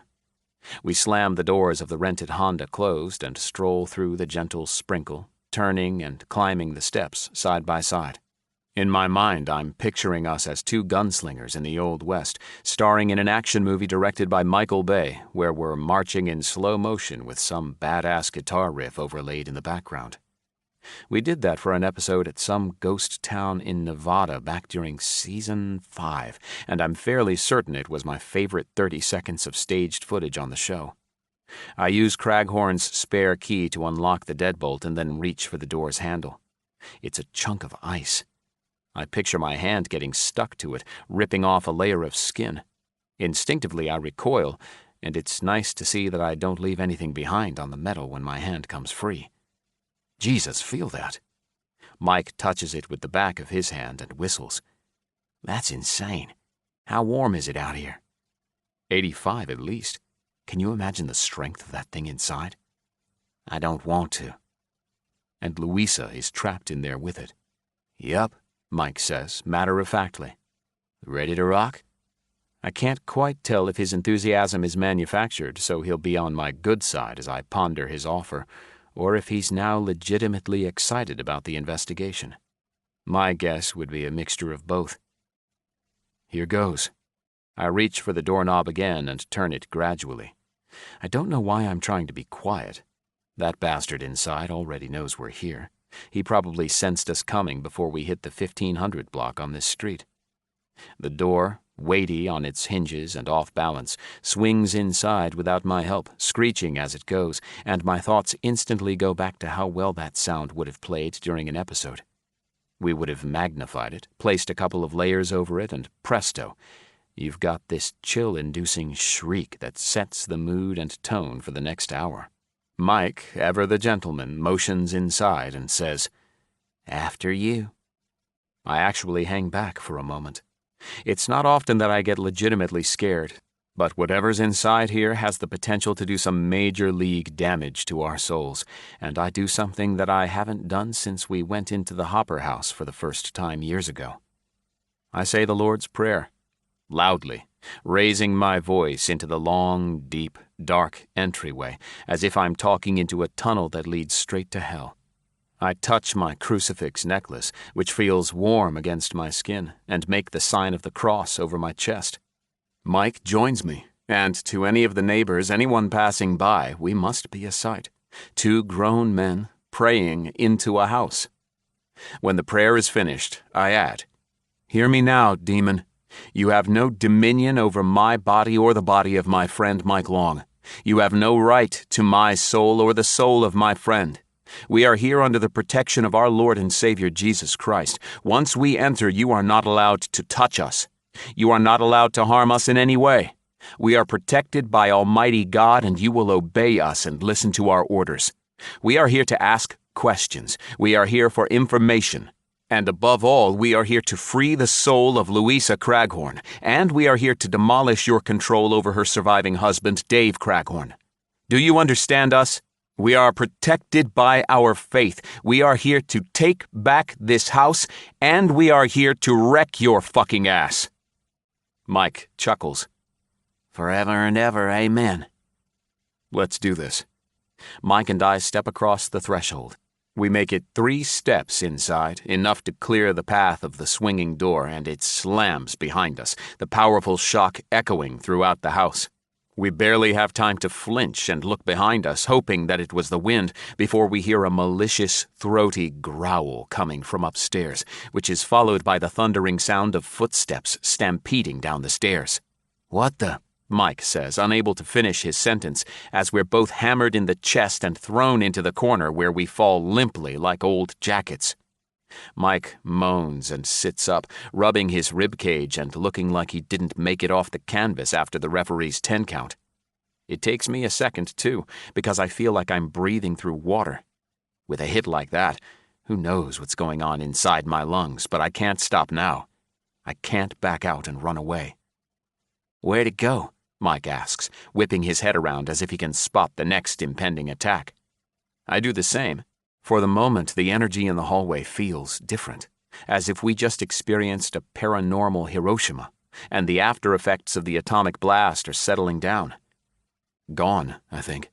Feels lighter, Mike says. "You're right. Hit hard and fast, now it's gone." For the time being.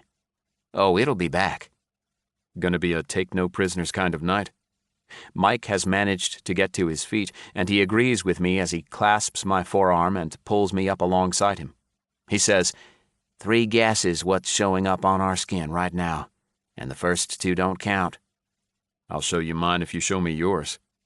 We both lift our shirts, and as expected, we have wide, red splotches that are condensing to claw-tipped handprints. It looks as if Mike got the left and I got the right. Son of a bitch, that hurt. I'm still having trouble trying to get a full breath. I double over and wobble with my head cloudy and knees weak. I count to 20 with my eyes closed, inhaling and exhaling in a steady rhythm.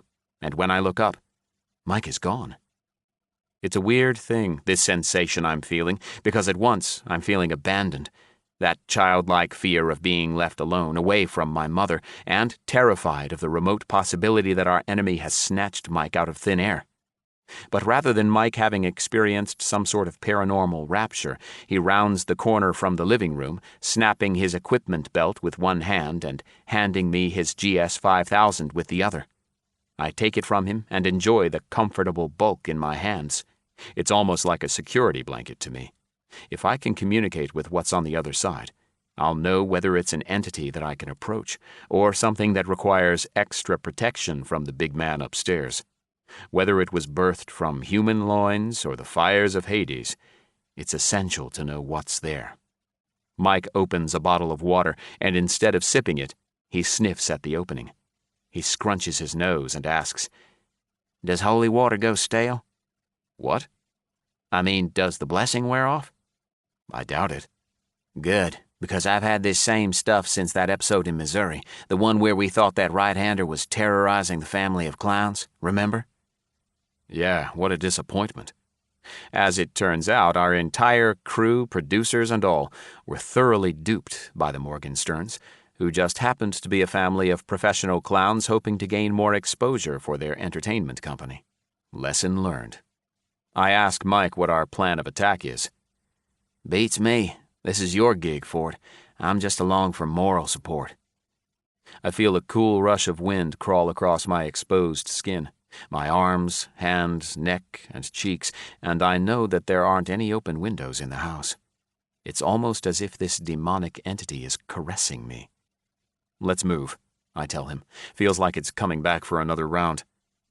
There's nowhere to hide, of course, and I'd rather be in action than simply standing in front of the firing squad, waiting on demonic possession bullets to come flying at my head. We coordinate our efforts around the living room, kitchen, and hallway, checking each of our spot cams.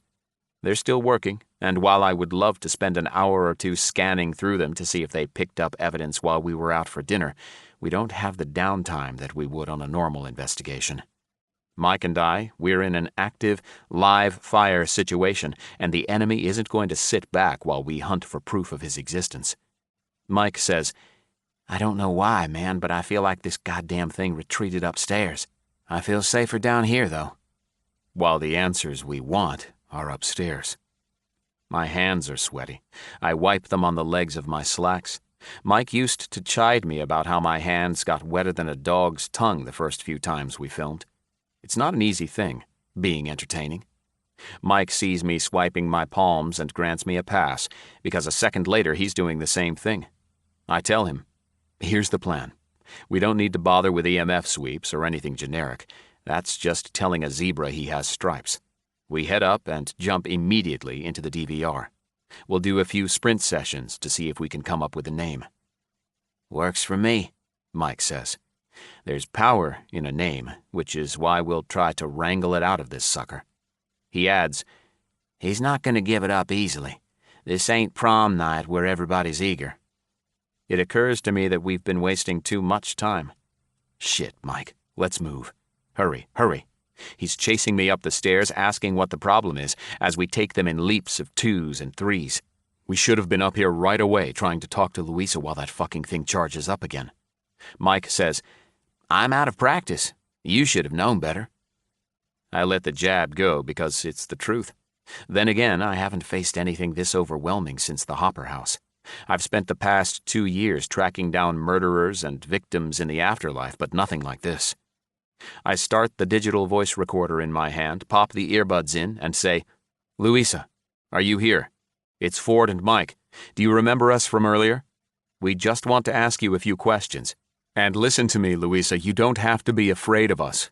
But you do have to be afraid of that thing when it comes back. It knows why we're here. It knows we want to give you peace.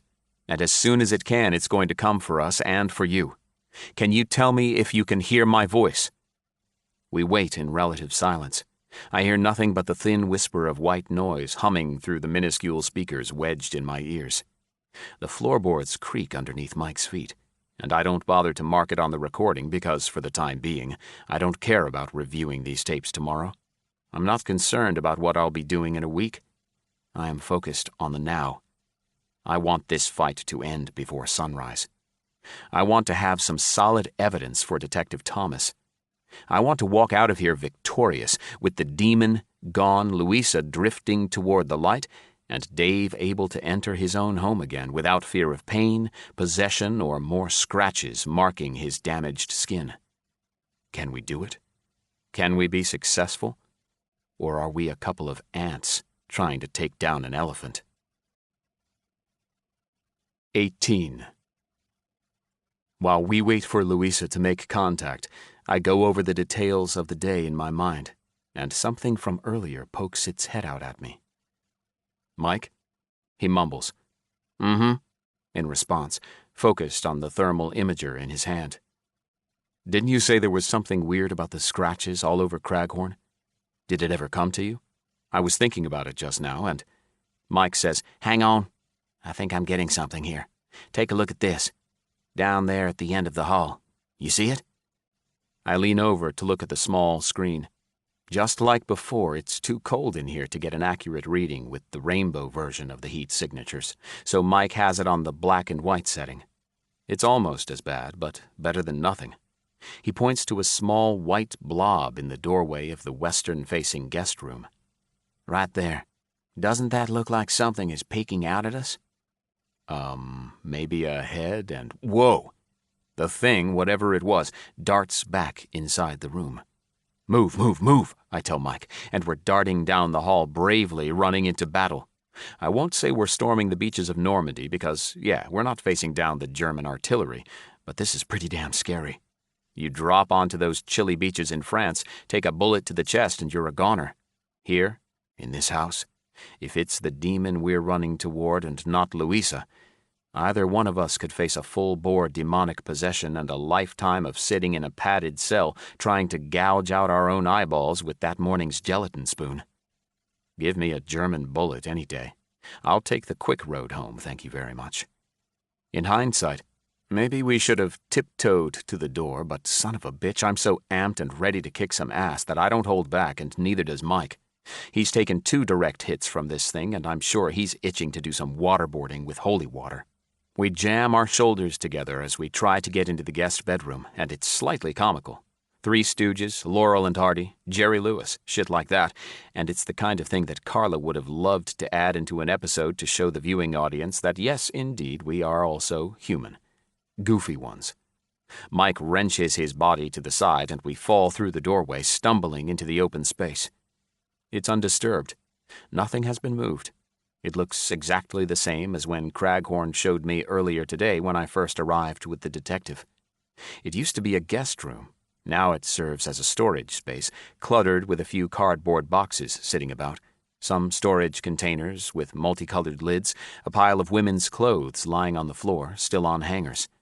My guess is, those belonged to Louisa, and this empty room is as far as he made it with them. The thing I notice right away is that there's the barest trace of a flowery smell in here. It's a good sign. Mike inhales deeply. No demon farts. What is that, roses? Perfume, yeah. Anything on them? Just the ambient room temp. I hold up Mike's GS 5000, readjust my earbuds, and say, Louisa, was that you? Please don't be afraid. Do you remember us from earlier? This is Mike, and I'm Ford. I've done this for more than 1,000 investigations, but I will never get over the chills that creep up my arm when I hear a voice from beyond the grave. Every single time. I'm here. I quickly rap Mike on the shoulder. I got her, I say, and then I offer him the right earbud. He plugs it into his left ear and leans closer. There you are. Thank you, Louisa. Listen, this is important. We don't have much time. That thing. Demon. It's a whisper from 1,000 miles away, but it's right beside us, too. Distant, raspy, and full of fear. Yes, the demon. We're here to help you, so it's important that you listen to us. Trapped. Mike, I say, nudging him. Do you see her on the therm? He shakes his head, looks at me with a sharp squint, his mouth pinched, and frantically motions for me to keep talking to her. You're trapped, yes, and we want to free you. I absolutely promise that we're going to get you out of here, but in order to beat this thing, we need your help.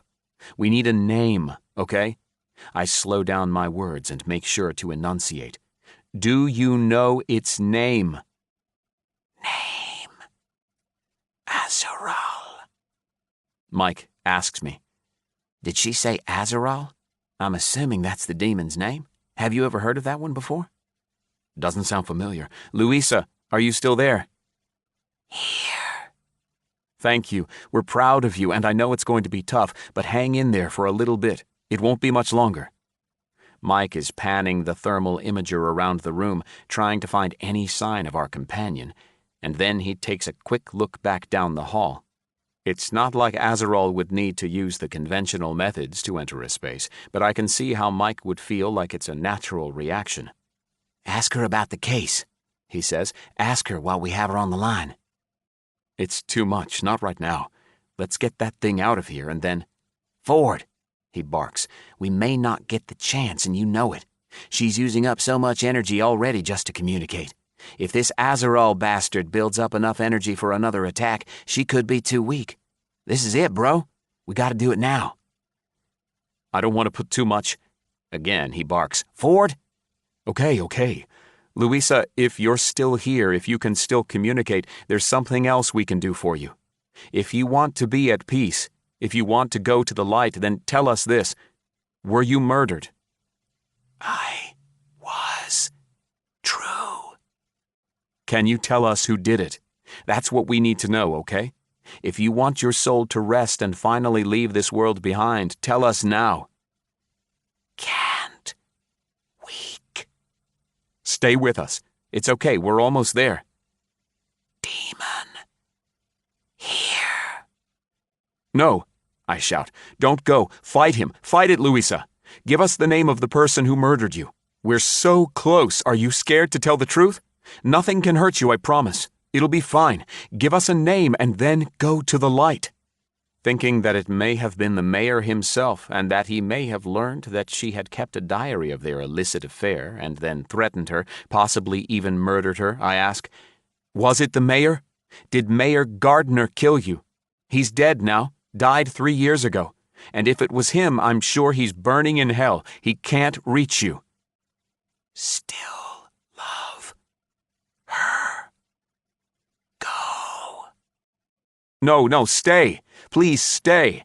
We can do this together, I promise. I can protect you. I turn to Mike and order him to take out his holy water. He complies and begins saying a prayer that I don't recognize as he splashes it around on the boxes, her pile of clothing, and the curtains. The main bulk of the approaching thunderstorm that has been threatening Hampton Roads all evening hangs in the distance, as if Mother Nature herself is too scared to approach. Small sparkles of lightning illuminate the night from the west. I'm glad the storm is hanging back because we don't need another source of energy for Azaral. I ask her again, Mayor Gardner, was it him? Her. Her? Her who? Azaral. What? I don't understand. The demon is a female? No, but light above. It's not a male? You're not making much sense. Can you explain what you mean? Louisa? Louisa? And then the tape is filled with unbearable, deafening silence. I inhale the deepest breath possible because I swear it feels like I haven't taken in oxygen in 15 minutes. Mike yanks the second earbud out and slings it hard enough to pull the other one out of mine. Son of a fucking bitch! he snaps. "We had her. We could have solved this whole thing and been done with it. And then she tells us some crap about being in love with a demon? Are you kidding me? I mean, what is this bullshit? Something like Stockholm Syndrome?" I put my hand on his shoulder. "Calm down. Mike, hey, breathe for a second." "Bah," he grumbles and shoves my arm away.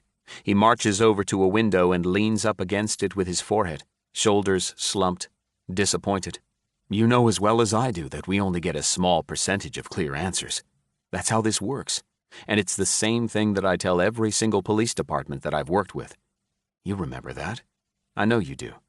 You're not that far out of practice." "Let me ask you this," he says, staring out into the night, his breath leaving small condensation circles on the glass. "How often are you actually able to help with an investigation, huh? How often do you come away with something tangible that they can use? Because to me, it was always gibberish, the stuff we caught during a case, you know? At least the EVPs most of the time. When we captured apparitions on camera or saw a ball roll across the floor, that's what I could get behind. But the voices? I don't know how many times I wanted to tell you that you were full of shit, the way you tried to read between the lines and convince the audience that these random words we captured meant something. That's the part I never got, you know? Why do it? Why bother trying to force meaning into nothing?" "It's not nothing, Mike. It's never nothing. They're here. They're communicating." "And you're making up stories around nonsensical crap." "I'm trying to give these spirits an identity. They're people.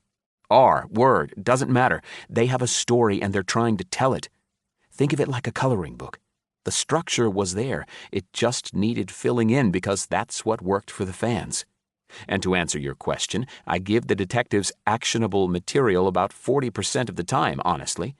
At least according to my case records." "That much, huh?" "Yeah.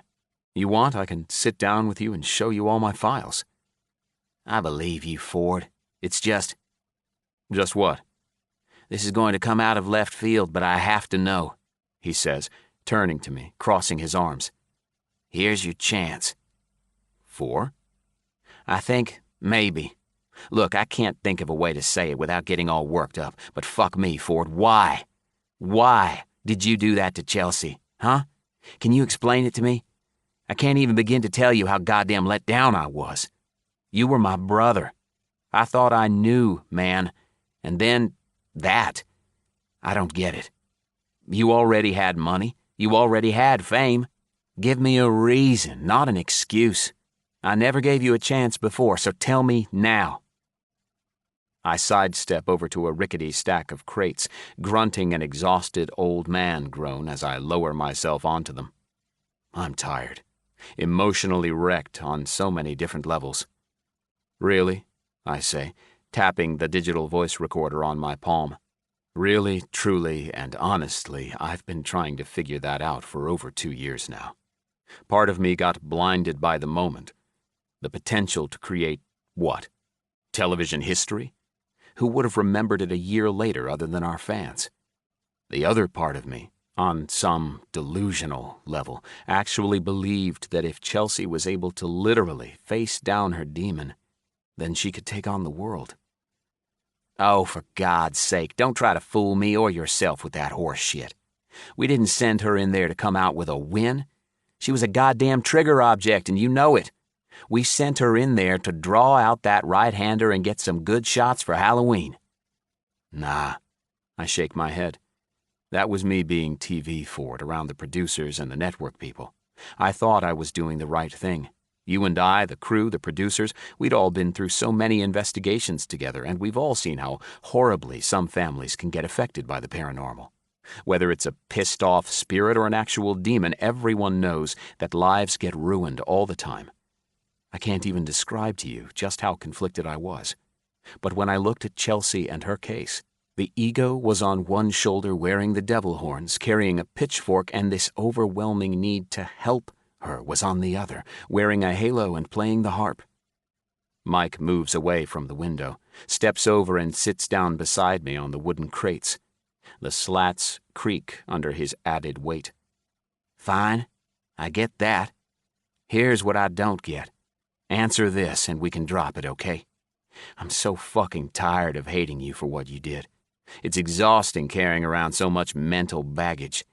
I'm not saying that we can't bro hug and be done with it, but what I need to know is why bring her back to that house after they'd managed to break free?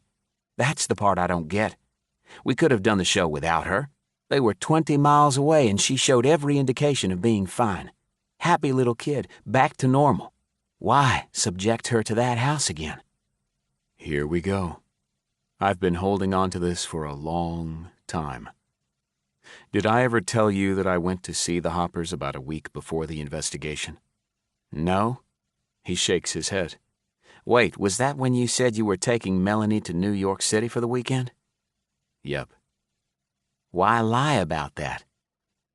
Because I felt like if I took you with me to do a pre-interview, you'd squash the whole live show. And that's kinda why I went. I wanted to gauge the situation with the family and get some feedback before we went in, right? Like you said, Chelsea seemed fine, seemed like a normal kid, and I thought there wasn't any use in bringing her back. And?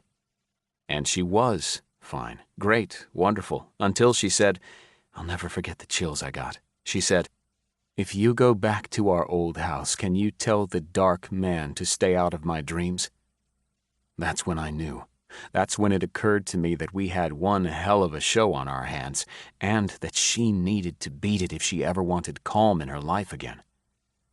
I've regretted the decision ever since she fell out of that attic. You don't need to hate me. I do enough of that to myself. Jesus, Mike says, holding out his right arm. Look at my goosebumps. See what I mean? No, not from that. He snatches an EMF detector off his tool belt, flips it on, and the meter immediately pegs into the red. Azarol is back. Get ready. 19. We used to do that sometimes. Have deep, philosophical chats during the down periods.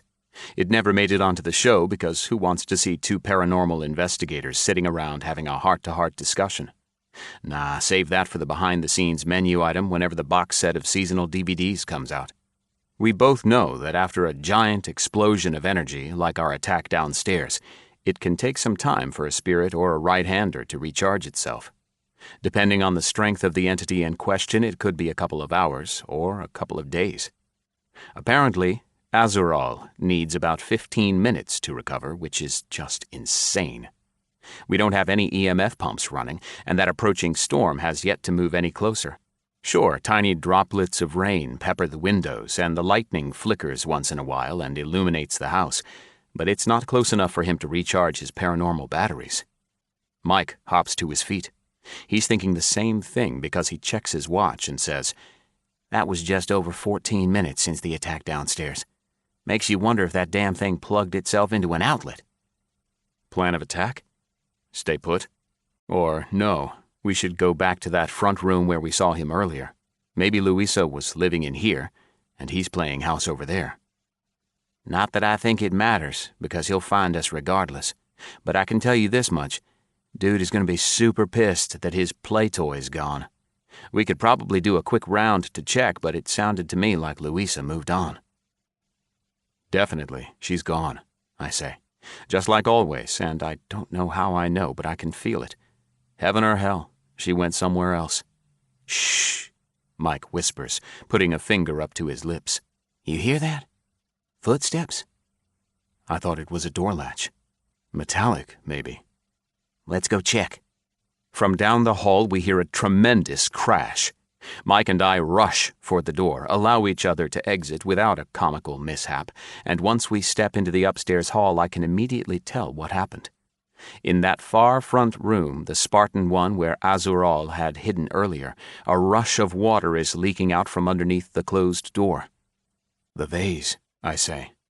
Yep. God, feel the temperature in here. Feels like it dropped another 5. It must be 50 degrees. Mike turns on his thermal imaging camera. Good call. Solid 49.2 except for that bedroom. What's it reading?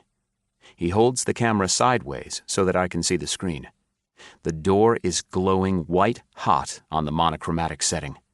A small cursor, ironically in the shape of a cross, plots around the screen, scanning temperatures and giving us an idea of what the laser is picking up with various locations.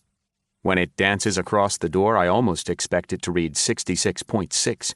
Instead, I'm blown away when I see 87 degrees. 87? Are you kidding me? And that's the outside of the door. I can't even imagine what it's like inside there. I feel a slight rumble in my feet. It's a muted shake, almost like the platform in a subway station when the train rolls in for a stop. Dude, you feel that? Yeah? We both look down at the hardwood flooring and retreat a step, as if that will have any bearing on our safety. Any trains close by? He asks. Nope. Didn't see headlights, so I'm guessing no semis come down this street. Residential, I remind him. No restaurants or convenience stores for blocks. Then it's our buddy or not? Azarol? Could be, but I would think. Something pounds against the inside of the closed bedroom door. Boom, boom, boom. It's 30 feet from us, but I can feel the reverberations in my feet. They've escalated. It's no longer the rumble of an approaching subway train. Instead, it almost feels as if we're standing on top of an unbalanced washer, almost like a rhythmic thumping under the soles of our shoes. To our left and right, here in this cramped hall, the walls are grumbling. I put my hand out and feel the pressure being built up inside them. This fucking thing is strong, I tell Mike. Have you ever seen anything like it? Not since the Hopper House. It's dark in here. Damn, is it dark? You'd think with some of the streetlights outside, there would be more of a glow, yet it feels like Azurol is draining all the light out of this place. No wonder Dave Craghorn had such a pallid look to his skin. Craghorn? Craghorn's skin. I keep forgetting to talk to Mike about Craghorn's skin. No time for that now. We both stand motionless, like breathing cadavers, watching the room, waiting on whatever comes next. Mike? I whisper with a tremor in my tone. What? I'm not gonna lie, dude. I'm not sure I want to go in that room. I expect him to shoehorn me into attacking this demon. I expect him to say something about how the great Ford Atticus Ford of the past would never back down, and what happened to wrecking this thing's ass. Instead, he says, Me neither. Want to stall a minute? See if it burns itself out? Please. Boom, boom, boom. The pounding isn't just in the door this time. It feels as if a giant is slamming the home's foundation with a monstrous warhammer. It's not enough to make me stumble, yet I have to hold my arms out to keep my balance. The hair on the back of my neck stands up. People always talk about how that happens to them during a scary movie. Maybe it does, maybe it doesn't, but wait until you're standing in a house with a demon and see what happens. That shit is real. I can't breathe. Can we get out of this hallway? Mike asks without waiting for an answer. I agree immediately and follow him, albeit forward, which is not exactly my preferred direction until we're at the landing where it's less suffocating. The long set of stairs stretch out below us, and we both move behind the banister to our right, as if these dark, stained slats will give us any layer of protection. How long do we wait? As long as it takes. That door, Mike says, looking down at the thermal camera, is up to 92 degrees. It can't sustain this much. A violent rumble interrupts Mike. The entire house shudders. Boom, boom, boom. I tell Mike, he keeps that up, he won't have much left. Seems like it's getting stronger. We gotta wait for it. I'll go home with company, especially something like this. Tony will murder me before it has a chance to. Agreed. I talk a big game, but this is an entirely different sport. We're both so caught up in the moment that I realize we're not running any equipment other than Mike's thermal imager. We never had a chance to set up our spot cams on the second floor, and I still have the GS5000 shoved in my back pocket. I'm hoping that our cameras downstairs are picking up on this audio and capturing the shaking. I pull the voice recorder out, offer Mike an earbud, and he declines. Thanks, but I'd rather not hear what that thing has to say. I press record and wait through the rumbling of the floorboards, the rattling of the picture frames, and the erratic breathing of one Mike Long, once famous paranormal investigator. Aside from the static hiss crawling in over the top of the surrounding noises, I hear nothing. I wait, and I wait, and the floor continues to shiver under our feet. Boom, boom, boom. I jump. Mike jumps. And then we're engulfed in shuddering silence once again. I expected demonic growls. I expected this almighty right-hander to come across the airwaves, shouting vicious words of putrid hate at us. But he's not. And after witnessing this display of incredible power, I'm not ashamed to admit that I'm still not going anywhere near that door. Can we take a breather for a sec? I ask. Now? I need to think about something else before I piss myself. Fair enough. I ask him. Probably not the best time, but Craghorn. What was it about his skin? Something made my sixth sense tingle. You're right, it is bad timing, Mike says, glancing at me while keeping a wary eye on the superheated bedroom door. But yeah, what I didn't get was, if his whole damn body was covered in that road map of claw marks and scratches and scars, why weren't there any on his face? There weren't? I try to picture Craghorn in my mind. Boom, boom, boom. God damn it. And I see a diminutive, timid man wearing slacks, a long-sleeved shirt, and a jacket in the middle of a summer heat wave. I haven't seen him in 6 hours, but under such duress, with that fucking thing over there, trying to rip the house off its foundation, I'm having trouble recalling Craghorn's face. Long hair, goatee. I picture him showing me his arms and his belly, his scarred back, and then his face comes into focus. It's somewhat pockmarked from an unfortunate childhood with either smallpox or acne, but not a single series of 3 claw marks, mocking the Holy Trinity. Shit. Smooth as a baby's behind, wasn't it? I wouldn't go that far. Fine, as smooth as the moon's surface, but what do you think it means? Use your head, man. A gut-wrenching roar emanates from the room and scrapes at my eardrums. It's the wail of 1,000,000 souls swallowing acid. It's a pterodactyl being burned alive. It's Godzilla stepping on a Lego in the middle of the night. Mike puts a hand on my arm and pulls me into a retreating step. You don't think he was lying, do you? That's exactly what I think. Craghorn was making it all up? Well, not all of it. I mean, witness Exhibit A behind that door. As if on cue and reacting to us acknowledging his presence, Azural pounds the door yet again. Boom, boom, boom. God damn, that's getting annoying, Mike says. He's not backing down, is he? EMF meter is redlining big time. Okay, so, Craghorn, you think he's using this demon as an alibi? Sort of? Think about it. He's got marks all over his whole body. Even told me they're on the bottom of his feet. While you were down talking to the detective, Craghorn showed me places I didn't necessarily want to see. He's covered, all but his face. Light bulb.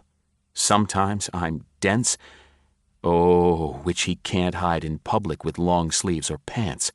Ding, ding, ding. So you think he killed her? You think he found out about Luisa's affair, choked her to death, and then dumped her in the Chesapeake Bay? Doesn't that make sense to you? The pounding hasn't happened in at least 30 seconds, and I glance at the thermal imager to see if the temperature has gone down. Fingers crossed. I'm hoping Azural is burning himself out again. Nope. The exterior temperature of the door has actually spiked by another degree. 93, Mike announces. I noticed. He's building up. I noticed that too. The doorknob begins to rattle. I can't see it from here, but I've heard that sound enough over the years to peg precisely what it is. It's a sound that's as distinct as clipping your nails. Mike whines, retreating another step. I follow him. I'm buying that Craghorn is hiding something with the claw marks, but... Ford? I don't understand what it could be. Your theory makes sense from every angle. Ford, look! I see it. The door is creeping open, centimeter by centimeter. But the thing is, Detective Thomas told me that Craghorn has a solid alibi. He wasn't anywhere near Louisa. He was out of town on business for 2 weeks prior to when they found her body. Forensics said she'd only been in the bay for a week. Hitman? The bedroom door slams open, violently. There's an explosion of plaster and the door gets stuck because the handle is embedded in the wall.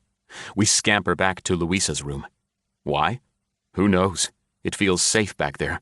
Going forward to reach the stairs would mean going toward Azural. No, thank you. The mighty Ford Atticus Ford and Mike the Exterminator Long are officially terrified.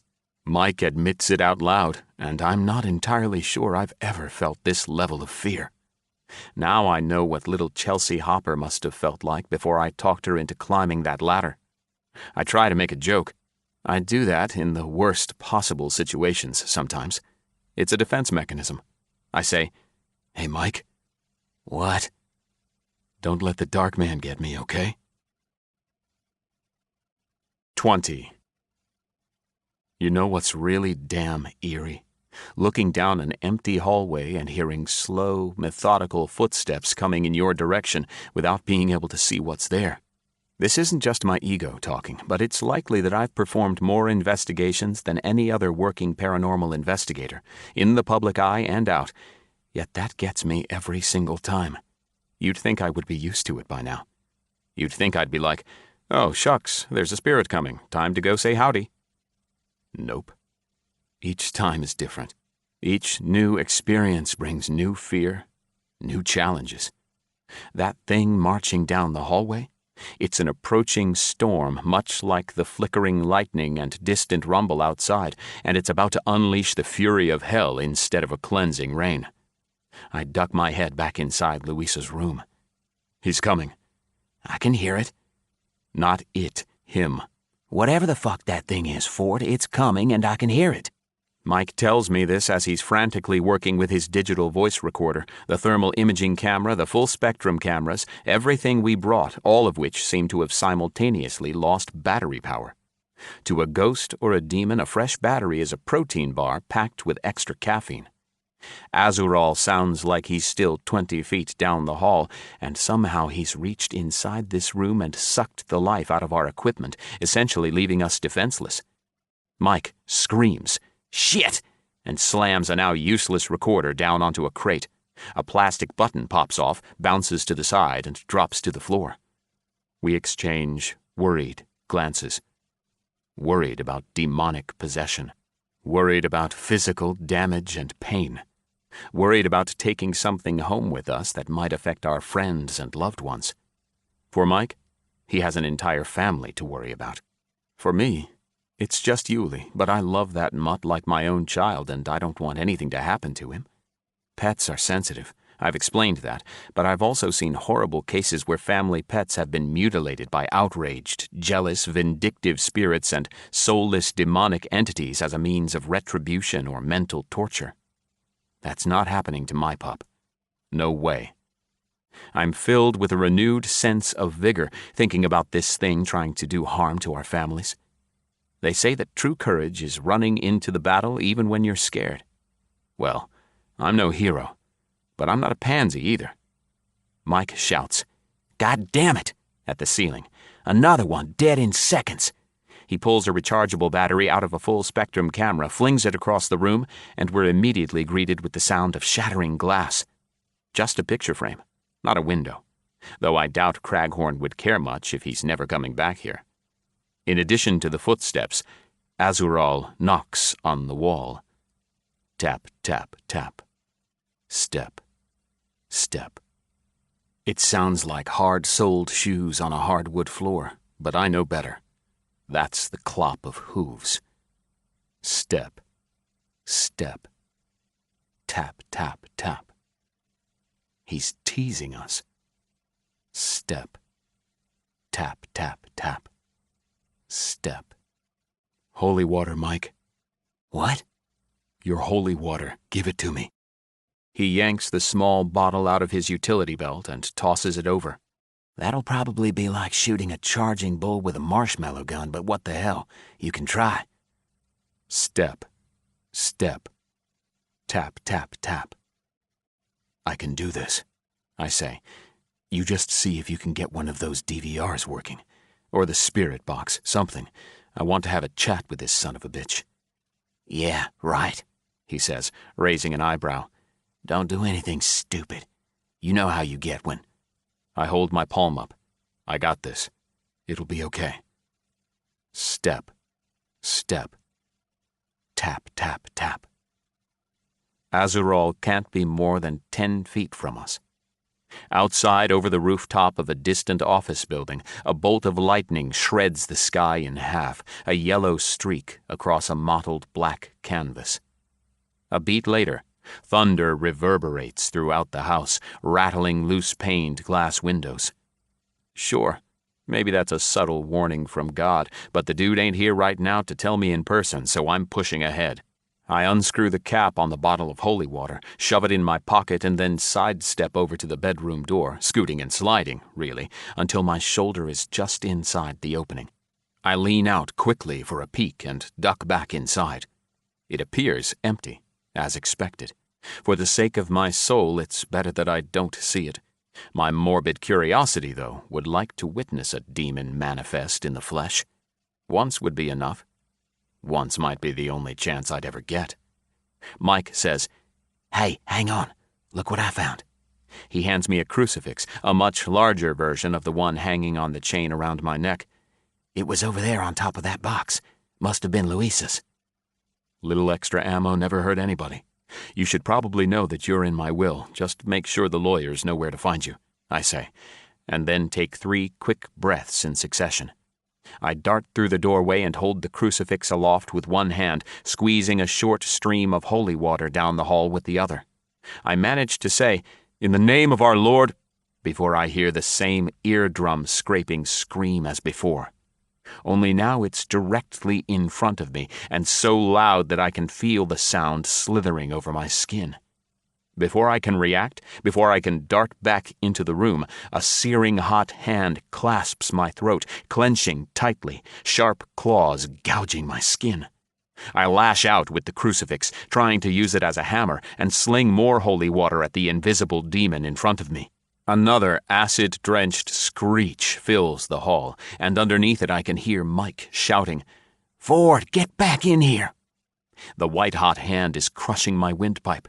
I manage to gurgle, "Can't. Too strong." Another stream of holy water. Another wail. "In the name of God, our Father in heaven, I command you, get off me." I shove the crucifix forward in the direction where I suspect Azaral's face might be, and I hear the crackling, hissing sound of searing demon flesh. A howling louder than anything I've heard so far explodes throughout the static-filled space around me. It's hideous and coated with such vile hatred that it weakens my heartbeat. Then a deep, disembodied voice says, "Hell waits for you, Ford." And then the pressure on my neck is gone. It hurts like hell, and I feel like someone held a hot iron to my throat, but at least I can take a breath. It's warmer, too. Noticeably warmer, as if the temperature in the hallway is clicking up a degree with each tick-tock of the supposedly broken grandfather clock downstairs. I slump to the floor. I barely have the energy to hold my head up. My vision swims, and Mike is at my side, hands under my arms, trying to drag me back into the bedroom. He says something, yet I can't make out what, because the only thing that's at the forefront of my mind is that this demon called me out by name. Again. There's power in a name. I'm not sure how long I'm out, but it's the second time I've been unconscious around Mike today. At least it wasn't his fists of fury that put me down into La La Land. I'm hoping this doesn't become a trend, because I'm not a fan of it. Actually, before I open my eyes, I lie here for a second because I can hear Mike talking, and it's slightly amusing.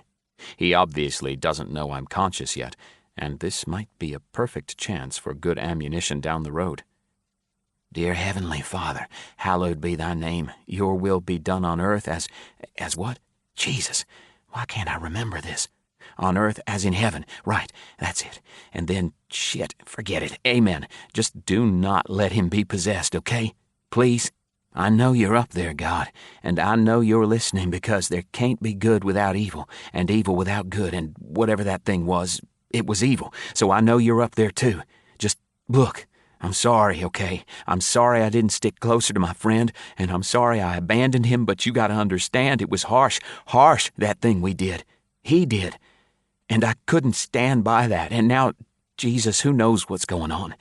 All I'm trying to say is, if you'll take this off of him, get this demon out of him, we can fight it, and I'll make him, or we can figure out what it was that attacked the Hopper girl, okay? We'll fight it for you. We'll be holy warriors or whatever. I open my eyes and say, Dude, it's not your fault. Mike yelps, lurches back, and then pulls me in with a strong hug. He's overjoyed for a good 15 seconds before he leans into a solid punch that will certainly leave a bruise on my chest. Damn you, Ford, Mike says. How long were you awake? Lord's Prayer. After all these years, how is it possible that you don't have it memorized? You better believe I'm gonna learn it now. Are you okay?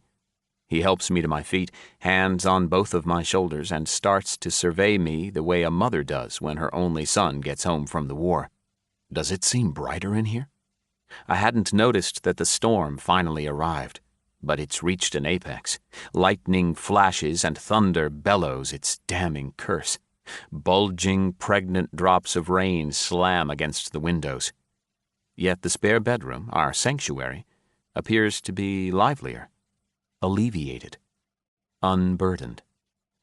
I swear, man, as soon as you got rid of that thing, it was almost like somebody turned on a low-watt light bulb or lifted a blanket off the streetlights. So crazy. Mike lets go of me and backs up a step with his hands on his hips. I roll my shoulders and crack my neck, then give him some bad news. It's not completely gone, I say. It's still here. A grin spreads on his lips, pulls his cheeks up until the dimples are on display, the same dimples that thousands of spot cam girls tweeted and posted about for years. I haven't seen Mike smile like that since, well, it was a long time before Chelsea Hopper. I can remember that much. You're fucking with me, right? I'm not, and he knows it. We've been friends and partners long enough for him to understand what I'm getting at. I've mentioned that I'm sensitive to spirits, for lack of a better word, and at the moment, I can feel that Azural remains in this house, lurking, holding back, waiting and conserving his energy. If it's like before, it'll be another 15 minutes or so before he can fully attack again. I don't plan for us to be in this house for that long, but I'm not done yet. You can feel it, can't you? He's weak, but he's here. I don't know where. I point to Mike's utility belt. Each of his devices hang in their slots like grenade duds, useless and weighing him down. You got any batteries left for those? Ford, no. Do you? Yeah, one set left for the DVR. He didn't get those. Load him up. Hell no. Let's beat feet and get away from it. It's too powerful, and this is a fight we cannot win. You know me, Ford. I don't ever back down from a challenge, but I know when to cut my losses and move on. I hold out my hand and waggle my fingers. The international sign for gimme. I'm telling you, don't do it. Don't risk it. Look at your neck. You're already contaminated. One more like that and... Mike, enough. Just give me the damn DVR. You can leave if you want, but I need answers. He relents with a huff forceful enough to knock down a Clydesdale. What? Nothing. It's just you remind me of somebody I used to know. Who? The old Ford. The real one. 21. The upstairs seems dead. Pardon the afterlife pun. So Mike and I move downstairs. He keeps checking his watch every 15 or 20 seconds, and I finally tell him to chill because the anxious repetition is driving my own angst level exponentially higher. And besides, I tell him, If this right-hander's recharge time is a little over 14 minutes, then we have 8 minutes and 37 seconds left, Mike says, interrupting with a voice that quakes over some obvious nervous tension. That's an eternity. If we were in the fourth quarter of an NFL game, we'd have, like, another 30 minutes to go. Shitty metaphor. We don't get any timeouts. I smirk and see that my attempts at calming him aren't working. He's almost vibrating. You getting anything on that live feed? He asks. Nada. Quiet as a tomb in here. Are you intentionally fucking with me? Probably a little. I readjust the earbuds, and if it's possible to physically do so, I listen harder. There's only the sound of our shoes on the hardwood floor, Mike's uneasy breathing, and the occasional creak of a board underfoot or a door swinging open. I don't bother audibly marking them on the recording because I'm so amped up about this moment, I'm mentally logging everything. It's only the 3 of us inside this house, and the contamination from outside is so minimal it might as well not exist. We're in a vacuum. Just us and him.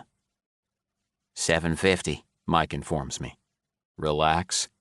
Please? I can't, man. He cracks his knuckles and wiggles his fingers. I don't know what to do with my hands when I'm not holding something. Use one of them to cover your mouth. I'm trying to listen. In fact, maybe I should go a little batshit on him, huh? Get crazy aggressive and try to draw him out before the timer stops. Are you nuts? Rhetorical question. We draw him out before he's full strength, we get control of the situation, we get some answers, and we're gone. It'll be like we're psyching him out or something. Maybe demons are just like us. Maybe they get stupid when they're all worked up. 7 minutes, 15 seconds. If you're going to do it now. There's Big Mike. Back again. Whatever. Go. Do it.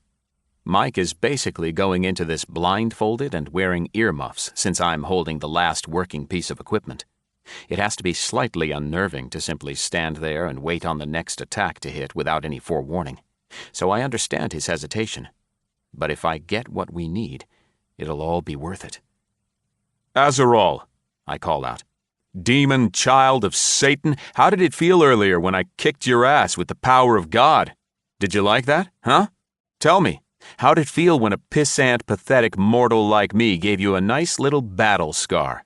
All the other demons around the block laughing at you, pointing at that nice crucifix branded on your forehead. I heard it, Azarol. I heard the hiss. I heard your flesh searing with the burn of God's love. You're weaker than I thought. You're pitiful. Ford.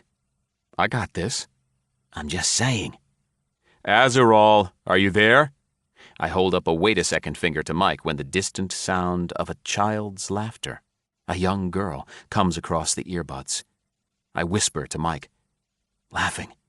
He's here. Taking the form of a girl. Oh, shit.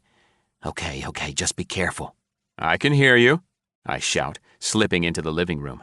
The clock on the wall, a plain-faced one that maybe cost Craghorn $1 at a discount store, ticks with abandon, like it's projecting through a megaphone. Come talk to me. More giggling, followed by the angelic voice of a young child. She sounds like she might be about 5 years old, but I'm not fooled. I know this is Azarol. I've been doing this a while, and there's not much creepier than a foul-mouthed, wretched, rotting right-hander trying to pass itself off as a kid. In the girl's voice, he says, That's not my name, silly. The voice sounds as if it's on my left, so I turn in that direction and face the corner. Yes, it is. Louisa told us. You've been keeping her hostage, and she knows you. Demon, thy name is Azarol, and you must obey the word of... Shut up, the girl's voice screeches. I am not Azarol. Your lies are pathetic. We know your name. We have power over you. Mike tugs at my sleeve.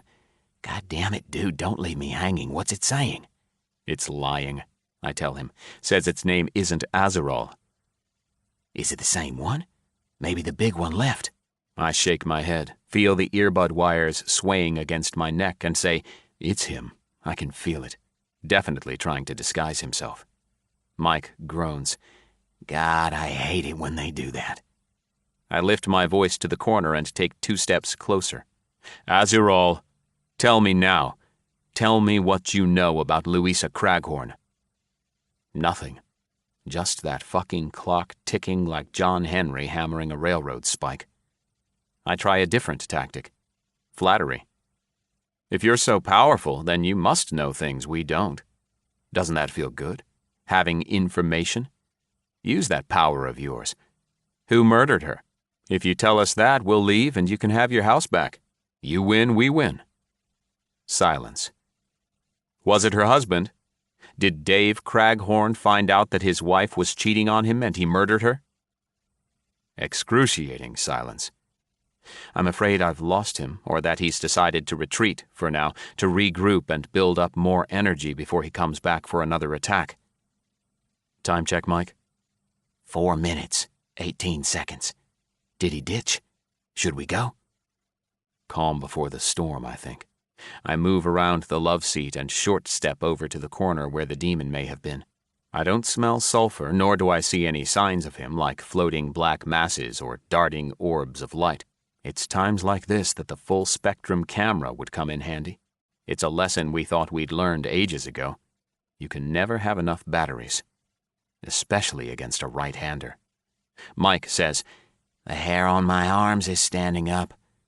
I look over at him, concerned. Like, from fear, or what? A presence? Maybe. I don't know. Both? Back when the show was running, and even before then, when we were two goofy guys with a couple of cameras and a dream, the typical sensitive things rarely happened to Mike. This is not a good sign. I'm worried that Azural is sneaking around here, trying to steal Mike's energy from him, perhaps even invade his body. Get out of the house. But what about? Out the door, Mike. I'll be fine. But I quickly remind him about his wife and kids, that he doesn't have to do this, that I dragged him into it, and it's my battle. He closes his eyes and rubs his temples. I feel dizzy. Weak, too. That's even worse. Do I have to shove you out that door? My heartbeat is going so fast. In my earbuds, I hear a cackle of little girl laughter, like it's the funniest thing she's ever heard. Obviously, Azural has absorbed enough of Mike's life force to return. Mike whispers, "Sulfur," so quietly that it's barely picked up by the microphone. Then he adds, 2 minutes. His arm drops to his side, then the rest of his body crumples onto the middle cushion of the large couch. He sits back, eyes glazed over and staring into the center of the room as if he's catatonic.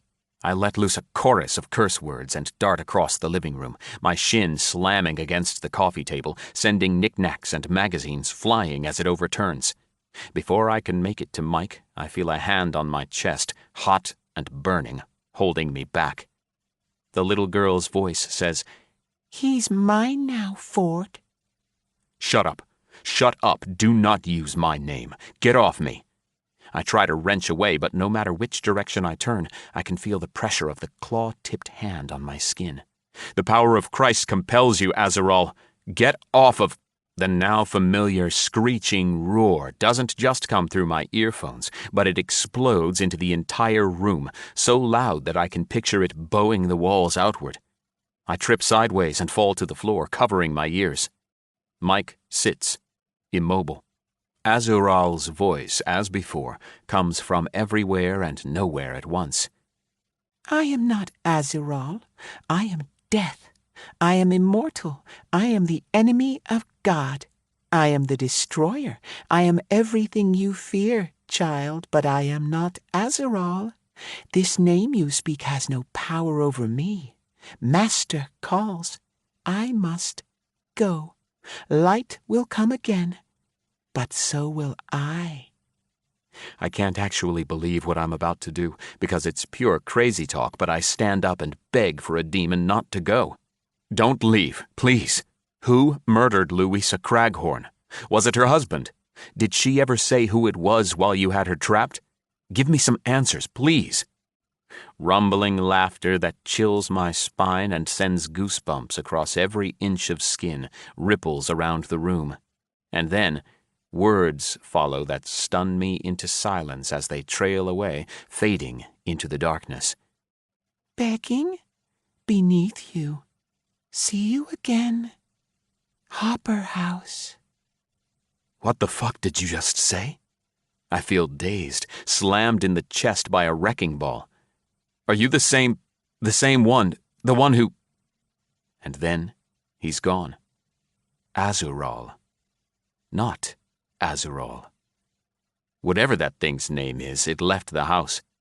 Just like before, when we initially drove him back, the room, the entirety of wood, brick, and stone in this structure feels lighter, brighter, almost as if rock and maple alike are heaving a sigh of relief.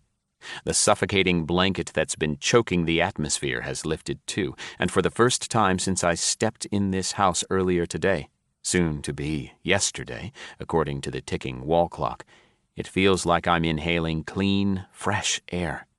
The hint of putrid smoke that laced the oxygen is gone, and I take deep breaths until my lungs feel washed and bleached of the demonic muck. His final words clang around inside my head. See you again, Hopper House. I can't wrap my mind around this possibility. We're along the coast of Virginia. The Hopper House is in Ohio, 1,000 miles away. I stand, completely motionless, considering the implications. It's not unheard of for spirits to become attached to items and move thousands of miles, and I wouldn't imagine that demons would be confined to an area. It's not like Satan is franchising haunted houses and these soul-sucking bastards have to set up shop in a specific territory. But holy shit, what are the odds that Chelsea's demon is the same one that was here, and that I would end up here investigating it as well? Mike suggested the possibility earlier, but I scoffed at him. And now? See you again, Hopper House. Maybe, just maybe, that's not what it meant. Maybe he was saying he'd see me there. Maybe I'm supposed to go back to Chelsea's old house for a showdown. I honestly don't know. Is it a sign? Should I agree to Mike's request for the documentary? Could this really be a shot at redemption? I tell myself not to let those thoughts intrude. My redemption should not come at the hands of exploiting Chelsea's story again. Over on the couch, Mike coughs, hard and raspy, like it's his first time smoking a cigarette, and his body is trying to reject the filth in his lungs. He leans forward, hands up over his mouth, and hacks until I go to him. I sit down on the couch by his side, fearful that not Azurol might still be inside Mike, having duped me with false promises about leaving. But when he turns to me, I can see the real Mike in his eyes. They're uncontaminated, unpossessed. He's looking at me by his own volition. He says, "Did we get him?" To be continued. 22. Mike is beat. Says he feels like he had a garbage truck run over his chest, then back up and do it again. Wants to drive home and go to bed, sleep next to his wife. But I tell him it's probably too dangerous. If he's that exhausted, I don't want him passing out on the way home, crashing and then dying. I'd be sad, yeah, and clearly I don't want Mike haunting me because that would be a never-ending barrage of practical jokes, missing keys, and general pestering until I joined him on the other side. We made the pact to haunt each other and to be annoyingly foolish about it back when we first started this journey together, and I'm quite positive that Mike hasn't forgotten. Instead of letting him drive home, I convince him to come zonk out in my hotel room down at the Virginia Beach oceanfront. The couch in my room folds out into one of those grotesquely uncomfortable beds, and I remind him that it'll be like old times back when we were on the road and filming. Me sleeping like a pampered princess with my face cream to keep the cameras and lighting friendly during the day, accompanied by a rejuvenating eye mask and earplugs, skin soaking up mist from the portable humidifier, all while Mike lay in the other queen bed, snoring, drooling, and sleeping naked. Awkward were the nights when he'd kick the covers off. In addition to saving his ass from turning into highway hamburger, I let him know that Detective Thomas will most likely want to speak to him again, adding, "What I do now, it's not like the old days where we'd pack up and head back to the hotel for an after-party. I usually spend a day or two with the detectives, answering questions, going over details of my investigation, maybe trying to help them piece together clues if I don't get any direct answers. "Whatever," Mike says. "Just give me a bed and some coffee in the morning." As we pack up the rest of our gear, my small collection compared to Mike's ghost-hunting surplus store quantity, I tell Mike what the right-hander said while he was catatonic. I add, "You're not going to believe this, but I think it's the one who hurt Chelsea." Mike snorts. "You're shitting me." Dead serious, dude. It said, "See you again, Hopper House." Just like that.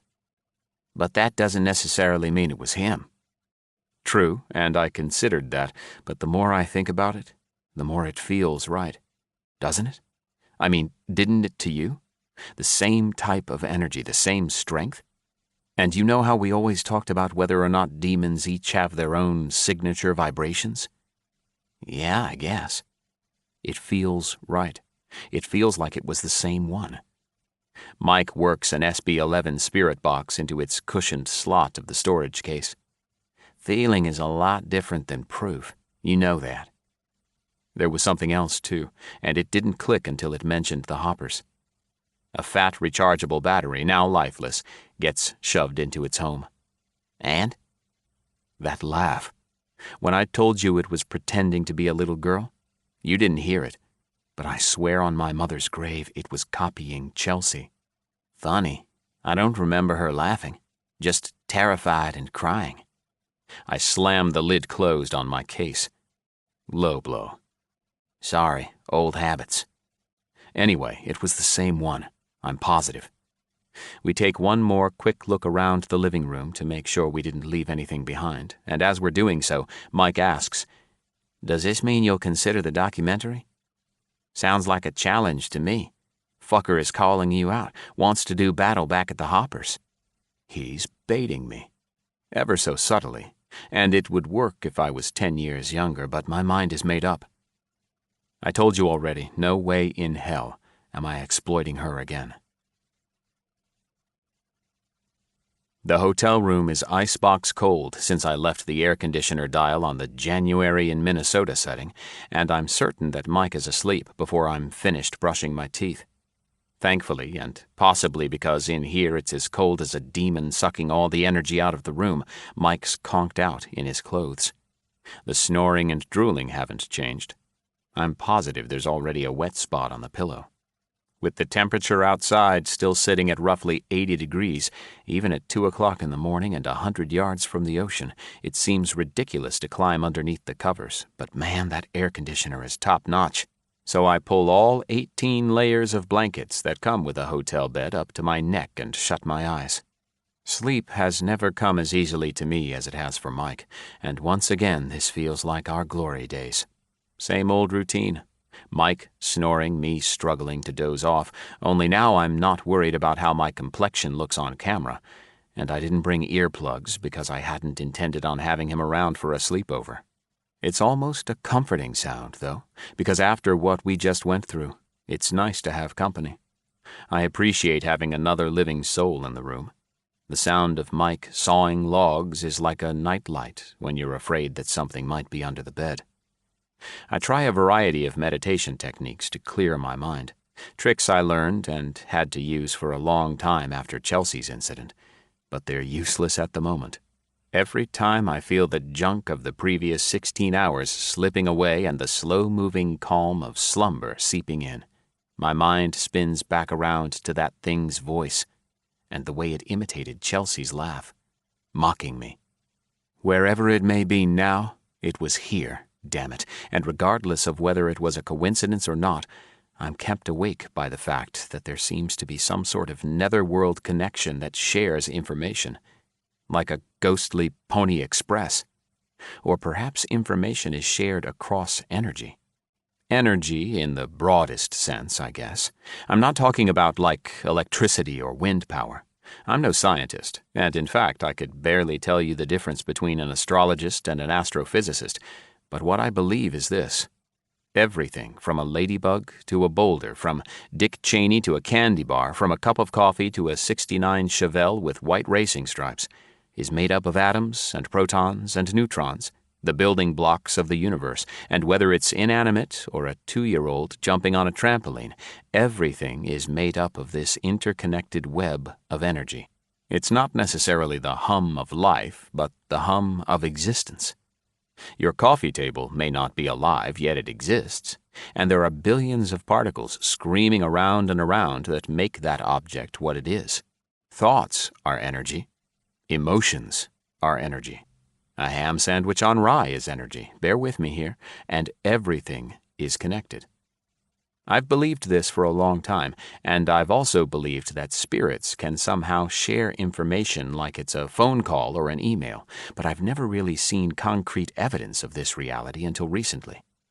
I chose not to tell Mike that I had already been investigating Chelsea's case again because, for now, I didn't want him to use it as ammo or a bargaining chip in his efforts to get Carla Hancock's documentary going. But in a way, I suppose he deserves to know what I learned back at the old farmhouse before I left for this case. And, amazingly enough, it's further proof of that interconnected subatomic layer of, what, invisible universe juice? Which apparently exists on both sides of life and death. Physically, I don't have an ounce of get-up-and-go left in me. My mind won't stop turning in spite of this, and I'm afraid my thrashing around in the bed will wake up Mike, so I force myself to sit up and tiptoe quietly through the room. The balcony door complains loudly as the seal is broken, plastic peeling away from plastic. I cringe, but Mike only mumbles something in his sleep and rolls over while I'm greeted with the thick humidity outside the room. I'm only wearing a pair of basketball shorts, and after the frozen tundra of the room, the warmth feels good on my skin. The concrete balcony is pebbled and prickly under my feet. The white plastic chair, still temperate from the day's heat, bends when I sit and prop my legs up on the glass table. I spot a few lights of trolling fishing vessels, along with a tanker or two heading north toward the Chesapeake Bay, and I try to sit peacefully as the waves crash against the shore. I go over the 3 visits to the Hampstead farmhouse in my mind again, trying to make sense of the connection to Chelsea, the demon that affected her and Craghorn both, and the vicious, malevolent, but not demonic entity residing there. He and the old farmer I spoke with may not have anything to do with Chelsea or the demon. Maybe he was just sharing information with me. The first visit, the 2 Class A EVPs, I Know What You Want and Chelsea Hopper. The second visit, nothing. It happens. And then this last visit. Wow. How did I end up there to begin with? The short version goes like this. I got an email from a young lady named Deanna Hampstead about a month ago. She said that I should call her Hamster because everyone else did, and that she's our #1 fan. Or, rather, she admitted to being Mike's #1 fan. But since he wasn't available on the internet, she figured I would be just as interested in performing an investigation at her family's abandoned farmhouse. The thing is, I get about, 437 of these emails each week, and it's often a huge burden on my time to sift through every single one of them myself. So I've hired a personal assistant, a young man named Jesse who lives in Albuquerque, to read through them all and pick out the ones that appear to come from actual detectives in need of assistance. He then follows up with a reply email to assess the validity, and if it's a real case, he passes it along to me for review. I was up late one night after having watched this bogus Where Are They Now piece on some trashy TV show where they once again compared my good name to a certain German dictator from the past. I laughed, but it didn't mean it wasn't hurtful, and insomnia was inevitable. I decided to give Jesse a break and sort through a few hundred emails myself, and 15 minutes in I ran across a subject line that read, "Don't you know someone named Chelsea?" That sweet child's name might as well be tattooed on my forehead, and I hadn't had a thorough reaming in a good while, so of course I clicked. This is what it said.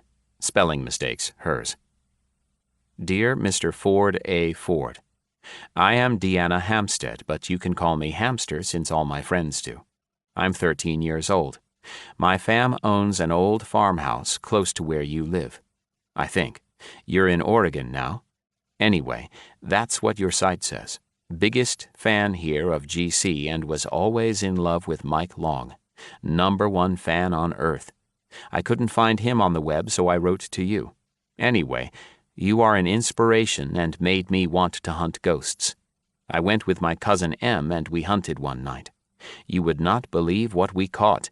EVP of a man my mom says is her Papa Joe, her grandpa. Truthfully, it hurt my eyes and my head trying to decipher what young Hamster was trying to say. Kids these days. But I've always had a soft spot for the younger fans, since their minds are such clean slates, unburdened by maturity and skepticism, so I continued reading.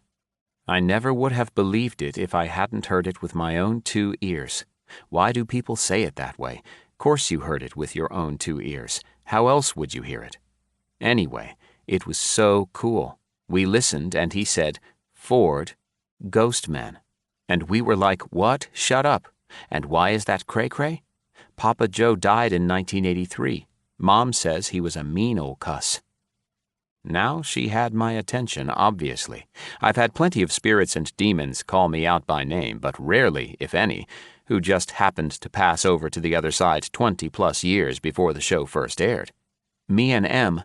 Me is M backward. Funny. Anyway, we asked him more questions, and all he would say was, Ford, Ghost Man. He must have said it 8 more times before we left. We said, Ford and Mike from that show, right? And then he said, yes, Chelsea, danger. After reading that, I said out loud as a fully grown adult male human being, what? Shut up. That's cray-cray.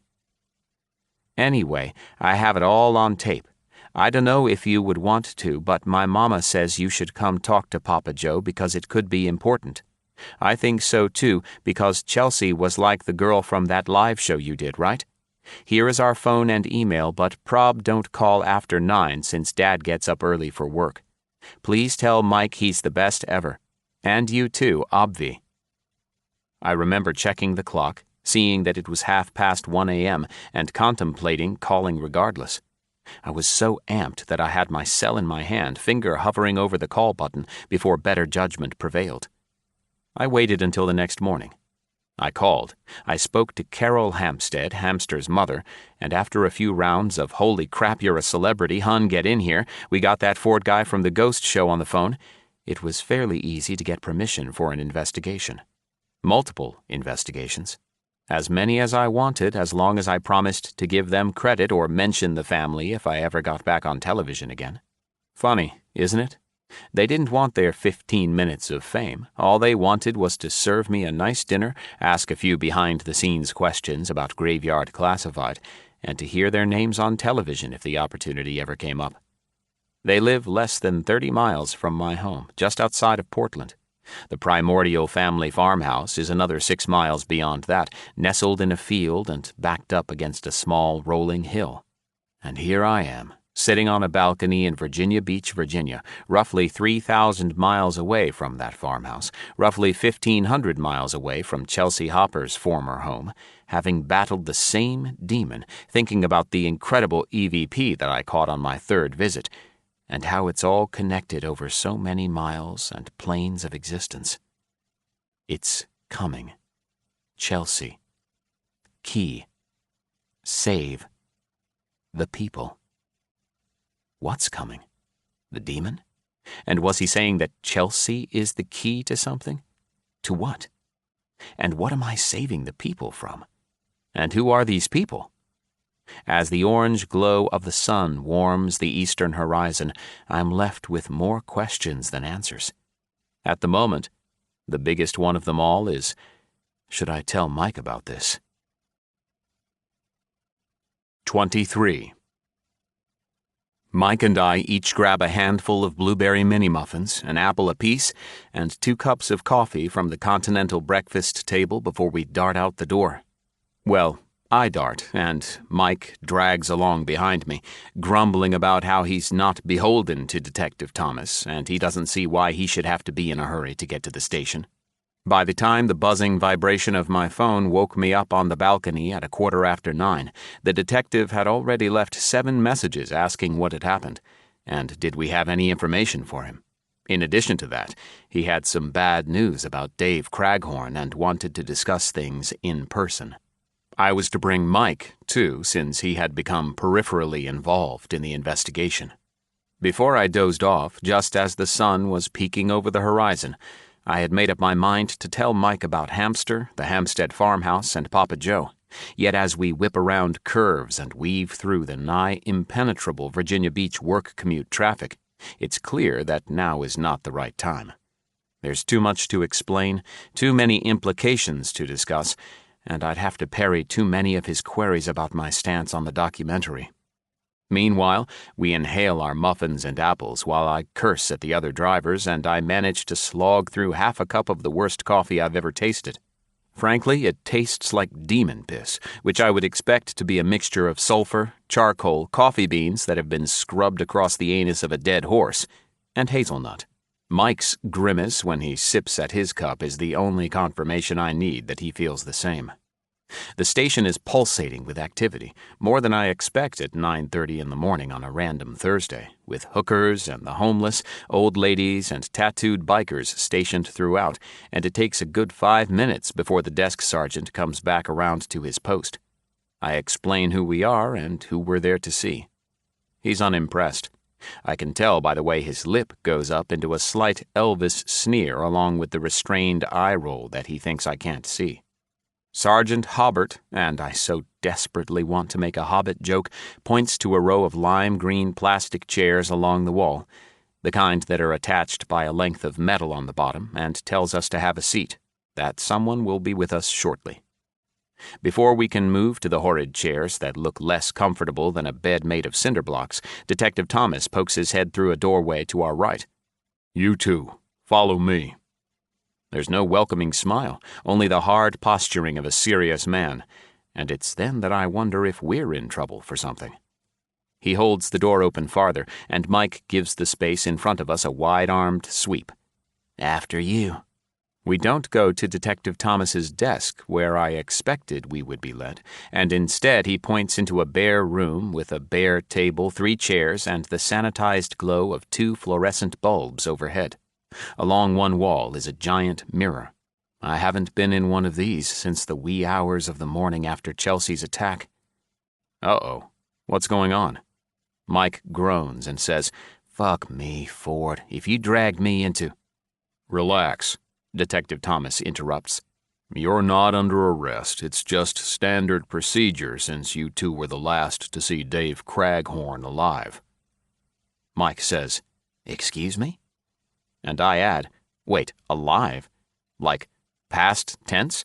Was he I can't seem to get the word out of my mouth. I cough and pretend like I have something in my throat so that the detective will finish my sentence for me. "Murdered? No. Sit. He points to the 2 chairs on the left side of the table, the ones facing the mirror and the camera mounted in the upper corner, and refuses to sit himself until we finally relent. We do, and the tabletop is cold underneath my forearms. Mike leans back, hands in his pockets, leg bouncing in anticipation. Detective Thomas grabs the chair opposite from us, spins it around so that the back of it is facing his chest, and sits down, grunting as he does so. He leans forward, arms across the top, clucks his tongue like my grandma used to do. I can't help but feel as if he's disappointed in us for something. Yet it's likelier that he's frustrated with the situation. "Mr. Craghorn," he says, tapping one long, bony index finger on the tabletop, "was found last night at the first rest stop heading west on I-64, swinging from the rafters." I don't know the area well enough to be familiar with the one he's talking about, but Mike says, "But that's a couple of hours from here, isn't it?" "Give or take." I can't believe this. Hanging? Are you positive he wasn't Damn, why can't I get that word out? I've talked to dead people for over 10 years now, both murdered and not. Perhaps it's a different mindset, given the situation, and considering the fact that I was trying to help the poor bastard a little over 12 hours ago.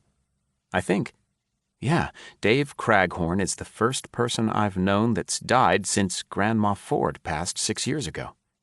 Detective Thomas clasps his fingers together, nibbles at his bottom lip, and nods. Look, I shouldn't even be sharing this with you guys, since technically the investigation is ongoing. And please keep your damn mouths shut, since I could lose my job for this, okay? Mike and I nod. Of course we do. He interrupts himself with a cough that's designed to mask emotion that gets the better of him. It's a damn shame, and I thought you should know. I've been working this case off and on for years now, and Craghorn wasn't a friend, but I felt for the guy. Right? Every indication says that no foul play was involved and that it was a suicide. Some woman up from Charleston found him swinging. Nearly gave her a heart attack. According to the reports, Craghorn was wearing the same clothes he had on when I saw him last. There was no luggage in his car, nothing, so it appears that he left you guys and bolted. And this lady, she said in her statement that there was nothing else but an overturned chair. You gotta figure, that late at night, he could have done it hours earlier. Or, Mike says, if someone did it to him, they'd be long gone. True, but nothing points to it. I ask, aren't there security cameras there? Nah, not at that one. That particular rest area probably hasn't been updated since Lee surrendered at Appomattox. Did they find a note? Anything like that? Detective Thomas nods and fishes in his pants pocket, and for a moment, I think he's going to pull out Dave Craghorn's exact suicide note. The butterflies in my gut swoop, swirl, and drop far into my nether regions. He extracts a pair of black-rimmed rectangular glasses from another pocket, then rests the bifocals across the bridge of his nose. Before I let you look at this, did you notice him acting strangely? You mean any weirder than he already was? Beyond that, out of Dave's ordinary. I frown and tell him no. Mike does the same. I say to the detective, no, he wasn't acting weird, per se, but we both noticed something about him and wanted to bring it up with you. Which was? You knew about his scratches, right? All the supposed claw marks all over his body? Detective Thomas nods. I didn't tell him to strip down and inspect him from head to toe, but yeah, that shit looked rough. And you think the demon did that? Mike looks at me. I look at him, and we exchange a simple, questioning glance, silently asking each other which one should proceed. Mike does. It's probably better that way. He's more matter-of-fact, where I would lean toward padding what I felt was true, sort of like using the bumpers when bowling, rather than risking the wrath of the gutters. Mike says, he was hiding something. Had to be. Mike gently strikes the table with the karate chop side of his palm once, twice, 3 times. Had to be, had to be. Detective Thomas rubs one dry, rough hand over his stubble. Why do you say that? We've been doing this a long time, and there's no way in hell that a right-hander, an upper-level demon, is going to discriminate against where he chooses to scratch somebody. Craghorn may have been marked up like the bosun's mate got after him with a cat-o'-nine-tails. Nice one, I interject. But his face and neck weren't scratched at all. Any place that couldn't easily be hidden by long sleeves or jeans or pockets was clear. Initially, when Ford and I talked about it, that made me think that Dave might have had something to do with Louisa's death, and he was trying to use this right-hander in his house as an alibi. 6 months ago, new evidence shows up, confirming that his wife was cheating, and now he's got to figure out how to draw the attention away from himself. Demon comes strolling around, stops in for a visit. Craghorn figures that if he can shred himself to pieces and play the victim to a supernatural beast, he'd be the last place you'd look. That was my thought process on the whole scenario, but then Ford told me that he had a clean alibi for Louisa's murder, so that squashed that theory. Detective Thomas lays the sheet of paper in his hands onto the table and smooths it out. The small crinkling sound is big enough to fill the room. Well, it would have been a perfect theory, and yes, I noticed and thought the exact same thing because I never bought into the whole demon nonsense. At least not until the fucking thing attacked me at Dave's. I went back and tried to find a hole in his alibi. Made phone calls, tried everything I remembered. The people we questioned back then, I tried them too, but they couldn't recall much. Long story short, I couldn't find anything. He was innocent of everything except for giving in to his emotional pain. Giving in? I ask. How? Cutting. Noticing Mike's questioning squint, the detective explains. Self-damage, Mr. Long. Some people feel that creating physical pain helps alleviate their emotional pain. Gotcha. We got a court order to search his laptop and found entry after entry on some underground website for cutters where they talked about methods and reasons, almost like it was therapy for some and sexual arousal for others. Initially, all Dave Craghorn did was talk about losing his wife. Some of the people who responded to him called him a pussy and said he wasn't worthy of being around there. Wasn't long after that he started talking about how he wasn't cutting himself, that he had a demon in his home who was doing it to him, you know? Beyond that, for the next few months, he was like a celebrity on those sites. I guess after a while he started believing his lies. He had detailed discussions with people about his rituals, how he used a Ouija board to draw it out, stuff along those lines. I'm more than angry. I could have used this information before I went into that fucking hellhole, unprepared for the strength of what we were about to face. And you didn't think to tell me this beforehand? I didn't want to cloud your judgment. But I can hear Mike's perturbed huff as Detective Thomas holds up his palm. That's all it was. Nothing more, nothing less. Unconventional methods call for unconventional tactics, and if you had gone in there with preconceived notions about him, then you might have approached it differently. Hell yes, I would have, I say. I would have gone in with a swimming pool full of holy water and an army of Catholic priests. Which is precisely my point. Craghorn probably wasn't making that stuff up about the seances and rituals, Detective. That's how the Dark Man showed up at his house. And honestly, while I don't fault your motives, that's something that would have been fucking nice to know. Detective Thomas gives us a pressed lip, understanding frown as he smooths out the paper under his palms again. All I can say is sorry, guys. Integrity of the investigation and all that. Next time, yeah? Forget it. No, seriously, forget it. He slides the sheet of paper over to us. Here's a copy of the suicide note that was found in his pocket. From what I can tell, it proves you're right about the whole demon summoning thing. Yet the question remains, who murdered Louisa? We brought you here for a reason, Ford. Did you learn anything new last night? As I scan through Craghorn's heartbreaking note, his last words scrawled out to anyone who might read it, I find a tale of misery and the need to connect with someone and anything after the death of his wife. I stop for a moment and close my eyes. A sad man took his own life, and yet the world continues to turn. Maybe one of these days I'll try to communicate with him. Surely that's a soul that won't rest for a long, long while. The detective asks me again, Hey, you find anything? So goes it. Business as usual. Nothing that makes any sense. Not now, anyway. I had brought last night's DVR tapes along with me just in case, and I shoved them across the table. Here, they're yours. I'm a few notches beyond pissed at the guy. Let him sit in a quiet room for hours and review the evidence. You can take a listen if you want, but it's mostly some random stuff from Louisa's spirit and that right-hander talking shit. Mike says to me, "Shouldn't you listen to that first?" Nah, I'm done. Detective, I'll review the video evidence when I get a chance, within the agreed-upon time frame of our contract.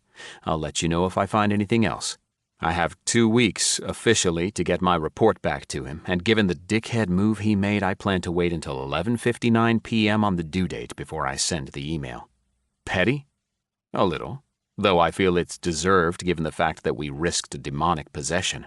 I've never been a doormat, and I have no plans on becoming a possessed doormat either. Speaking of, What would be printed on a possessed doormat? Hell come to our home? I continue. However, I feel like if you're going to find any new evidence, anything you can use, it'll be on the audio. And I've always wanted to say this in a snide movie star tone, but I've never really had the chance. I push myself up from the table and look down on him. Good day, sir. Mike slaps the table and says, Hell yeah, Billy Badass, as he stands up beside me. 24. It's a quiet ride in the rental car back to the oceanfront hotel. It feels like Mike and I had our moment together again, and now it's over. I don't know what he's thinking, but I have a little bit of, well, what now, going on. I have a long flight home, made bearable by first-class seats paid for with points, even though I could afford my own small jet. Truth is, I enjoy the company of my fellow travelers, along with the recognition of, hey, you're that guy, right? I don't hide from my fading celebrity status. The used to be doesn't bother me, no matter how much fun it would be to get back to zero and beyond.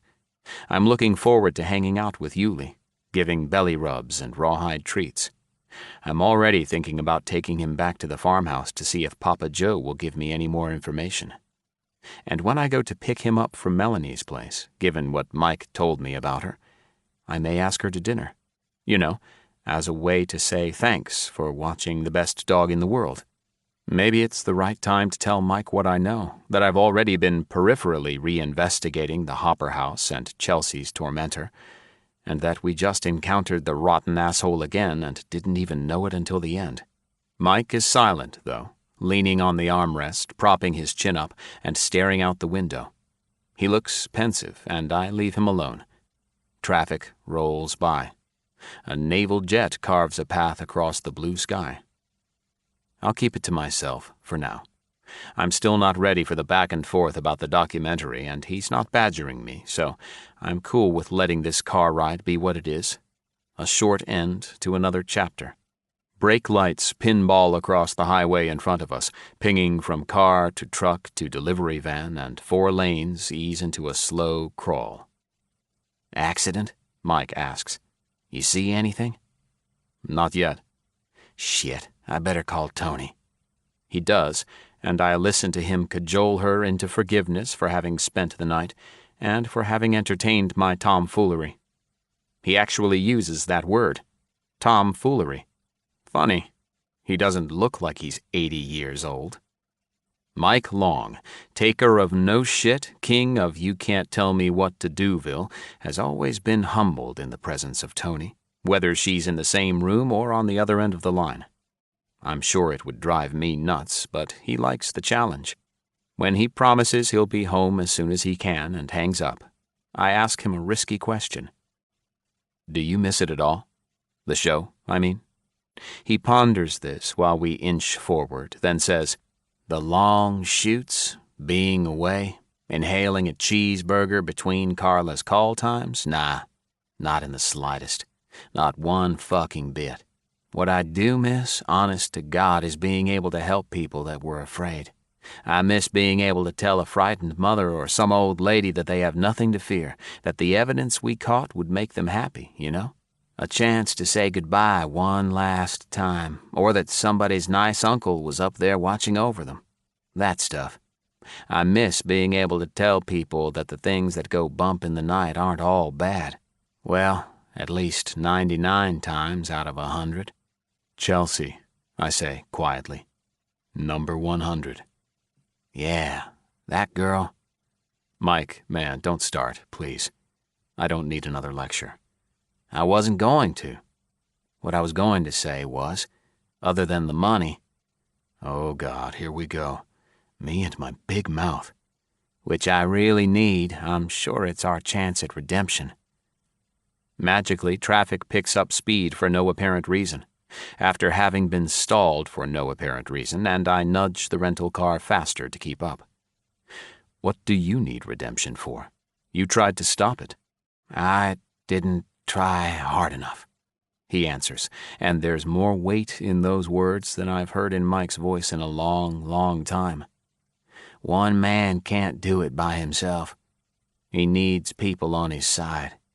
I understand that it's his subtle attempt at telling me I should have been with him 2 years ago, and not on the side of glory, fame, and television history.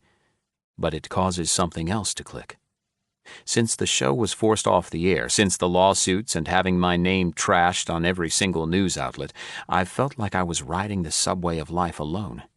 I pushed Melanie away and fell into the beds of other women because they were connections that would be with me for an hour, and then I could retreat again. I hired a personal assistant to answer my fan mail because I couldn't bear interacting with too many people.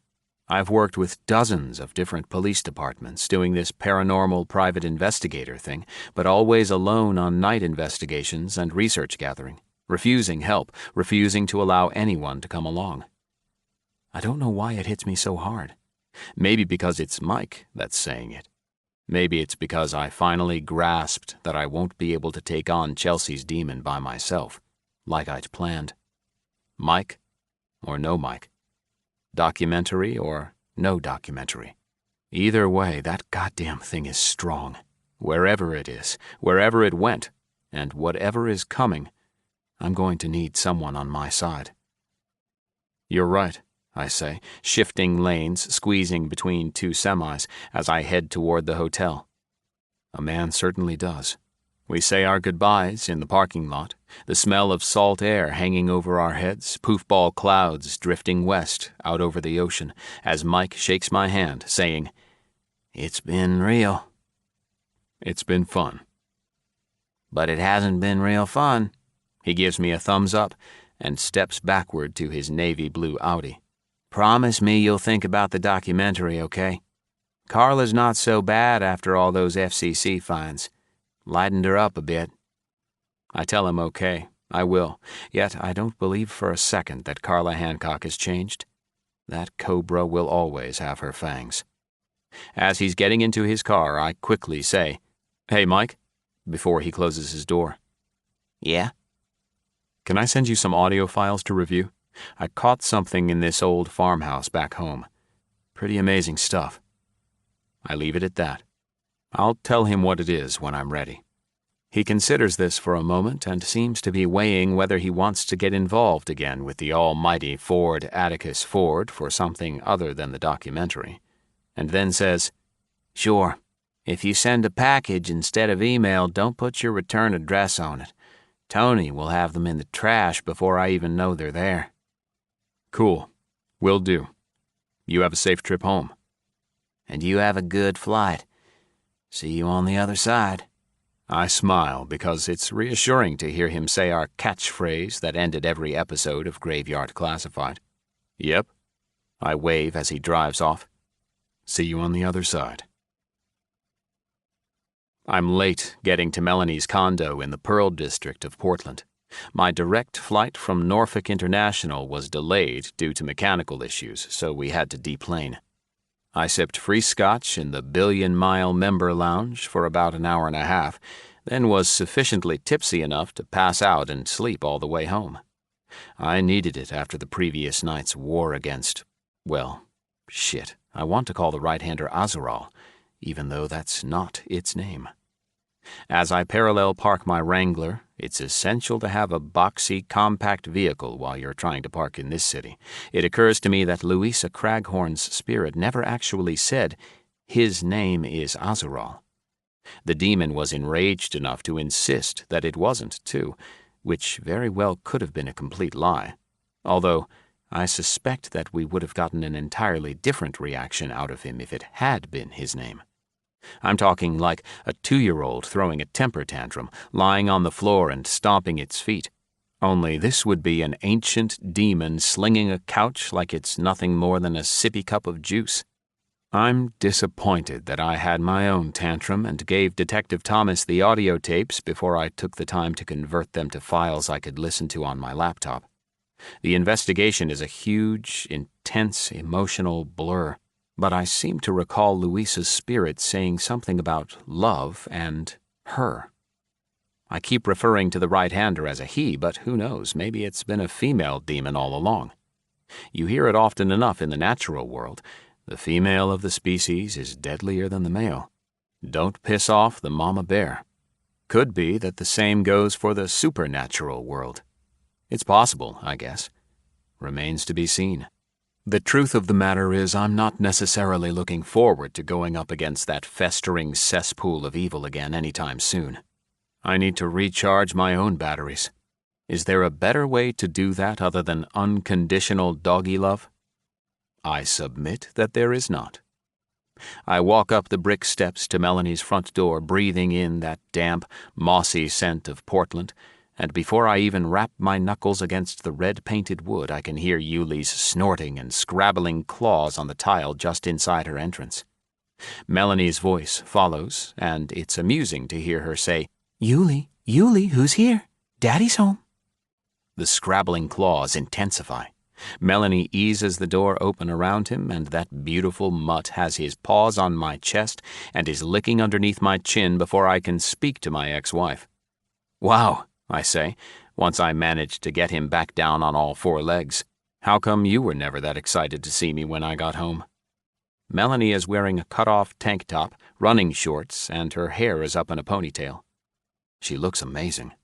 She's always looked amazing, but maybe after Mike's revelation I'm seeing her differently, or seeing her like I used to, like the Melanie from Wardrobe that made my pulse race years and years ago.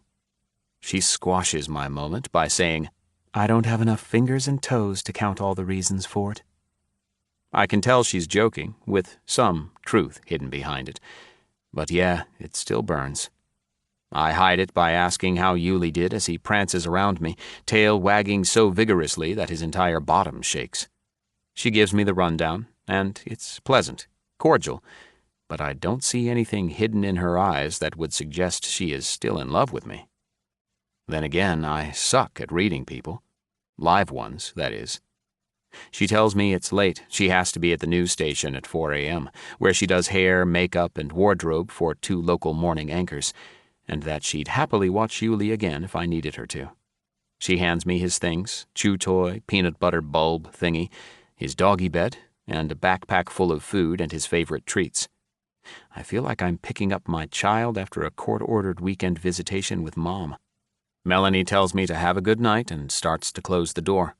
I hesitate for a beat and then decide to go for it. Nothing ventured, right? I launch my hand out and catch it before she closes it completely. Wait, can we talk for a second? She opens the door fully, eyes narrowed, giving me a confused look. Do you think how about a drink one night this week, Mel? You up for it? Hit up McNamara's pub like we used to? I'm strongly aware of the awkward, pleading smile on my face, but I can't shove it into anything resembling smooth. So I wait, my heartbeat creating massive craters on the inside of my chest as she arches an eyebrow. A drink? Yeah, just to catch up. The words trip out of my mouth. I feel like I'm 16 years old asking Amy Hemmings to prom, who not so politely told me, "Get the hell away from me, weirdo." Melanie cocks one hip to the side and rests a hand there. I guess we could. I'd have to ask Jeff to see if he cares, but it shouldn't be a big deal. Who's Jeff? I ask, more incredulous than I intend. Mostly because his name is an atomic bomb in my stomach. Actually, it's funny. I've been calling him Jeff from the control room like you used to call me Melanie from Wardrobe. We've been seeing each other for a couple of months now. I should really get the two of you together because he's seen every episode of GC at least 3 times. I made the mistake of telling him we used to be married, and now he won't stop quoting lines from your show. If I hear "see you on the other side" one more time, I'm going to vomit. The only thing I can manage to say is, "Oh, right." And I'm intensely aware of the typical Portland rain that has begun to fall. He won't mind, I'm sure. Yeah, okay. You check in with him, and I'll give you a call. Feeling thwarted and defeated while being jealous enough to fight for what I want, both at the same time, is an odd sensation. Like wearing your shoes on the wrong feet. Night, Ford. Nighty-night, Yuli. Auntie Mel will see you again soon.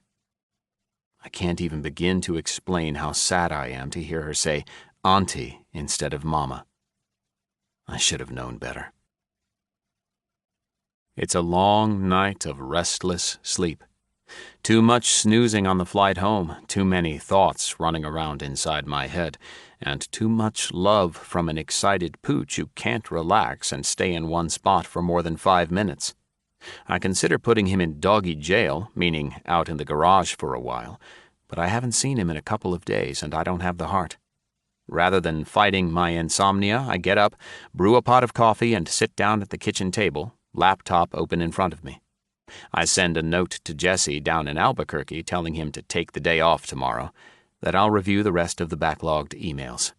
What I'm hoping for is another revelation from someone like Hamster Hampstead telling me that they recorded their Papa Joe talking about Chelsea and saving some people. It'd be nice to have the distraction. New evidence, something to point me in any direction other than Melanie's true north. I also curse Mike for getting my hopes up and partially wonder if he made it all up just to get me in a lighter mood before he pitched the documentary. I find nothing of the sort. Instead, I sift through and personally answer about 150 emails, thanking viewers for being friends and fans before I find anything of interest, and it's not exactly what I'm looking for. It's a short note from Caribou, the waitress at that crab shack, thanking me profusely for the flagrant tip I left her and how it was such an honor to serve her television idols. As thanks, she included an attachment. It's a picture of her wearing nothing but a graveyard classified bandana and high heels. There's a single ray of sunshine. Oh, happy days. I save it in a buried folder called Taxes 2015 along with a few thousand similar pictures, and then drain the last of my coffee. Out my window up here on the hill overlooking Portland proper, the sun nudges through the clouds to the east. Finally, I'm bushed, even with a pot of coffee screeching its tires throughout my veins. My lonely, abandoned wasteland of a king-size bed sounds like a good idea, and I think again about what Mike said. A man needs someone by his side.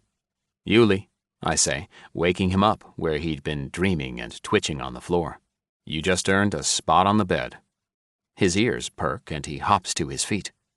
But we're not going to make a habit of this, got it? He snorts.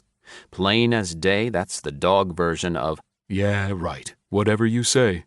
On the countertop, my cell phone sits next to a half-eaten bagel and an empty coffee mug. The ceramic body of it is plain white, while the handle is sculpted in the shape of a provocatively posed naked woman. It's a hideously fantastic gag gift from a detective I worked with in the past, and I don't know why, but coffee tastes better coming out of it. The mug itself becomes a trigger object for my thought processes. Caribou in all her naked glory. A detective, and it makes me think about Detective Thomas back in Virginia Beach. I check the clock over the stove. It's 5:45, meaning it's 8:45 back on the East Coast. He'll be up and at the office by now. My brain feels like I'm thinking through that sludge at the bottom of a riverbed, which is why I consider calling him to apologize. I've had enough time to calm down, and I'll admit that I probably went slightly diva on him back at the station. Dude was just trying to do his job. Been there, yeah? This whole line of thinking sets off my synapses, and they go tumbling along like dominoes. Dominoes that lead to the word Azurol in my mind. I look at Yuli sitting patiently at my feet. So we're back to that again, huh? This demon, not demon bullshit? He chuffs and flops onto the kitchen floor, exposing his belly as he rolls over and closes his eyes. Smart dog. He can sense I'm not going to bed anytime soon. It's not out of the ordinary for a demon to lie. I absolutely know this and have been privy to it on a number of occasions. So I'm not sure why I just blindly accepted the word of that ass-muncher back at Craghorn's. It seemed serious enough to be offended, yet that's not necessarily proof that it's telling the truth. I hop up from the table and head over to a small library of demon and spirit guides stashed on a living room shelf. 10 books total, ranging from 200 years old to being published 3 months ago.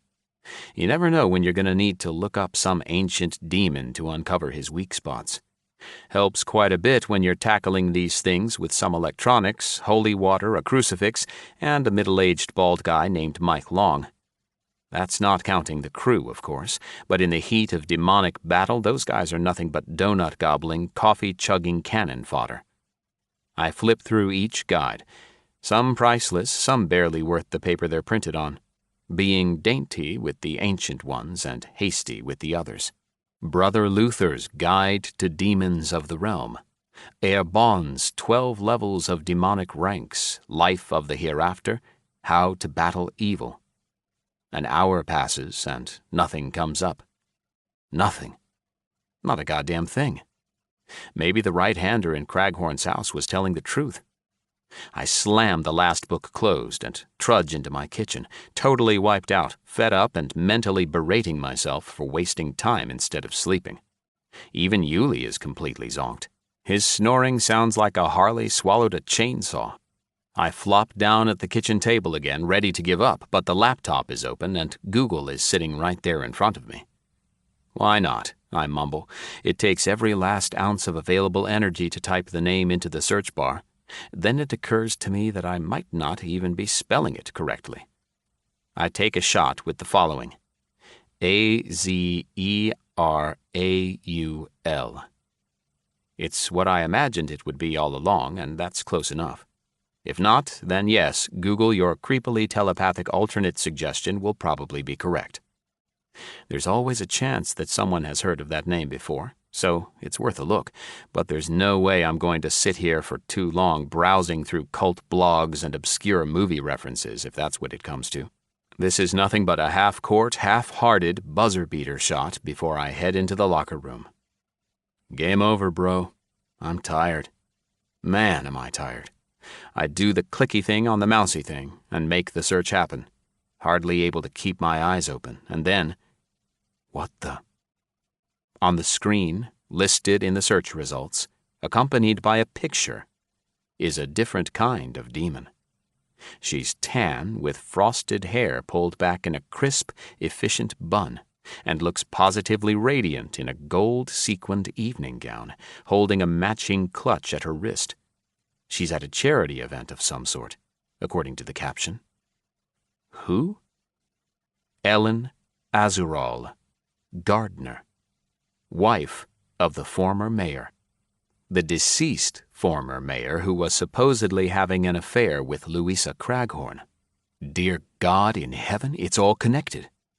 I fly up from the kitchen chair and lean across the granite countertop, grabbing for my cell phone, and in a bizarre act of universal kismet, it's already vibrating in my hand by the time I pick it up.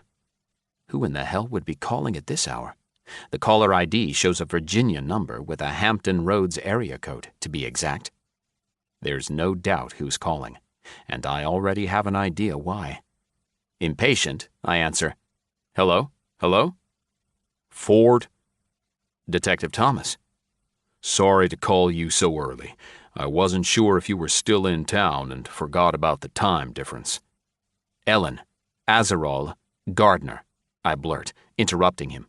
I'm excited and out of breath. The name comes out in punchy gasps. "Well, holy shit, son. You chase ghosts for a living. Are you psychic, too?" "What? Psychic? No, I..." "Coulda fooled me. Thought I might give you a heads up, but it doesn't sound like you need it. How'd you come by that info?" I give him the short version of my morning, leaving out Caribou and the Taxes 2015 folder, and explain how it was a random act of curiosity that led to my discovery. "I'm assuming it's connected, Detective. I just don't know who did what." "That's what we're looking to find out. Those tapes you gave us, you caught what we needed, though you didn't know it at the time. Or, as you apparently discovered, you gave us a lead that we absolutely can't ignore. I've got some uniforms on the way to Mrs. Gardner's house right now." "You think she did it?" "I'll get to that, but first, let me apologize again for not being up front about Craghorn's history." "Water under the bridge, Detective. You were doing your job. I get it." "Not an excuse. I wouldn't put my own men in danger, and I can see why you got pissed. I'm at fault here, no ifs, ands, or buts. And besides, after having been attacked myself and then listening to your investigation files, I realized just how dangerous and careless it was on my part. I'll make it up to you somehow. It's certainly not a playdate in the park, but I'm still marking you down for one favor owed. Good. Second, I listened to all 6 hours of your audio. Goddamn spine-chilling, Ford, and I can't believe you do this for a living. I wouldn't have a single pair of underwear without brown stains. Takes practice. I couldn't be around murder victims all the time like you guys. Point made. Anyway, listening to the EVPs, what caught my ear, and what you stumbled on, is the fact that Ellen Gardner, the wife of the former mayor of Virginia Beach, used to be Ellen Azarol. Right, so how's it all connected? Did she kill Louisa? Don't know yet, but I've got a $5 bill riding on it. A whole $5? Remind me not to take you to Vegas. The man has a hearty, genuine laugh. I didn't think he was capable. The biggest thing to me was hearing Louisa's voice saying, "Still love her." It's a bit disjointed because she seems to be answering questions out of order, like answering something you haven't asked yet or giving a delayed answer to something you asked previously. It happens. There are quite a few theories that suggest spirits are functioning within a different realm of time, and they may be experiencing it as a whole rather than a linear progression, but whatever. What does it mean? Are you telling me that Louisa Craghorn was having an illicit affair with Ellen Azarol Gardner? It's a distinct possibility. My theory is that Louisa lied about who she was having an affair with in her diary to protect her secret lover. So easy to redirect attention by having the secretary be with the powerful boss. No-brainer, even. We can submit your audio as evidence, although I expect the judge will toss it out. Either way, it's enough to warrant bringing her in for a round of questions. Could be the former mayor found out about it and had someone off Louisa. Or could be that Ellen was done with her and wanted her gone before she said something. Whatever the case, we'll get to the bottom of it. We may have just broken this thing wide open, Ford. Thank you. No problem. I do what I can. I'll be in touch. Oh, and don't speak a word of this to anyone. Ongoing investigation and all that. Keep that favor card handy, bud. The line clicks before I can say anything else. Dead silence signals the end of another investigation. But there is so much more out on the horizon, out there in the beyond. I should be used to this by now, but the finality of it leaves me speechless. And if I had been able to reply, I imagine it would have been something like, "Cool.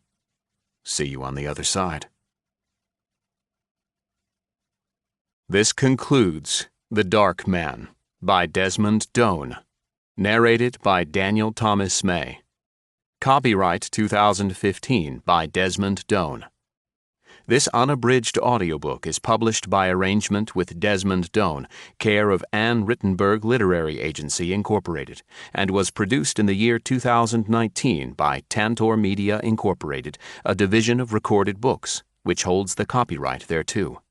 Please visit tantor.com for more information on our growing library of unabridged audiobooks. Audible hopes you have enjoyed this program.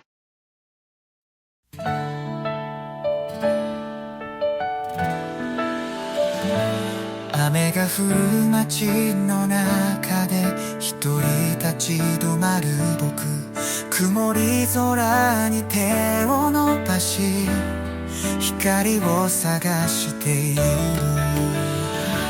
どこか遠くの景色に新しい風が吹く。雪を胸に刻んで僕らは進めるさ。未来の扉を開けよう。恐れずに歩き出そう。君と描く夢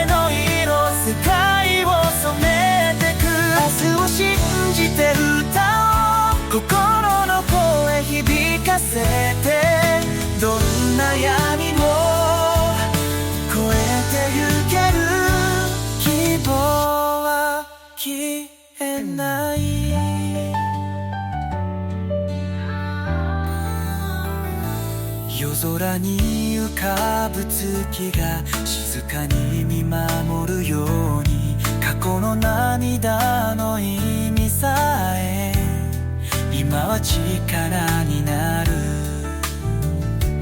足跡残すたびに強くなる僕らの夢どんな小さな一歩でも未来を変えられる未来の扉を開けよう恐れずに歩き出そう君と描く夢の色世界を染めてく明日を信じて歌おう心の声響かせてどんな闇も越えてゆける希望は消えない君の笑顔が僕の道しおえになる手をつないでゆこう光の方へ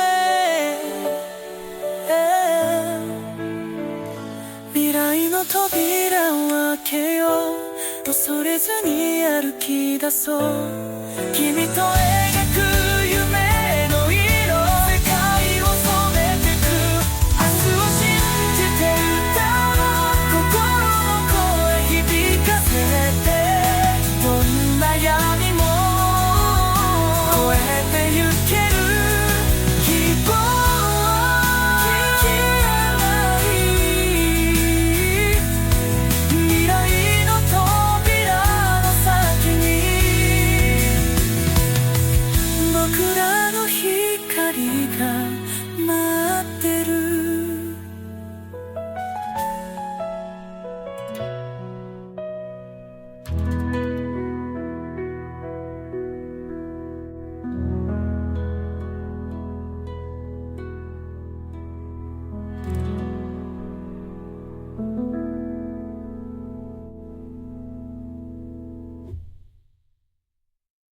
News station at 4 a.m., where she does hair, makeup, and wardrobe for 2 local morning anchors, and that she'd happily watch Yuli again if I needed her to. She hands me his things, chew toy, peanut butter bulb thingy, his doggy bed, and a backpack full of food and his favorite treats. I feel like I'm picking up my child after a court-ordered weekend visitation with Mom. Melanie tells me to have a good night and starts to close the door. I hesitate for a beat and then decide to go for it. Nothing ventured, right? I launch my hand out and catch it before she closes it completely. Wait, can we talk for a second? She opens the door fully, eyes narrowed, giving me a confused look. Do you think how about a drink one night this week, Mel? You up for it? Hit up McNamara's pub like we used to? I'm strongly aware of the awkward, pleading smile on my face, but I can't shove it into anything resembling smooth. So I wait, my heartbeat creating massive craters on the inside of my chest as she arches an eyebrow. A drink? Yeah, just to catch up. The words trip out of my mouth. I feel like I'm 16 years old asking Amy Hemmings to prom, who not so politely told me, "Get the hell away from me, weirdo." Melanie cocks one hip to the side and rests a hand there. I guess we could. I'd have to ask Jeff to see if he cares, but it shouldn't be a big deal. Who's Jeff? I ask, more incredulous than I intend. Mostly because his name is an atomic bomb in my stomach. Actually, it's funny. I've been calling him Jeff from the control room like you used to call me Melanie from wardrobe. We've been seeing each other for a couple of months now. I should really get the two of you together because he's seen every episode of GC at least 3 times. I made the mistake of telling him we used to be married, and now he won't stop quoting lines from your show. If I hear "see you on the other side" one more time, I'm going to vomit. The only thing I can manage to say is, "Oh, right." And I'm intensely aware of the typical Portland rain that has begun to fall. He won't mind, I'm sure. Yeah, okay. You check in with him, and I'll give you a call. Feeling thwarted and defeated while being jealous enough to fight for what I want, both at the same time, is an odd sensation, like wearing your shoes on the wrong feet. Night, Ford. Nighty-night, Yulie. Auntie Mel will see you again soon. I can't even begin to explain how sad I am to hear her say Auntie instead of Mama. I should have known better. It's a long night of restless sleep. Too much snoozing on the flight home, too many thoughts running around inside my head, and too much love from an excited pooch who can't relax and stay in one spot for more than 5 minutes. I consider putting him in doggy jail, meaning out in the garage for a while, but I haven't seen him in a couple of days, and I don't have the heart. Rather than fighting my insomnia, I get up, brew a pot of coffee, and sit down at the kitchen table, laptop open in front of me. I send a note to Jesse down in Albuquerque telling him to take the day off tomorrow, that I'll review the rest of the backlogged emails. What I'm hoping for is another revelation from someone like Hamster Hampstead telling me that they recorded their Papa Joe talking about Chelsea and saving some people. It'd be nice to have the distraction. New evidence, something to point me in any direction other than Melanie's true north. I also curse Mike for getting my hopes up and partially wonder if he made it all up just to get me in a lighter mood before he pitched the documentary. I find nothing of the sort. Instead, I sift through and personally answer about 150 emails, thanking viewers for being friends and fans before I find anything of interest, and it's not exactly what I'm looking for. It's a short note from Caribou, the waitress at that crab shack, thanking me profusely for the flagrant tip I left her and how it was such an honor to serve her television idols. As thanks, she included an attachment. It's a picture of her wearing nothing but a graveyard classified bandana and high heels. There's a single ray of sunshine. Oh, happy days. I save it in a buried folder called Taxes 2015 along with a few thousand similar pictures, and then drain the last of my coffee. Out my window up here on the hill overlooking Portland proper, the sun nudges through the clouds to the east. Finally, I'm bushed, even with a pot of coffee screeching its tires throughout my veins. My lonely, abandoned wasteland of a king-size bed sounds like a good idea, and I think again about what Mike said. A man needs someone by his side. Yulie, I say, waking him up where he'd been dreaming and twitching on the floor. You just earned a spot on the bed. His ears perk and he hops to his feet.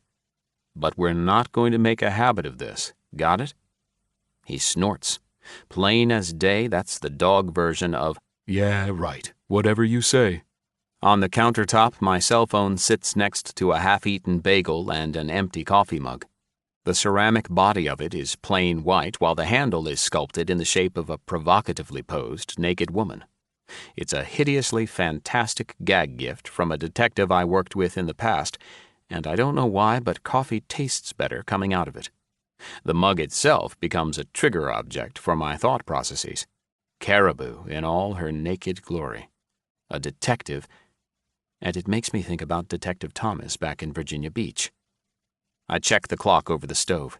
It's 5:45, meaning it's 8:45 back on the East Coast. He'll be up and at the office by now. My brain feels like I'm thinking through that sludge at the bottom of a riverbed, which is why I consider calling him to apologize. I've had enough time to calm down, and I'll admit that I probably went slightly diva on him back at the station. Dude was just trying to do his job. Been there, yeah? This whole line of thinking sets off my synapses, and they go tumbling along like dominoes.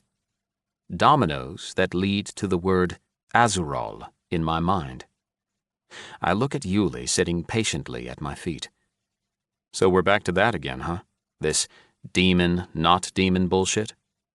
He chuffs and flops onto the kitchen floor, exposing his belly as he rolls over and closes his eyes. Smart dog. He can sense I'm not going to bed anytime soon. It's not out of the ordinary for a demon to lie. I absolutely know this and have been privy to it on a number of occasions. So I'm not sure why I just blindly accepted the word of that ass-muncher back at Craghorn's. It seemed serious enough to be offended, yet that's not necessarily proof that it's telling the truth. I hop up from the table and head over to a small library of demon and spirit guides stashed on a living room shelf. 10 books total, ranging from 200 years old to being published 3 months ago. You never know when you're going to need to look up some ancient demon to uncover his weak spots. Helps quite a bit when you're tackling these things with some electronics, holy water, a crucifix, and a middle-aged bald guy named Mike Long. That's not counting the crew, of course, but in the heat of demonic battle, those guys are nothing but donut-gobbling, coffee-chugging cannon fodder. I flip through each guide, some priceless, some barely worth the paper they're printed on, being dainty with the ancient ones and hasty with the others.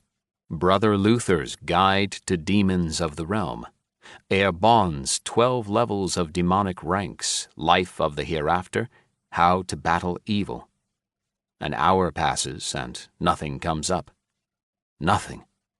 Not a goddamn thing. Maybe the right-hander in Craghorn's house was telling the truth. I slam the last book closed and trudge into my kitchen, totally wiped out, fed up, and mentally berating myself for wasting time instead of sleeping. Even Yuli is completely zonked. His snoring sounds like a Harley swallowed a chainsaw. I flop down at the kitchen table again, ready to give up, but the laptop is open and Google is sitting right there in front of me. Why not? I mumble. It takes every last ounce of available energy to type the name into the search bar. Then it occurs to me that I might not even be spelling it correctly. I take a shot with the following. Azeraul. It's what I imagined it would be all along, and that's close enough. If not, then yes, Google, your creepily telepathic alternate suggestion will probably be correct. There's always a chance that someone has heard of that name before, so it's worth a look, but there's no way I'm going to sit here for too long browsing through cult blogs and obscure movie references, if that's what it comes to. This is nothing but a half-court, half-hearted buzzer-beater shot before I head into the locker room. Game over, bro. I'm tired. Man, am I tired. I do the clicky thing on the mousy thing and make the search happen, hardly able to keep my eyes open, and then... What the... On the screen, listed in the search results, accompanied by a picture, is a different kind of demon. She's tan with frosted hair pulled back in a crisp, efficient bun, and looks positively radiant in a gold-sequined evening gown, holding a matching clutch at her wrist. She's at a charity event of some sort, according to the caption. Who? Ellen Azeraul, gardener, wife of the former mayor. The deceased former mayor who was supposedly having an affair with Louisa Craghorn. Dear God in heaven, it's all connected. I fly up from the kitchen chair and lean across the granite countertop, grabbing for my cell phone, and in a bizarre act of universal kismet, it's already vibrating in my hand by the time I pick it up. Who in the hell would be calling at this hour? The caller ID shows a Virginia number with a Hampton Roads area code, to be exact. There's no doubt who's calling, and I already have an idea why. Impatient, I answer, "Hello? Hello? Ford?" Detective Thomas. "Sorry to call you so early. I wasn't sure if you were still in town and forgot about the time difference." Ellen Azeraul, gardener, I blurt, interrupting him. I'm excited and out of breath. The name comes out in punchy gasps. "Well, holy shit, son. You chase ghosts for a living. Are you psychic too?" "What? Psychic? No, I..." "Coulda fooled me. Thought I might give you a heads up, but it doesn't sound like you need it. How'd you come by that info?" I give him the short version of my morning, leaving out Caribou and the Taxes 2015 folder, and explain how it was a random act of curiosity that led to my discovery. I'm assuming it's connected, Detective. I just don't know who did what. "That's what we're looking to find out. Those tapes you gave us, you caught what we needed, though you didn't know it at the time. Or, as you apparently discovered, You gave us a lead that we absolutely can't ignore. I've got some uniforms on the way to Mrs. Gardner's house right now. You think she did it? I'll get to that, but first, let me apologize again for not being upfront about Craghorn's history. Water under the bridge, Detective. You were doing your job. I get it. Not an excuse. I wouldn't put my own men in danger, and I can see why you got pissed. I'm at fault here, no ifs, ands, or buts. And besides, after having been attacked myself and then listening to your investigation files, I realized just how dangerous and careless it was on my part. I'll make it up to you somehow. It's certainly not a playdate in the park, but I'm still marking you down for one favor owed. Good. Second, I listened to all 6 hours of your audio. Goddamn spine-chilling, Ford, and I can't believe you do this for a living. I wouldn't have a single pair of underwear without brown stains. Takes practice. I couldn't be around murder victims all the time like you guys.